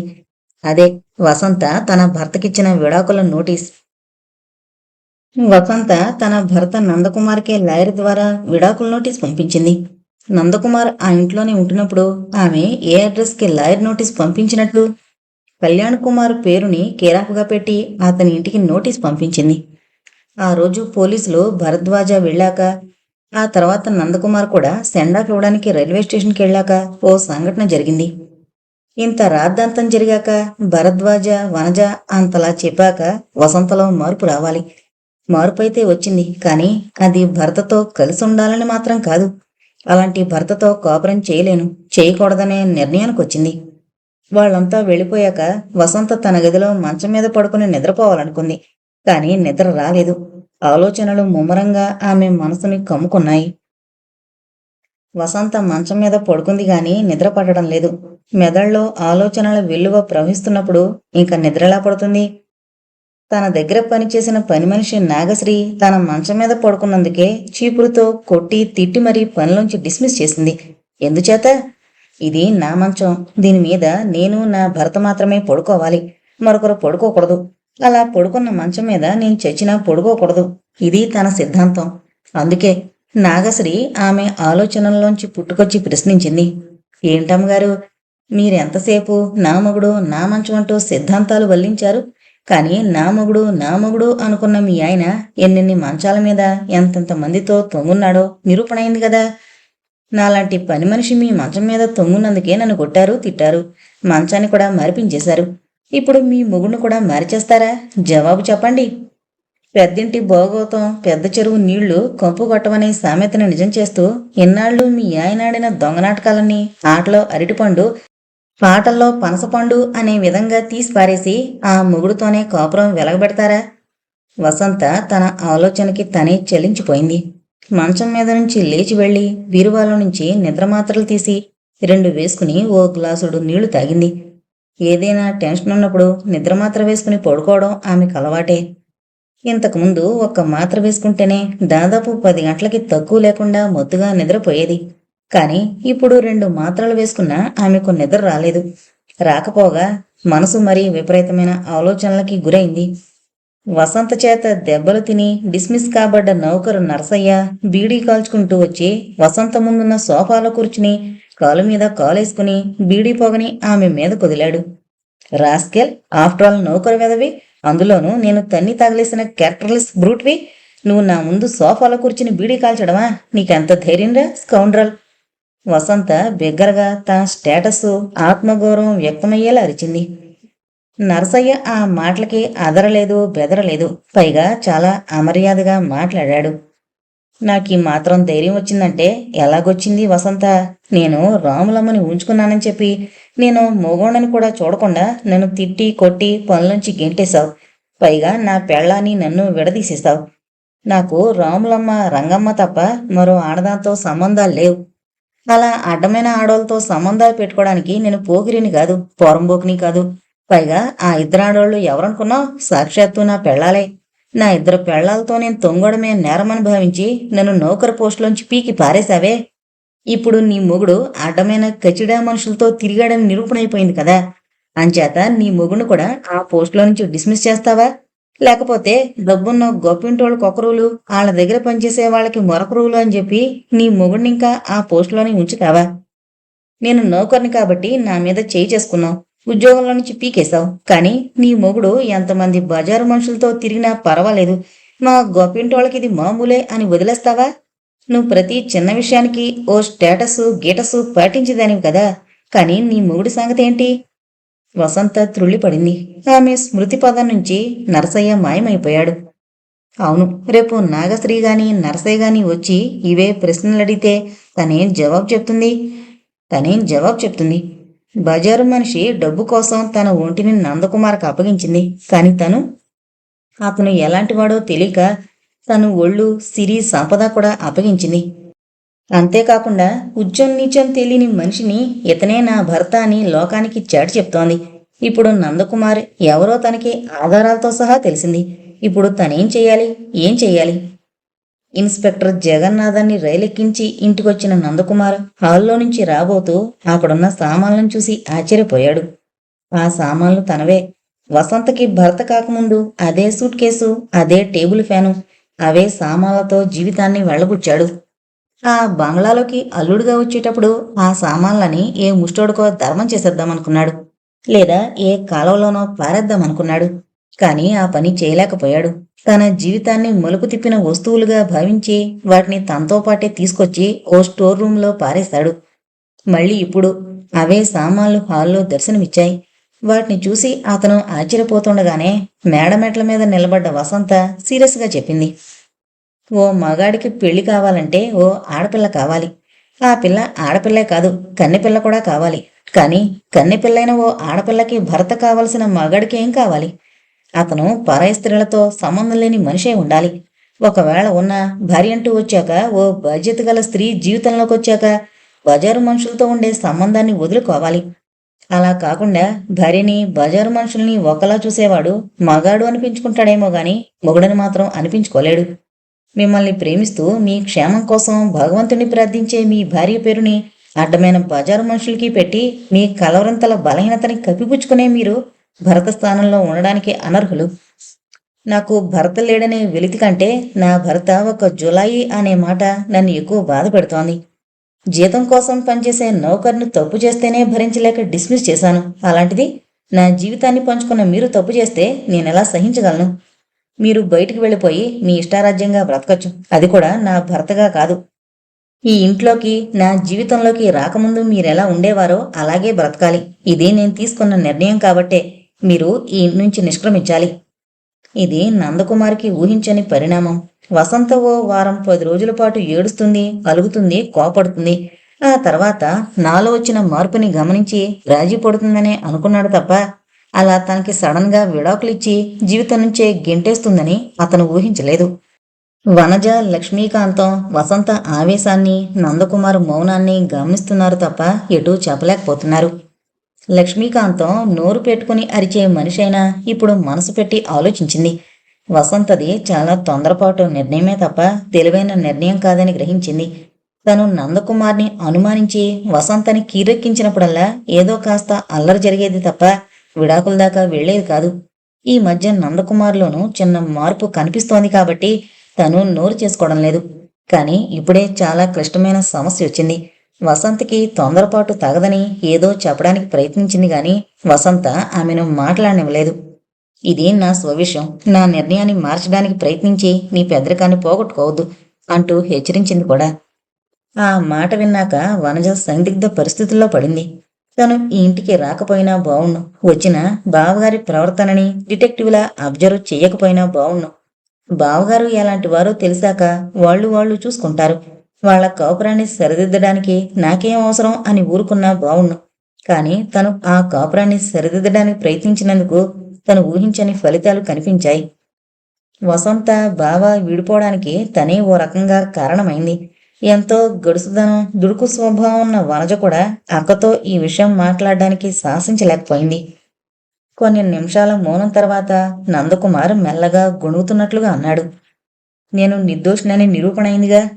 చటుక్కున తలెత్తి చూసింది వసంత.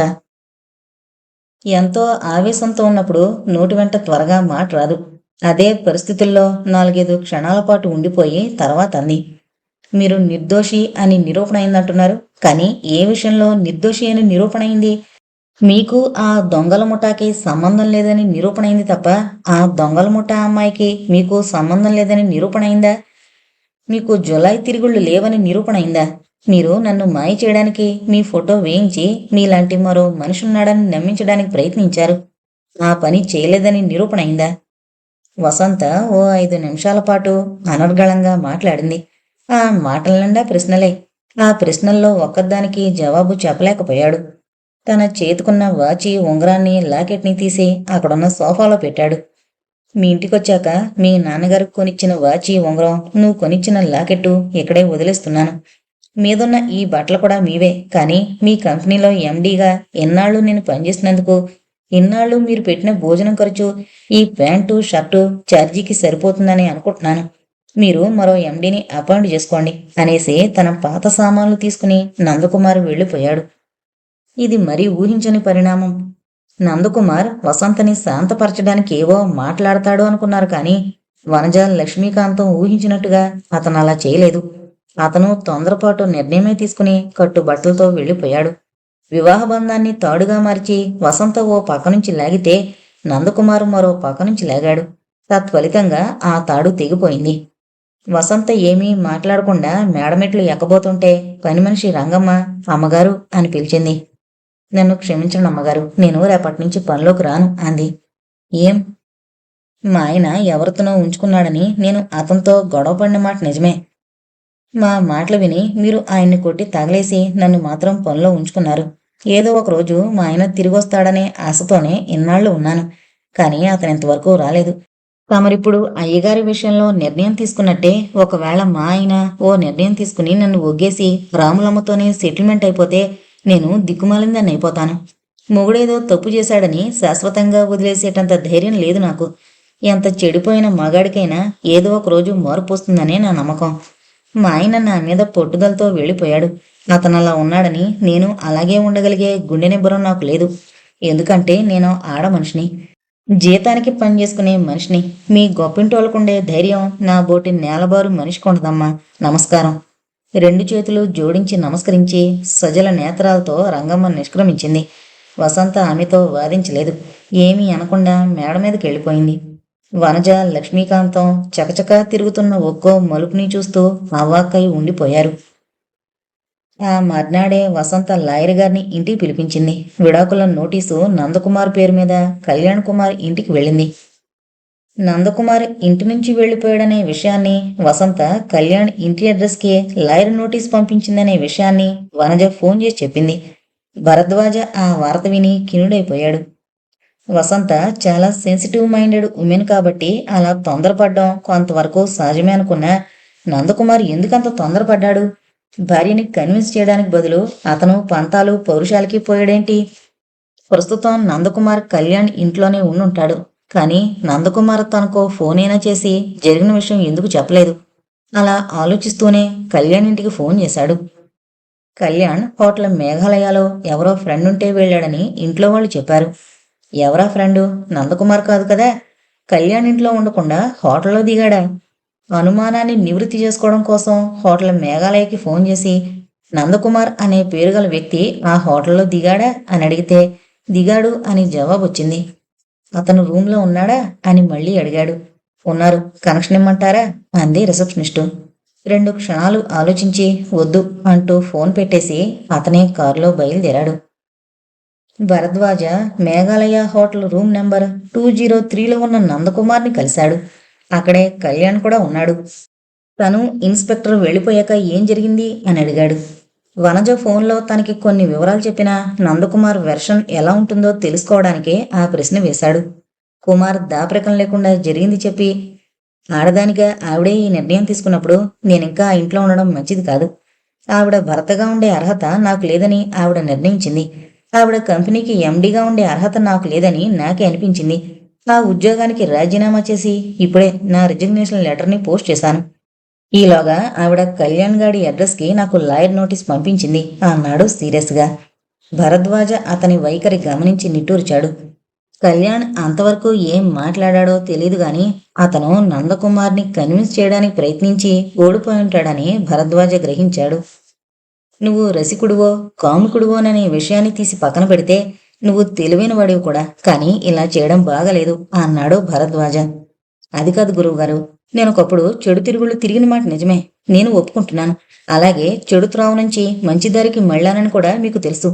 నేను చట్టరీత్యా ఏ నేరమూ చేయని నిర్దోషినని మీరే వసంత ముందు నిరూపించారు. నేను కూడా నిర్దోషినని ఆవిడతో చెప్పాను. అయినా ఆవిడ భర్తగా ఉండే అర్హత లేదని ఆవిడ డిక్లేర్ చేసి బయటికి పొమ్మన్నప్పుడు నన్నేం చేయమంటారు? ఆడదానికి అంత పౌరుషం, ఆత్మాభిమానం ఉన్నప్పుడు మగాణ్ణి నాకుండదా? ములుని ములుతోనే తీయాలి. ఇది నందకుమార్ ఆవేశంగా ఇచ్చిన సమాధానం. భరద్వాజ సిగరెట్ వెలిగించి 2 దమ్ముల్లాగి కాసేపు ఆలోచనలో పడ్డాక అన్నాడు. ములుని ములుతోనే తీయాలి, వజ్రాన్ని వజ్రంతోనే కొయ్యాలి. ఈ 2 మాటలు నిజమైనప్పుడు నిప్పుని నిప్పుతో ఆర్పలేమన్న విషయాన్ని కూడా నువ్వు ఒప్పుకోవాలి. వసంత ఇంతకి తెగించిందంటే కారణమెవరు? నువ్వే కదా. నువ్వు మంచి దోవకి మళ్ళావని నాకు తెలుసు, కళ్యాణికి తెలుసు. కానీ వసంతకి తెలియదు కదా. ఆవిడతో నువ్వు చెప్పలేదు కదా. చెప్పే అవకాశం నాకెక్కడిచ్చింది? ఆ అవకాశాన్ని ఆవిడ నీకివ్వడం కాదు, నువ్వే ఆ అవకాశాన్ని తీసుకుని చెప్పాలి. కానీ చెప్పలేదు. మరెప్పుడు పాతదారిలో నడవనని ఆవిడికి చెప్పావా? చేసిన తప్పులకి క్షమాపణ కోరావా? అతని మాటలకి మధ్యలో అడ్డొస్తూ నందకుమార్ ఏదో చెప్పబోయాడు. కాని అతను చెప్పేదేంటో కొంతవరకు ఊహించి భరద్వాజే అతన్ని ఆగమని చేత్తో సైగ చేసి తనే చెప్పసాగాడు. భార్యాభర్తల మధ్య క్షమాపణలేంటి అంటావు? నేను మగాణ్ణి కాబట్టి ఆ మాత్రం పౌరుషం నాకుండదా అని ఇందాక అన్నావు. నువ్విప్పుడు ఆలోచించాల్సింది మగాడిగా కాదయ్యా, ఒక ఆడదానికి భర్తగా ఆలోచించాలి. నువ్వు తప్పులు చేసినట్టుగా నువ్వే ఒప్పుకుంటున్నప్పుడు మీ ఆవిడ్ని నువ్వు క్షమాపణ కోరడంలో తప్పే ఉంది. ఇది ఓ భార్యాభర్తల మధ్య జరుగుతున్న సంఘర్షణే తప్ప 2 రాజుల మధ్య జరుగుతున్న యుద్ధం కాదు. ఇందులో ఎవరు గెలిచారు, ఎవరు ఓడారు, ముందుగా ఎవరు క్షమాపణ చెప్పాలి, ఎవరు మనసు మార్చుకోవాలి, ఇలాంటి ప్రశ్నలన్నీ అనవసరం. కొన్ని సమస్యలతో పోరాడి గెలుపు సాధించడం ఎంత ముఖ్యమో మరికొన్ని సమస్యలతో రాజీ పడ్డము అంతే అవసరం. సమస్యని బట్టే సాధనాన్ని ఎంచుకోవాలి.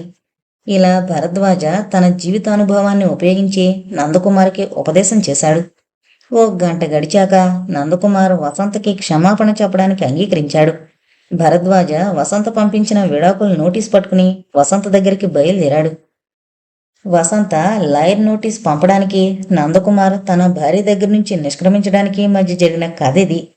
భరద్వాజ కళ్యాణ్ని తీసుకుని వసంత దగ్గరికి వెళ్ళాడు. నందకుమార్ని మేఘాలయ హోటల్ రూమ్లోనే ఉండమని తను ఫోన్ చేశాక అతన్ని రమ్మని భరద్వాజ ముందుగానే చెప్పాడు. అతను వచ్చేసరికి అంతకు ముందు రాత్రి నుంచి వసంత తన బెడ్రూంలోనే ఉండి భోజనం చేయకుండా మంచం మీద పడుకుని గదిలోనే అటు ఇటు తిరుగుతూ తీవ్రంగా ఆలోచిస్తోంది. ఆవిడ కేవలం నందకుమార్ గురించే ఆలోచించడం లేదు, పని మనిషి రంగమ్మ గురించే ఎక్కువగా ఆలోచిస్తోంది. రంగమ్మ వెళ్ళిపోతూ చెప్పిన మాటలే ఆమెను విపరీతంగా ఆలోచింపజేస్తున్నాయి. రంగమ్మ కేవలం పని మనిషి, ఎక్కడో ఓ చోట పనిచేసుకుంటే తప్ప ఆమెకు జీవితం గడవదు. తను ఓ కోటీశ్వరరాలు. అంతస్తుల సంగతి వదిలిపెడితే రంగమ్మ ఆడదే, తను ఆడదే. నరసాయికి మరో భార్య ఉందని తెలిసి అతనితో రంగమ్మ కయ్యమాడింది. ఆ ఇంటి యజమానురాలుగా తను జోక్యం చేసుకుని నరసాయిని తిట్టింది, ఉద్యోగం నుంచి తీసేసింది. అతన్ని మాత్రం గెంటేసి రంగమ్మని మాత్రం తనింట్లో ఉండనిచ్చింది. అలా చేయడం వల్ల రంగమ్మ జీవితానికి తాను న్యాయం చేసినట్టవుతుందని అభిప్రాయపడింది. ఇంట్లోని నౌకర్లు ఇంటి పనులు సక్రమంగా చేయకపోతే అడిగే హక్కు, తిట్టే హక్కు, డిస్మిస్ చేసే హక్కు ఆ యజమానురాలకు ఉండొచ్చు. కానీ వాళ్ల వ్యక్తిగత జీవితాన్ని ప్రశ్నించే హక్కు తనకుందా? తను నమ్మిన సిద్ధాంతాలనే తన నౌకర్లు పాటించాలనే నియమం ఉందా? ఉంది అని తను అనుకుంది. తన మాట మీద రంగమ్మ తన భర్తని వదిలేసి బంగ్లాలోనే ఉండిపోయింది. కానీ అలా ఎంతవరకు ఉంది? నందకుమార్ని తను ఇంట్లోంచి పొమ్మనే వరకు ఉంది. కానీ ఆ తర్వాత రంగమ్మ తనకి ఉద్యోగమే వద్దని దండం పెట్టి మరీ వెళ్ళిపోయింది. తను నందకుమార్ని దూరం చేసుకున్నట్టే నరసయ్య రంగమ్మని దూరం చేసుకుంటాడేమోననే భయంతో వెళ్ళిపోయింది. అంటే తన భర్తకి 2వ భార్య ఉన్నా సరే అతనితోనే రాజీపడి కోపరం చేయడానికి వెళ్ళిపోయింది. అలా ఎందుకు రాజీపడింది? ఆ ప్రశ్నకి సమాధానం దొరక్క ఆమె తీవ్రంగా ఆలోచిస్తోంది. అదే సమయంలో భరద్వాజ్ వచ్చాడు. లక్ష్మీకాంతం, వనజ భరద్వాజ్కి, కళ్యాణ్కి ఎదురెళ్లి పని మనిషి రంగమ్మ వెళ్ళిపోయిన విషయం చెప్పారు. భరద్వాజ అక్కడున్న సోఫాలో కూర్చుని సిగరెట్ అంటించి ఓ 5 నిమిషాలు రంగమ్మ ప్రవర్తన గురించే ఆలోచించాడు. ఒక్కోసారి 1000 మాటలు చేయలేని పనిని ఒక్క సంఘటన చేసేస్తుంది. మంచి నుంచి చెడుకి, చెడు నుంచి మంచికి, ఆవేశం నుంచి ఆలోచనలోకి తీసుకెళ్లే శక్తి ఒక్కో సంఘటనకు ఉంటుంది. రంగమ్మ నిష్క్రమణం, అందుకు చెప్పిన కారణాలు గురించి ఆలోచించాక తను వచ్చిన పని కొంతవరకు తేలికైందనే నమ్మకం అతనికి కలిగింది. లేచి నిలబడి మేడ మీదకు వెళుతుంటే వనజ, లక్ష్మీకాంతం అనుసరించబోయారు. కాని అతను వారెవర్నీ రావద్దని చెప్పాడు. చివరికి కళ్యాణ్ని కూడా రానివ్వలేదు. కొన్ని సమస్యలు విచారించడానికి 10 మంది ఎంత అవసరమో మరికొన్ని సమస్యలు విచారించడానికి ఒంటరితనము అంతే అవసరం అని చెప్పి భరద్వాజ ఒక్కడే వసంత గది దగ్గరికెళ్లి తలుపు తట్టాడు. అమ్మాయి, తలుపు తీయమ్మా అంటూ. ఆ గొంతు భరద్వాజది కాబట్టి వసంత తలుపు తీసింది. కూర్చోండి అంటూ తలుపు ముయ్యబోయింది. పర్వాలేదు, తీసే ఉంచు, వాళ్ళెవరూ రారు అన్నాడు భరద్వాజ ఓ కుర్చీలో కూర్చుంటూ. నువ్వు తెలివైన దానివి కాబట్టి నేనెందుకొచ్చానో నువ్వు ఊహించే ఉంటావు అన్నాడు. ఏం, అతని తరపు రాయబారిగా వచ్చారా? వసంత మంచం మీద కూర్చుని ఏటో చూస్తూ అడిగింది. రాయబారం చేయమని అతను అడగలేదు. అడుగుంటే నేను వచ్చేవాణ్ణి కాదు. నువ్వు తొందరపడి విడాకుల నోటీస్ ఇచ్చావు. మీ ఇద్దరి మంచిని కోరుకునే వ్యక్తిగానే నేనొచ్చాను. నందకుమార్ తిరగకూడని విధంగానే తిరిగాడు. అందుకు నువ్వు బాధపడ్డావు. అఫ్కోర్స్ నీ స్థానంలో నేనున్నా బాధపడతాననుకో. కాని అతను ఎప్పుడు చెడు తిరుగులు తిరిగాడు? ఒకప్పుడు, అంటే ఈ దొంగల ముఠాకి సంబంధించిన ఈ రేఖ కలిసినంత వరకు అతనలా తిరిగిన మాట నిజమే. ఆ తర్వాత వాటి నుంచి తప్పుకున్న మాట నిజమే. నరసయ్యని నువ్వు కొట్టి తగలేసిన సంఘటన అతన్ని ప్రభావితం చేసింది. ఓ కొత్త మలుపు తిప్పింది. అతనిలోని కాముకత్వం అంతరించి మానవత్వం మేలుకొంది. అతనలా చెప్పుకుపోతున్నాడు. అతనితో వాదించాలనే కోరిక కంటే అతనేం చెప్తాడో వినాలనే కుతూహలమే ఆమెలో కలిగింది.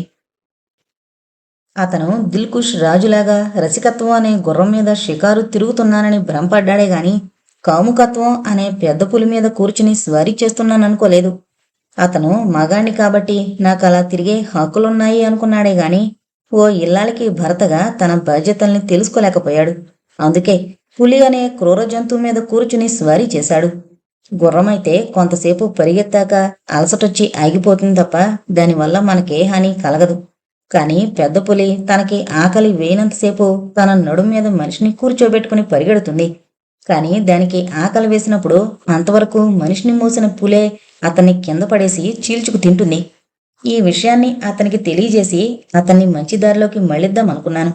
కాని నువ్వు నరసయ్యని ఏ కారణం వల్ల కొట్టి తగలేశావో ఆ కారణం అతన్ని ఆలోచింపజేసింది. కొన్నాళ్లపాటు చెడు మార్గంలో నడిచిన మనిషి జీవితాంతం అదే మార్గంలో ప్రయాణిస్తాడనుకోవడం పొరపాటు.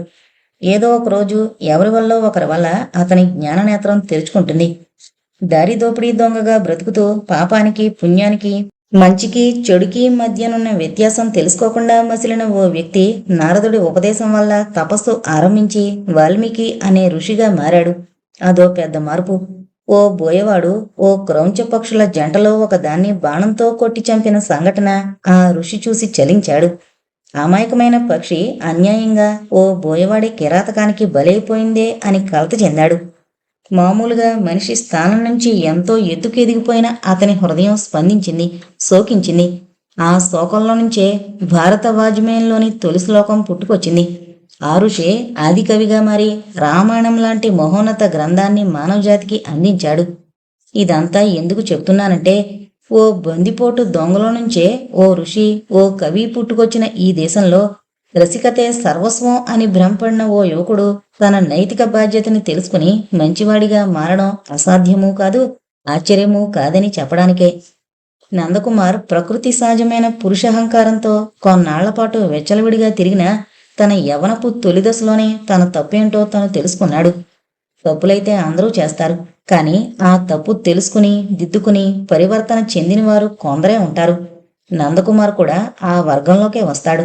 నరసయ్య పట్ల నువ్వు ప్రదర్శించిన విధానాన్ని చూసి తనకి తానే మార్పు చెందాడనే విషయం నాకు తెలీదు, వనజకి తెలీదు. బావగారి మనస్తత్వంలో మార్పు తీసుకురావాలని వనజ, నా మాటల్ని అపార్థం చేసుకుని చెడుదారిలో తిరుగుతున్న శిష్యుణ్ణి మంచి మార్గంలోకి మళ్లించాలని నేను ప్రయత్నించాం. దొంగల ముఠా విషయమై మా ఫ్రెండు జగన్నాథ్ రావడంతో ఈ సంఘటనకి, మా ప్రయత్నానికి ఓ లింకు పెట్టాలని ఆలోచించానే తప్ప అతనిలో మార్పు వచ్చి చాలా రోజులైందని నేను గ్రహించలేదు. అదే నేను చేసిన పొరపాటు. ఆ విషయంలో ఆలస్యం చేయడమే కాదు, చెప్పకూడని సమయంలో అతని గత చరిత్రని చెప్పించేలా చేయడం మరో పొరపాటు. నేను ఆ నాటకం ఆడుండకపోతే నీ భర్తలోని మైనస్ పాయింట్ నీకు తెలుసుండేది కాదు. మంచి దారిలోకి మళ్ళిన నీ భర్తతో హ్యాపీగా నువ్వు కాపురం చేసుకునేదానివి. కానీ నేను చేసిన ఓ మంచి ప్రయత్నంలో కాస్త లేట్ చేసినందువల్ల ఓ సంసారం చిన్నాభిన్నమైంది. ఒక విధంగా మీకు నేనే ద్రోహం చేశాను. అందుకే నీకంటే పెద్దవాడిగా నేనే క్షమించమని కోరుతున్నాను. అంతవరకు మంత్రముగ్ధల అతని మాటలు వింటున్న వసంత ఆఖరు వాక్యం విని ఉలికిపడింది. భరద్వాజ సమాజంలో ఓ విశిష్ట వ్యక్తిగా, పెద్ద మనిషిగా పరిగణించబడుతున్నాడు. అంతటివాడు క్షమాపణ కోరేసరికి ఆమె చెలించింది. పెద్దవారు, మీరు నన్ను క్షమించమన్నమేమిటి అని ఆమె సంస్కారం ఏదో మాట్లాడబోయింది. కానీ ఇంకా పూర్తిగా చల్లారని ఆమె ఆవేశం ఆ మాటని నోట్నుంచి రాకుండా ఆపుచేసింది. ఆమె ముఖ కవళికల ద్వారా ఆమె మనసుని గమనిస్తోన్న భరద్వాజ ఆమెను మాట్లాడనివ్వకుండా తన మాటల్ని కొనసాగించాడు. దయచేసి నన్ను చెప్పని. నిన్ను కూతురుగా భావించి చెప్తున్నాను తప్ప నందకుమార్ తరపున వకాల్తా తీసుకుని వాదించడం లేదు. దేవాలయం మీద బూతు బొమ్మలున్నాయని మనం గుళ్ళోకి వెళ్ళడం మానేస్తున్నామా? కంట్లో నలక పడితే ఆ నలకని తీసి పారేస్తున్నాం తప్ప నలక పడిన కన్ను నాకెందుకు అని దాన్ని పీకి పారేయడం లేదుగా. కంటికి రెప్పలు కాపలా ఉన్న నలకలు పడుతూనే ఉంటాయి. జీవితం కూడా అలాంటిదేనమ్మా. జీవితంలో తప్పులు చేయని వారంటూ ఎవరూ ఉండరని నా నమ్మకం. ఇప్పటి వరకు తప్పులు చేయని వారు రేపెప్పుడైనా తప్పులు చేసే అవకాశం ఉంది. కానీ చేసిన తప్పుని దిద్దుకున్నవాడు మళ్ళీ ఆ తప్పుల్ని తన జీవితంలో రిపీట్ చేయడు. మీ ఆయన జీవితమూ అంతే. అతను పశ్చాత్తాపపడ్డాడు, ఇంకా పడుతున్నాడు. నువ్వు అతన్ని ఒక్కసారి ఈ యాంగిల్ నుంచి పరిశీలించి చూడు. జలుబు చేసిన ముక్కుతో మల్లెపువ్వుల్ని వాసన చూసి వాటికి పరిమళం లేదని యావగించుకోవడం కంటే మన ముక్కుకి జలుబు చేసిందని తెలుసుకోవడం ముఖ్యం. అలా జలుబు చేసిన ముక్కుకి వాసనల్ని పసిగట్టే శక్తి ఉండదు. నువ్వు అతని పట్ల ద్వేషాన్ని పెంచుకున్నావు. నీ నమ్మకం ఓడిపోయిందనే ఆవేదనలో నువ్వున్నావు. ఆ బాధని, ఆ ఆవేశాన్ని ఒకసారి పక్కన పెట్టి నీ ఆత్మ చక్షువులతో పరివర్తన చెంది నీ భర్త మనసును చూడు. అతనింతవరకు కేవలం ఓ మగాడిగానే ఆలోచించాడు. కానీ నరసయ్య ప్రవర్తన పట్ల నువ్వు చూపించిన ద్వేషంతో అతను కూడా ఓ భార్యకి భర్తగా ఆలోచించడం ఆరంభించాడు. నీ భర్తని నువ్వు క్షమించడం వల్ల నీ ఆత్మగౌరవం దెబ్బతిందు. రంగమ్మ నీ దగ్గర పనిచేసిన పని మనిషి అయినా తన భర్త గురించి ఏం ఆలోచించి నీ దగ్గర పని మానేసి తన భర్త దగ్గరికి వెళ్ళిపోయిందంటావు. రాళ్లున్నాయి కదా అని అన్నం తినడం మానేస్తే ఆకలితో మాడేది మనమే అని ఆలోచించింది. అంటే ఆవిడ ప్రాక్టికల్ లైఫ్ని చూసింది. చదువు సంధ్యాలేని ఓ పని మనిషే జీవితం గురించి థీరీ వదిలేసి ప్రాక్టికల్గా ఆలోచించింది. తన భర్తకి మొదటి భారీగా ఉన్నా చాలు అనుకుని నిర్ణయించుకుంది. అలాంటప్పుడు నువ్వు చదువుకున్న దానివి, సంస్కారం ఉన్న దానివి, నువ్వెందుకు ప్రాక్టికల్గా ఆలోచించలేకపోతున్నావు? నరసయ్యకి 2 పెళ్ళాలున్నారని నువ్వు కొట్టి తగలేశావు. నరసయ్యలాగే నాకు 2 భార్యలున్నారు. మరి నన్ను నువ్వు అలా తగలేకుండా గౌరవిస్తున్నావు ఎందువల్ల? నాకు 2 భార్యలుండడానికి గల కారణాల్ని నువ్వు అంగీకరించావో, లేక నాకు 2 భార్యలున్నారనే లోపాన్ని కప్పిపుచ్చే ఇతర అర్హతల్ని చూసి గౌరవించావో నాకు సరిగ్గా తెలియదు గాని తప్పనేది నౌకరు నరసయ్యలోనూ ఉంది, నాలోనూ ఉంది. కానీ మా జీవితాల నడక వేరు. జీవితాల విషయంలో పోలిక అనవసరం. ఎవరి జీవితం వారిది. ఇంతవరకు నీ భర్తతో ఆడుకున్న ఆడబొమ్మలు అతని మంచం దాకా వచ్చాయి గాని అతని మనసులోకి వెళ్ళలేకపోయాయి. అతని మనసులో ఎప్పుడూ ఉండేది నీ బొమ్మే. డబ్బు పోతే సంపాదించుకోవచ్చు, ఆరోగ్యం చెడిపోతే వైద్యం చేయించుకుని స్వస్థత పొందొచ్చు. ఒక భర్త దూరమైన మరో భర్తని ఆడది పొందొచ్చు, మరో భార్యని భర్త పొందొచ్చు.